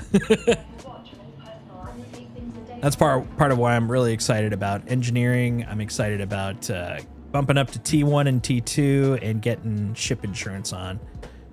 That's gonna really eat up a lot of people's money. But it was kind of funny when they did the rework of weaponry, because the original rework on pricing of weaponry, you didn't get weapons back unless you reclaimed. I mean, you could buy them, of course, but unless you reclaimed, nothing was free. And so people got really unhappy with that. They got very vocal because they're like, wait a minute, Polaris torpedoes are like $500,000 each. That's a lot of money. And yeah, it is, but I mean, they're also insta killers. But yeah, economy stuff's always interesting. Yeah, I look forward to more sinks. We need more sinks. Of course, it's on that side. You son of a bitch. You're all the way over there. Well, fortunately, I'm putting you away, so there. Won't mind. Love that LTI. Yeah, you'll just have to deal with the just going to get it, which I can live with that. One of the first things I'm going to do once we actually get the warranty stuff in place is working on upgrading my warranty, so I don't even have to do that. It's like, bring me my shit. Bring me my shit and I'm not paying a dime. Let's see, where was that? Drake Clipper. What do you mean unknown? It's right over there. Oh, you son of a bitch. Please visit us again. Yeah, I landed my ox, and then I was like, oh, the ox is on the pad. I'll call up my vulture, and it'll take the ox down and we'll bring up the vulture. Well, it took the ox down, and it brought up the ox and the vulture. Yep. Yeah, And one thing that's kind of interesting just is a little bit on top of it. unless you actually actively send them down and they are not in the center, yeah, it'll just leave it on, which is cool. I like the fact that it means I can bring up a bunch of stuff, but it's also annoying because then if you're like, okay, put it away, it's like, well, sorry, man, that's not the one you last used, and it's not centered. It's unknown. I don't know where it is. It's like I'm looking at it. It's right here. The interesting thing is, when I sent the vulture back down, because it was storing the vulture and it was actively storing a ship, it stored the ox as well. Yep. But it didn't store it when it was the only thing on the pad. But the problem is, I was doing it on a small pad with like a medium ship and a small ship. So, yeah. This little punk ass right here. What's wrong with you? Go upstairs. Raise this elevator. All this.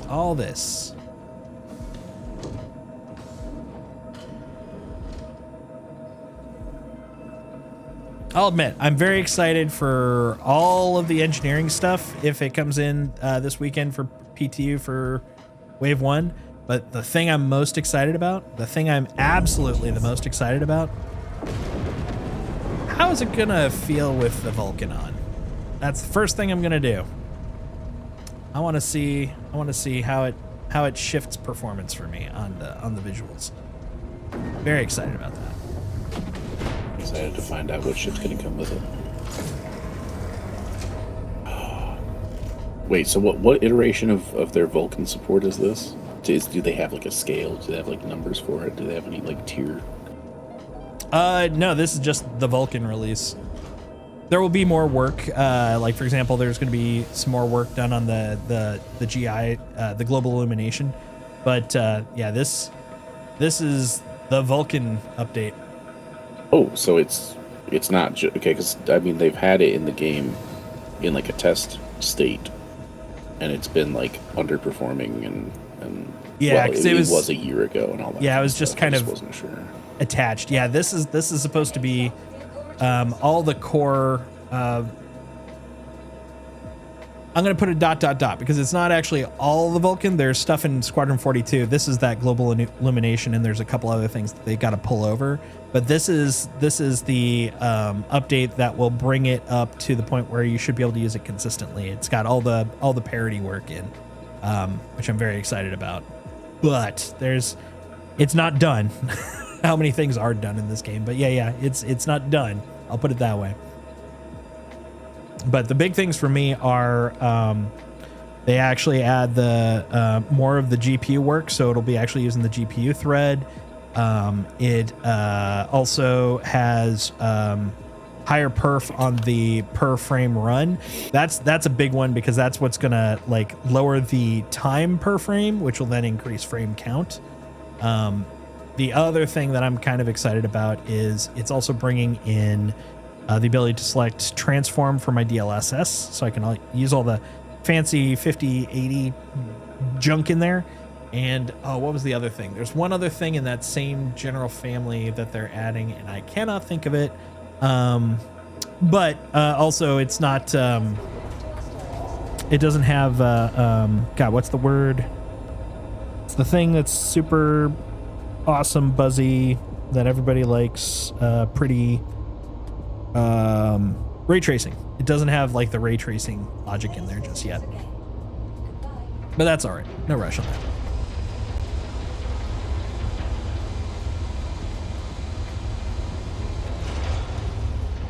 Wait, why isn't my... Yeah, we're talking about Vulcan. Vulcan! With a K. Vulcan is the ship with a C. Yeah, the Vulcan should come alongside the Vulcan release. Right? You should have Vulcan with Vulcan. All right, now we're going to slap the shields on. We're just going to slap it with shields. Don't know Drake why Clipper. it's not showing. Ah, there it is. Okay. Give me my Showing shields. for me. Is my helmet... Did I not put my helmet back on? Oh, I had a couple of That essays explains here. it. All stops? Look at those. All stops. All dumbs. Man, you can... Welcome come with a shirt that says Prosper on it. Nice. That's right. I survived the Vulcan, and it's just Spock doing that. All right. Now, Welcome. I've decked out the Clipper. We did some adventuring. The Clipper is clipped up. We're gonna bring it up, and then we're gonna end the loop by taking it back Your vehicle has been delivered. to Stanton Gateway Station over in Nix. And then the cycle will be complete. All hail. And for it, I got 52 eggs. I'd say that's a pretty exciting day, guys. They call it Construction Rebel now.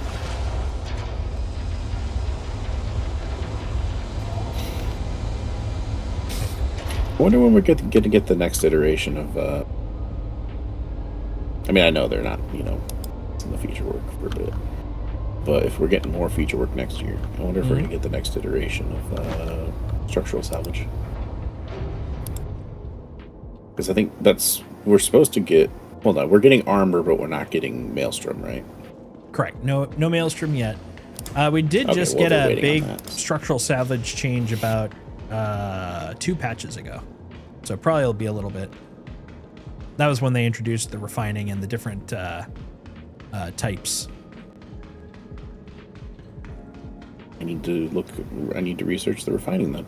But I'm mostly looking forward to being able to do more with my Vulture.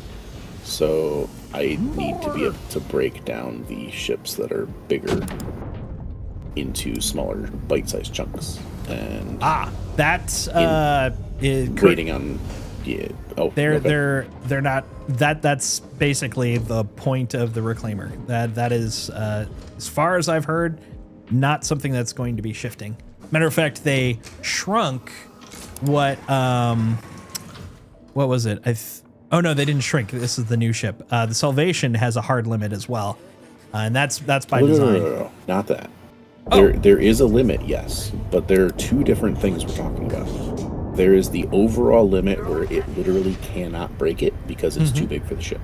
And then there's the limit of what capacity I have in my ship to hoover it up.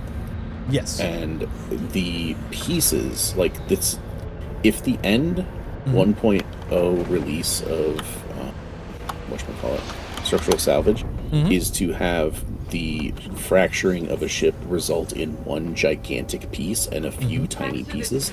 That is a terrible system. So what I'm saying is they need Maelstrom for it to break apart into more bite-sized chunks. Yes, that is correct.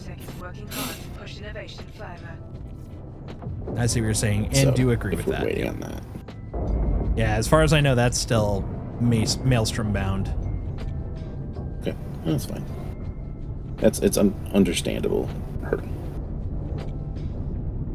So we could have one hell of an egg omelet. I agree, man. This pile of eggies should be cookable, man. Cookable.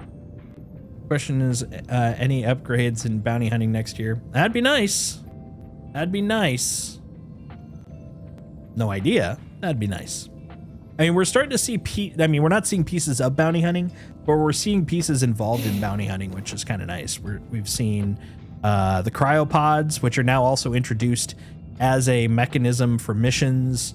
Like parts of it seem to be coming online. It feels like they're getting all the ancillary non-system bits in place so that once the system's ready, snap, we're ready to go. And then maybe we'll get that dang MR. I mean, it is an RSI, and I know they're focusing on those RSI ships. So yeah, I don't know, but that's my thought. Stanton Gateway in Nix. I feel like that's one of the holding out for the gameplay things that is,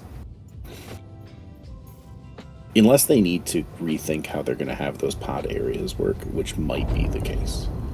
Nothing else on the ship needs to be held back. I feel like since they're letting the Clipper go in without the ability to craft yet, they should just let the MR come in. Well, they kind of talked about why that was the case. It was because of the fact that crafting took just a little longer. This was supposed to line up with it going live, but it did not. Well, right, and I get that, but at the same time, like, they've had the MR ready for how long? And the only thing holding it back is the actual, like, pod bounty hunting thing. Every other aspect of the ship works. Not exactly. The only thing holding it back is the bounty hunting system that uses pods. The asset, yes, the asset is ready to go, but the bounty hunting system isn't ready to launch. Like, we have no way to put people in pods. We have no way to take people out of pods. Like, none of the actual bounty hunting capabilities for the ship other than the physical asset exist. And that's the one thing they were saying. They want to make sure that they don't put ships out unless a loop actually exists for the system. So, I mean, other than it being cargo space, I mean, it could literally just be a CL for now. It's, I mean, you could use your CL in that same way for bounty it's hunting. upgunned and it has interdiction. It literally could be used as an interdictor right now. It could, but I mean, we have interdictors, but we don't have the one thing it's, you know, primarily being sold for, which is the bounty hunting. Please proceed to assigned It's landing such a bay. stupid. Like, I understand if there's no refining, don't bring a refining ship in. If some of the main things and these ships cannot be used for anything else, it's a bounty hunting ship. Like 75% of bounty hunting is fighting someone, stopping them, and then like the last little bit is bringing them in. And you can't do the last little bit. You could still do all the other stuff. Yep. But there's a lot of other ships that can do all the other stuff. The one thing that it has that none of the other ships have is the one thing it can't do yet. Landing complete. Which I would agree with if the ship hadn't already been made. But it was made as part of 3 ships. And it's already done. So, like, you're holding something that we paid for back for no fucking reason. Well, I mean, in that same way, the E1 could be shipped out now, too. I mean, everyone can sit. I would be fine with that, too. I have that. I don't have the MR, but I have a buddy who has an MR.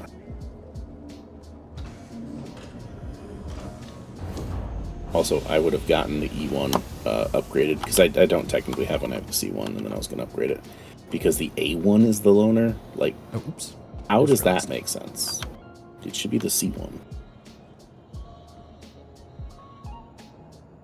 Let's see, the A1, C1. Yeah, no, I'd agree with you. That is weird. Seems kind of anti E1. You're either dropping people off or you're dropping bombs.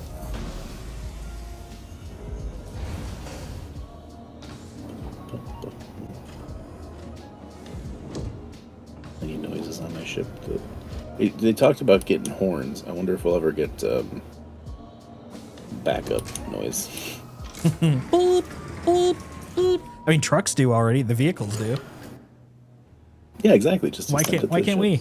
ships. I mean, we already broke the whole in space no one can hear you thing, so why not? Well, I was thinking for my, I was lining up with the. This is what I wanted.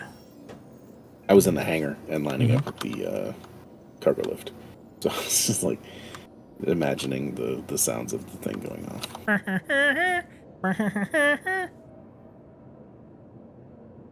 If they do add that, I do expect them to add the ability to do vanity horns. You are clear to launch.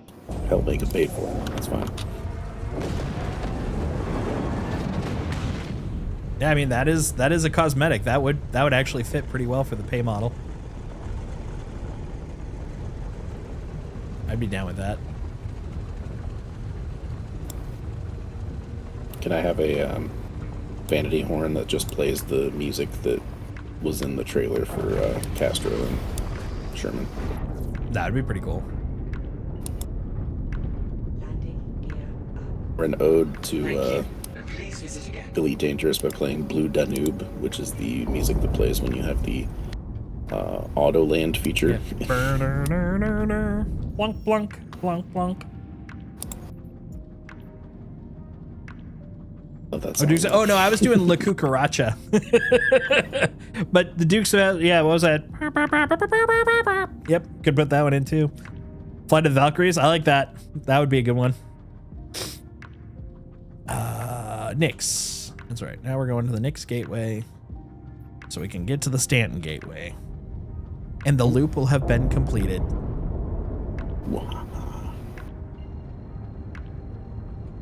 I'll start stockpiling stuff to transport on my B and just pretend that it'll still be there after the updates. I have to say that was a pretty thorough run. I think I only did one gas up for a full three system jump.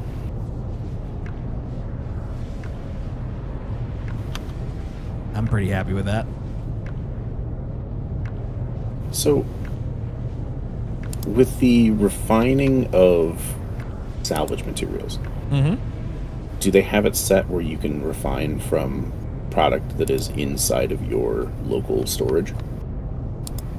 Yes. As a matter of fact, that's I don't want to say typically. It's the way I do it. That's how I do it now. Yeah, Do I just they extend? good. Oh, sorry, good.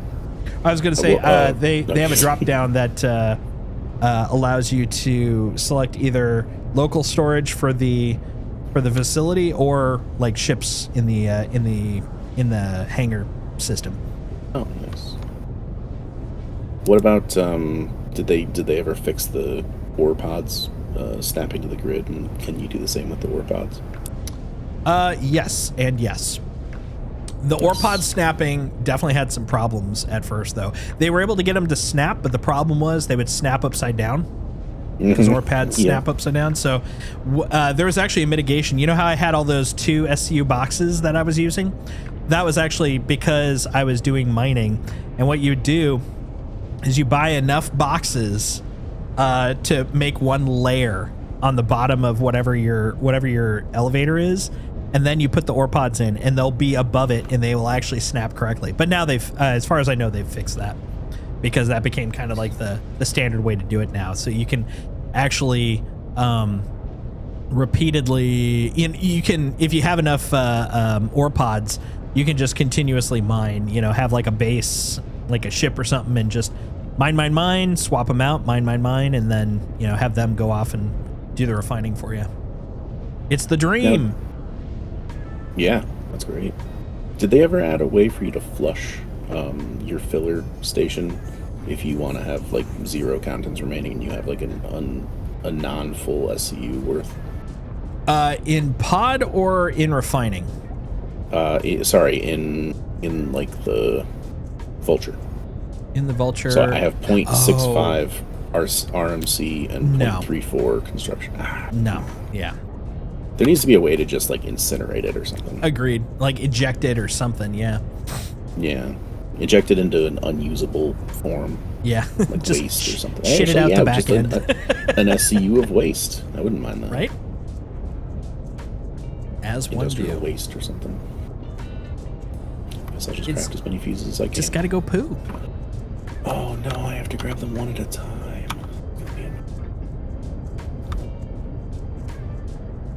Let's get to it. What ones can I make? Well, depending on 0.01 whether waste. we get PTU adventures for Sunday, or if it's going to be in game. If it's in the PU instead of the PTU, we could do some reclaimer shenanigans. So I never get to pull that out. It's gotten some nice little tweaks, so I'd be down with that. Oh, yeah, I'd love to see the changes. For example, the rear elevator, the little one, it's gotten bigger, and it actually has a tiny cargo grid on it too. Oh, the one that was just okay. Yeah. Yeah, the one that Like was the pretty very, much very, very decorative tail because trying to send Yeah. anything through would just get jammed. Now it's still a little awkward in that, you know, it's not like a hole. It's still got that kind of platform because it's an elevator, but it is significantly easier to get stuff out now. Did they do anything? Did they like add a grid or anything to the area? The main elevator, or the area you're talking about below? Yeah. No, not yet. At any rate, honestly, they haven't really talked about it, but I would. I feel very confident that there's going to be a rework happening because they've also got work to do in terms of like drone usage, refinery usage, which that was the thing. So I think I was talking to you last time. I was like, it wasn't us talking. It was brought up in the video. So in the ship talk, you may have heard Jared talk about how he was trying to like standardize like the ships, and he made a change and everyone got mad, and so he made sure it was clear. That was actually because of the reclaimer. So the reclaimer had in its like 6 bullet points for like quick description the fact that it has a refinery on board, and then people noticed that the list shrunk down to 3 bullet points and there was no mention of the refinery. People were like, dude, where'd the refinery go? Did you guys just quietly drop it? And Jared basically came in and said, no, we're trying to standardize all the pages so they have the same data and it's accurate data. So since this one had extra points, they picked 3 and one of them wasn't the refinery. And so he said, we'll put that one in, we'll take something else out, but they're trying to standardize it to like 3 points and other stuff. That's just the thing that got caught. But yeah, that caused a huge kerfuffle for about 2 to 3 days in Star Citizen internet lands. And yeah, he basically was eating a little crow when he was talking about that during that video. But yeah, okay, so I found. Oh, good. Okay. I found a way because the fuses take 0.02 SU and only 0.01 recycled material. So I was like, all right, well, I'll just craft as many of these as I can. 17 fuses later, and I only have RMC in the thing, so that's better. Dude, yeah, what was it? When they first brought in fuses, there was a point like 2 or 3 patches ago when I started seeing like fuses like actively having more value. I think it was when the Asgard came out, and a couple of people noticed with some really strategic accidental shots, if a fuse blows, like either through stress or it gets hit, it was basically shutting down the ship. And so like someone would get into combat and the ship would be fine. Like it's not soft death or anything, but all of a sudden like they lose the ability to fly it. And they're like, what the hell? And they look around and it's because like a fuse in the cargo area blew and that just shut everything down. And they're like, since fuse gameplay isn't, standard gameplay yet, they're like, what do we do? And so they juggled some fuses from other places and they, lost access to certain parts, but it allowed them to fly home and then they could fix it. And so when I saw that, I was like, oh, I'm going to make some fuses, not knowing how little you need to make a fuse in the Vulture. Right. So I went out and did a full RMC load and I was like, okay, I'm going to make all this into fuses. And so I started and I was like one at a time. Yep. And I was like 30 fuses later. I'm like, I'm good. And I'm like, how much did I spend? Oh, nothing. Right. Yeah, that definitely. I know this is like, I don't even know if they're even going to maintain the ability to do this because this is just like the basic iteration of crafting for now to be able to do some stuff. But I'm hoping that they maintain the ability to do it just with the inefficiency of not being able to do it en masse, all this kind of stuff. Because I'm hoping with the crafting table, depending on the size of table, be the amount of them it can make at once. Agreed. There, I used the true emergency brake. Some people actually use the space brake. I use something faster. I go to SCM and then put on my landing gear. It's faster than a space brake.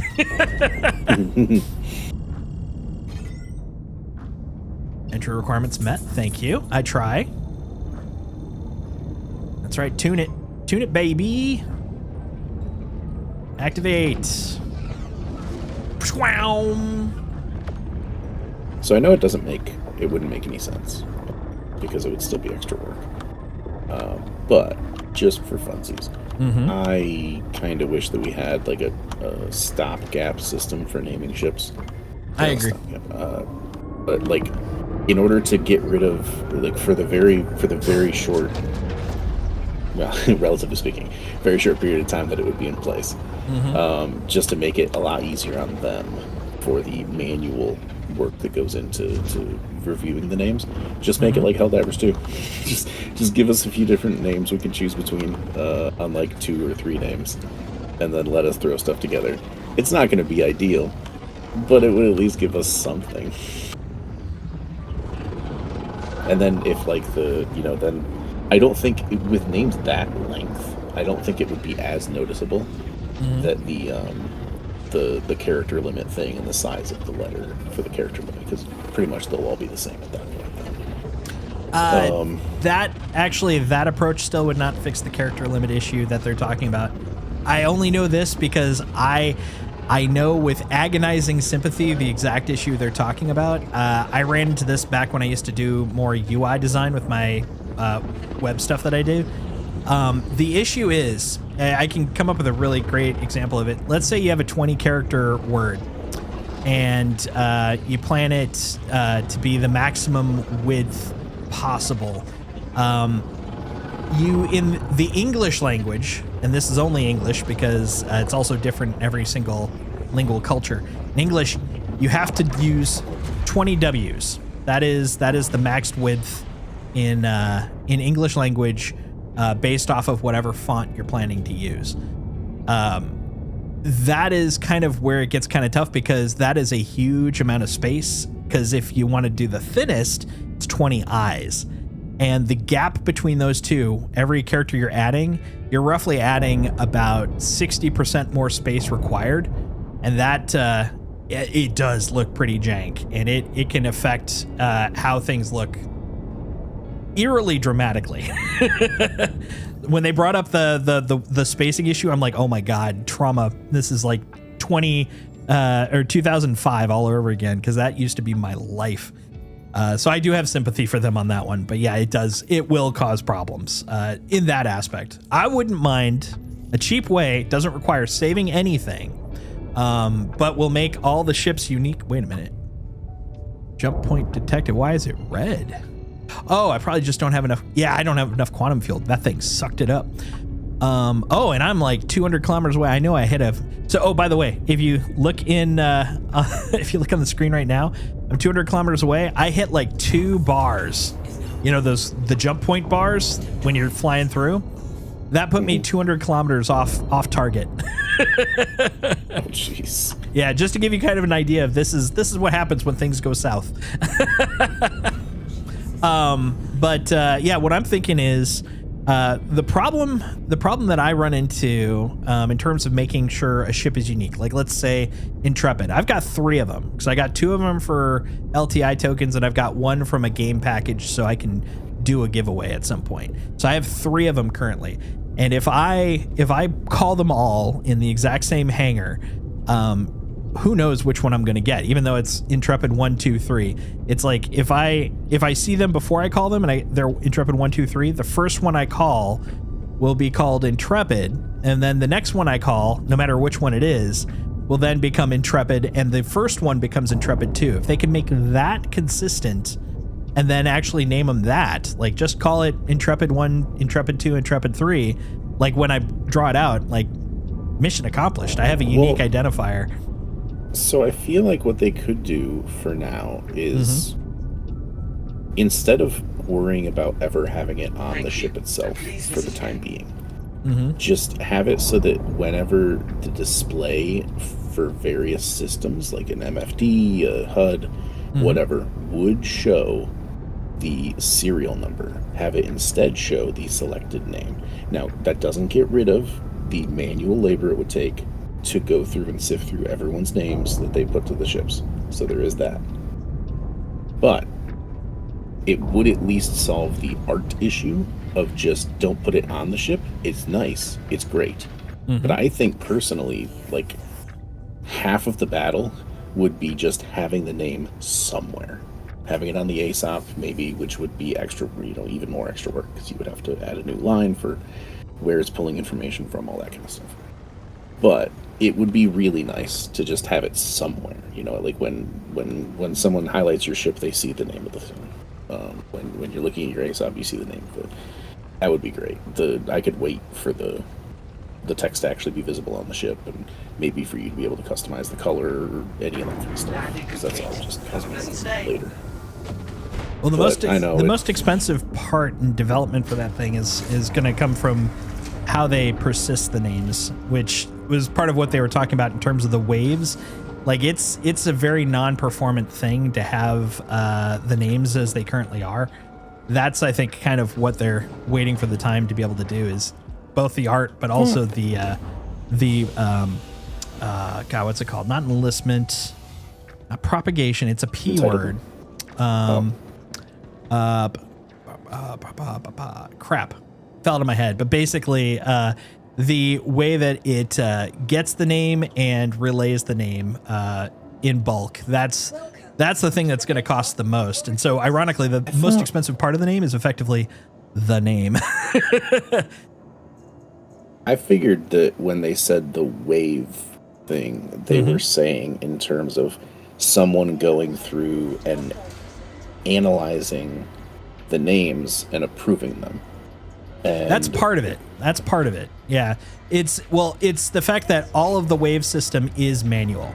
Like, it's not just the approval, it's literally the reading, the walkthrough, the approval, not the approval, the persistence process.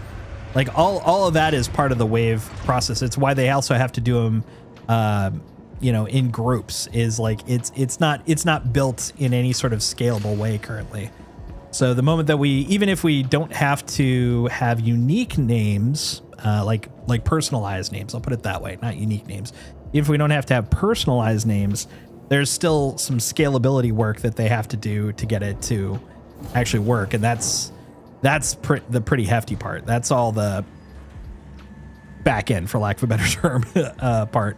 But once they have that done, then the decorative part, it's going to take time for all the ships to be, get their once over, but that can be done piece by piece, and then all of them can, be fine. That's kind of why I was thinking, like, if you can just call it like an Intrepid 1, Intrepid 2, Intrepid 3, that doesn't require any persistence. It doesn't require any scaling. It's data it already has on the ship itself, and it would be a unique identifier. It doesn't cost anything more than the wire up, basically, which would be helpful. Couldn't they at that point display the ship ID underneath the name of the ship in the ASAP, and then as long as you remember which ship ID it is? In theory, yeah, that actually makes sense to me too. Yeah, do it the other way around. So instead of trying to make it unique outside, besides the ship ID, just take the ship ID and put it in the ASOP. That makes sense to me. I don't know how there's a little bit of magic in terms of like what do they have immediately available, but it makes sense that would be immediately available. Like most places I've worked, the equivalent item would be part of the object they would get back, where it's like, ship, that'd be the unit, and then it'd be like ship.name, ship.archetype, stuff like that. And I would imagine ship.serial number would be in there. So it makes sense. No, I think that's a good compromise. Like, just to be able to see the uniqueness of the ship in the ASOP would be incredibly beneficial. Oh yeah, and then it also assigns more value to that number, because right now that number just exists on the side of some ships, as well as in like the data. But you don't really ever look at that number. There's no point in looking at that number most of the time, and it doesn't convey anything to you because it's not like a name that you chose. But if you were to see it on the ASOP every single time you call up that, Asgard, and you see that until it blows up, yeah. But then you'll get used to the next number. Yeah, exactly. And then it'll be like, oh man, I kind of miss when I had this one that had like this number that I liked in it, or like. Yeah, numbers are going to be way more important once we get to the point where people steal ships, because that's going to be the unique identifier. But that's kind of separate to the comment, or the path you're talking about here. Because that I think that's a good move. I mean, if it's available, and I don't see why it wouldn't, that totally makes sense to me. And it'd be quote free. I'm putting quotes around it because nothing's free, but yeah. Yeah. But also, if they were to put a place for that, like it would be temporary because they're going to redesign the ASAP eventually anyway. But it would like have that extra value area assigned, and then all you have to do when they actually have a ship name is you just switch which value goes there. I would agree with that. I mean, the only dot I have on that one is I do know that they intend, I don't even know if they're working on it, but they do intend to swap out the ASOP. So I don't know how much they're going to get mileage out of the swap, but even then, all the more reason, just put it in for now. Right. Well, yeah, that's saying, because like I don't. There's no way that this is the ASOP thing it ships with. Hey Jason, do you think it was intentional that they left the fire extinguisher off the Clipper, yet it has a place for them? I don't think it was intentional. I think they brought it up, didn't they? I do remember them talking about it, but I mean, I remember them talking about the fire extinguisher factor broadly.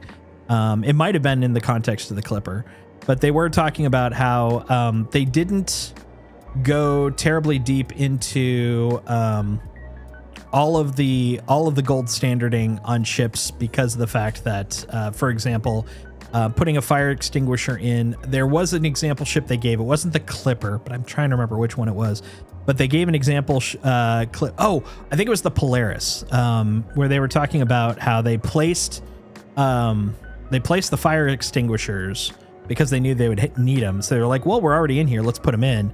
But then when we got to engineering, they realized that some of the placements of them actually made things technically difficult. So they had to rearrange them. So they did mention that, it's not a priority to really bring everything up to snuff beforehand, but that they will put it in general. So that I think that was really more of just a general response that they gave, if I remember correctly.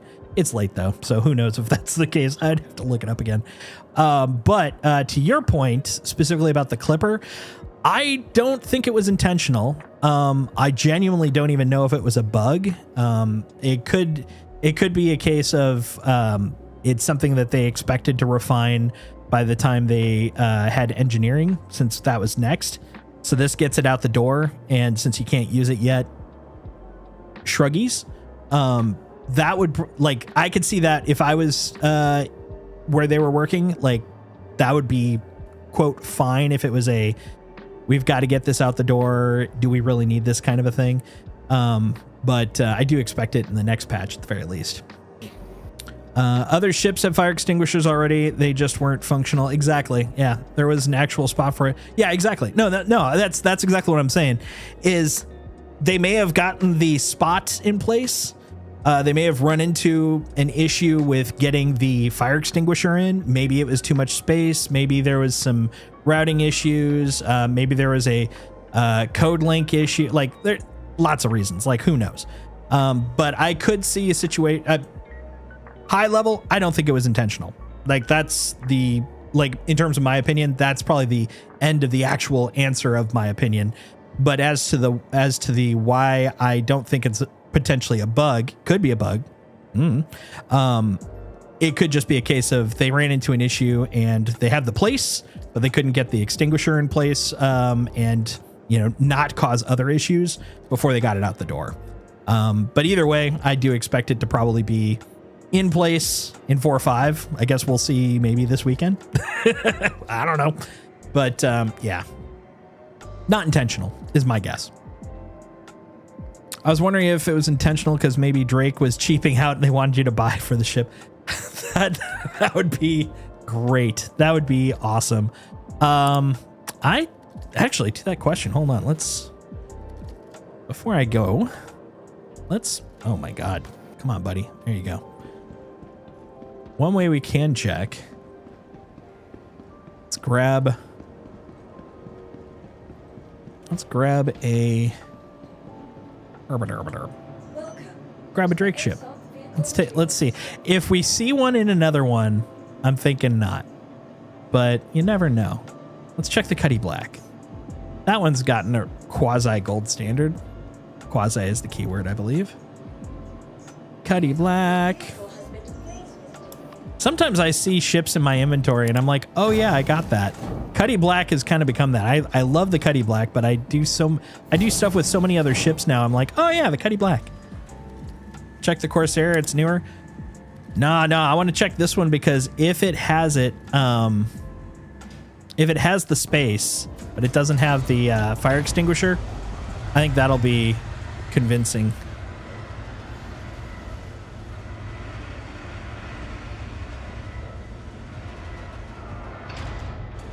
Arise, you goof. Oh, wait, I pulled out the shiv. Just kidding. You know what they should do? What should they do? They should have the Atlas available for purchase at any cargo deck. and just have it roll off the side. Well, just have me like go down to if the place supports a cargo deck, just go down to the cargo deck, buy one of the things, and then yeah, pull it up in your thing. Because like, I can't put an Atlas on a raft, unfortunately. And I'm just going through like, man, if I had an Atlas here to load this thing, this tractor beam is so slow. You wouldn't put an Atlas on a raft. Yeah, it looks like they got one. So yeah, I'm guessing it was probably just out the door kind of scenario. There's so many times where we've had to do that, where it's like, look, we are at go no go. This is either shipping today or we're gonna miss our deadline. Do we need this today? And then they go, not today. We're gonna need it soon though. It's in 4.5. We know it's in 4.5. We'll mark it down. We'll get it done. We'll just say that it's a delayed thing. We're good, and then out it goes. Like that's a meeting I've had. That is a meeting I've had many times in my life, where they're just like, look, do we really need this to go out the door? And then it's like, either yes, like if it's truly important. I've had a few where we've had to postpone, and you know, we get execs that are all grumpy, but you know, it's like, we got to put that. They're like, all right, it's your responsibility. I'm like, yep. But then for it, you know, if it's something that's like, no, we don't need it to go out the door, then they put it away. We'll do it later. Drake Firefly, where is it? Stored. Nope, not stored. God damn it, I forgot the name of it. Oh my God, this is definitely telling me it's time to consider Nighty Night. Cutlass. Yeah, Cutlass Black, right? Cutter. Am I crazy? Am I taking crazy pills? Drake. Cutlass Black. Yeah. Cut. Clip. Hold on. You own one, or was it a loaner? Well, no, there's no loaner. Cutlass Black. I own it. I own it with my heart, and I'm in for a split second, I'm like, well, maybe I'm in the wrong hangar. Maybe it's the wrong size. And I'm like, no, it's literally in this hangar. What the heck? What the heck in heck? Use Cutlass less. Yeah, exactly. We ain't got enough Cutlasses. It's Drake, right? I mean, I know I'm getting a little drowsy, but I'm like not taking crazy pills here, am I? Let's see. Retrieve. Claim. Only Drake could have made that. Claim, deliver. It's for sure Drake, right? Yeah. That's the end of the Drakes. Okay, hold on. Maybe I just give it a little breather. I mean, it's a Cutlass Black. I could walk away from it. We'll get it later, but it's so weird. I'm like, it's supposed to be between these two. Clipper, Cutter. It should be Cutlass right there. What the heck? I'm going upstairs. Maybe that'll do it. Maybe it's a glitch because I'm in a small hangar.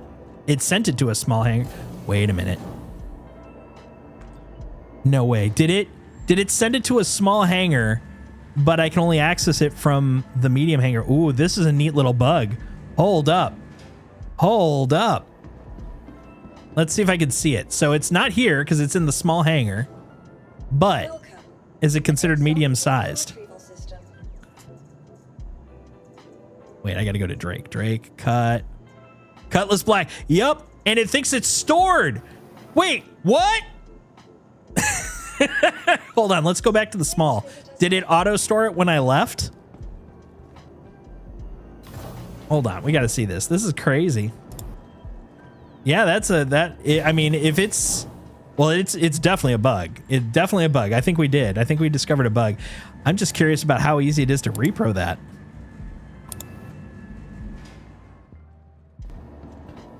Yep, it put it away. It's like, what are you talking about? I was never in the small hangar. Okay, let's see if we can repro this. I'm gonna go back upstairs to the lobby. So if I call it from the medium hangar, it's probably gonna show up in the medium hangar. We gotta go back up here and call it from the small hangar and then go straight to the small hangar. That might have been part of it too. Since we went to the small hangar and I called it, it's like, oh, I'll bring it here to the small hangar. Let's try it. Cutlass Drake, Cutlass Black. Retrieve. Your vehicle has been Look at that. following Look at that. Please visit us again.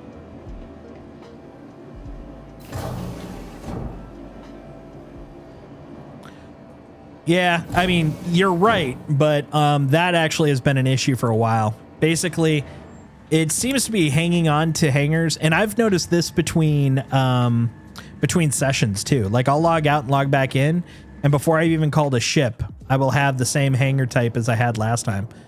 There we go. Okay. Now if I go to medium, let's see what it says.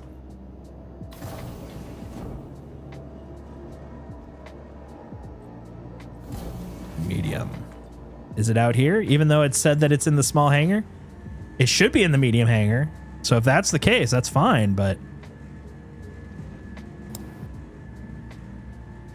Ooh, did you see that S-curve? It snaked around. Yeah, okay, it's just drunk. It doesn't know. It doesn't know what it's doing. It's really confused now. We confused the hell out of the freaking... I mean, it's Nyx. It's Nyx. It's the Wild West. No one knows what's going on here. Let's see. Drake, Cutlass, Black. It's still stored. Okay, that's fine. That was really weird. Okay, we're going back up. We're going back up. We're gonna wrap this thing up. Because I know a certain small dog creature that wants to go outside. But you know what? We kicked some ass. We had some fun. We kicked some ass, Seabass. We did some adventuring. We got 52 eggs, which is a point of pride that we should hold. And we got to go check out some of the cool ass planets. That's always fun. All right, humans, human folk, if that's what you're really called. Well, I'm gonna press that button. There we go. Look at that. Look at that, guys. Guys, we had so much fun. I had fun. Kragan had fun. It's mandatory. Now we found an interesting bug. Yeah, and you know what? Bugs are fun. It's a fact, according to science. But I'm gonna wrap up here. Thank you for hanging out with me. Hope you all have a good night. If you haven't, please drop a follow. If you're on Twitch, helps us grow the channel. If you have not on the YouTube side dropped a like and or a subscribe, please consider doing so, because that also helps, makes us a bigger, happier channel. Brings everybody together like this. But I am a sleepy boy. I've got a doggo that needs a walking. So hey, everybody have a good night. You too, Kragan. I hear you clicking. Talk to y'all soon. 07s. Bye. Bye, Kragan. Bye.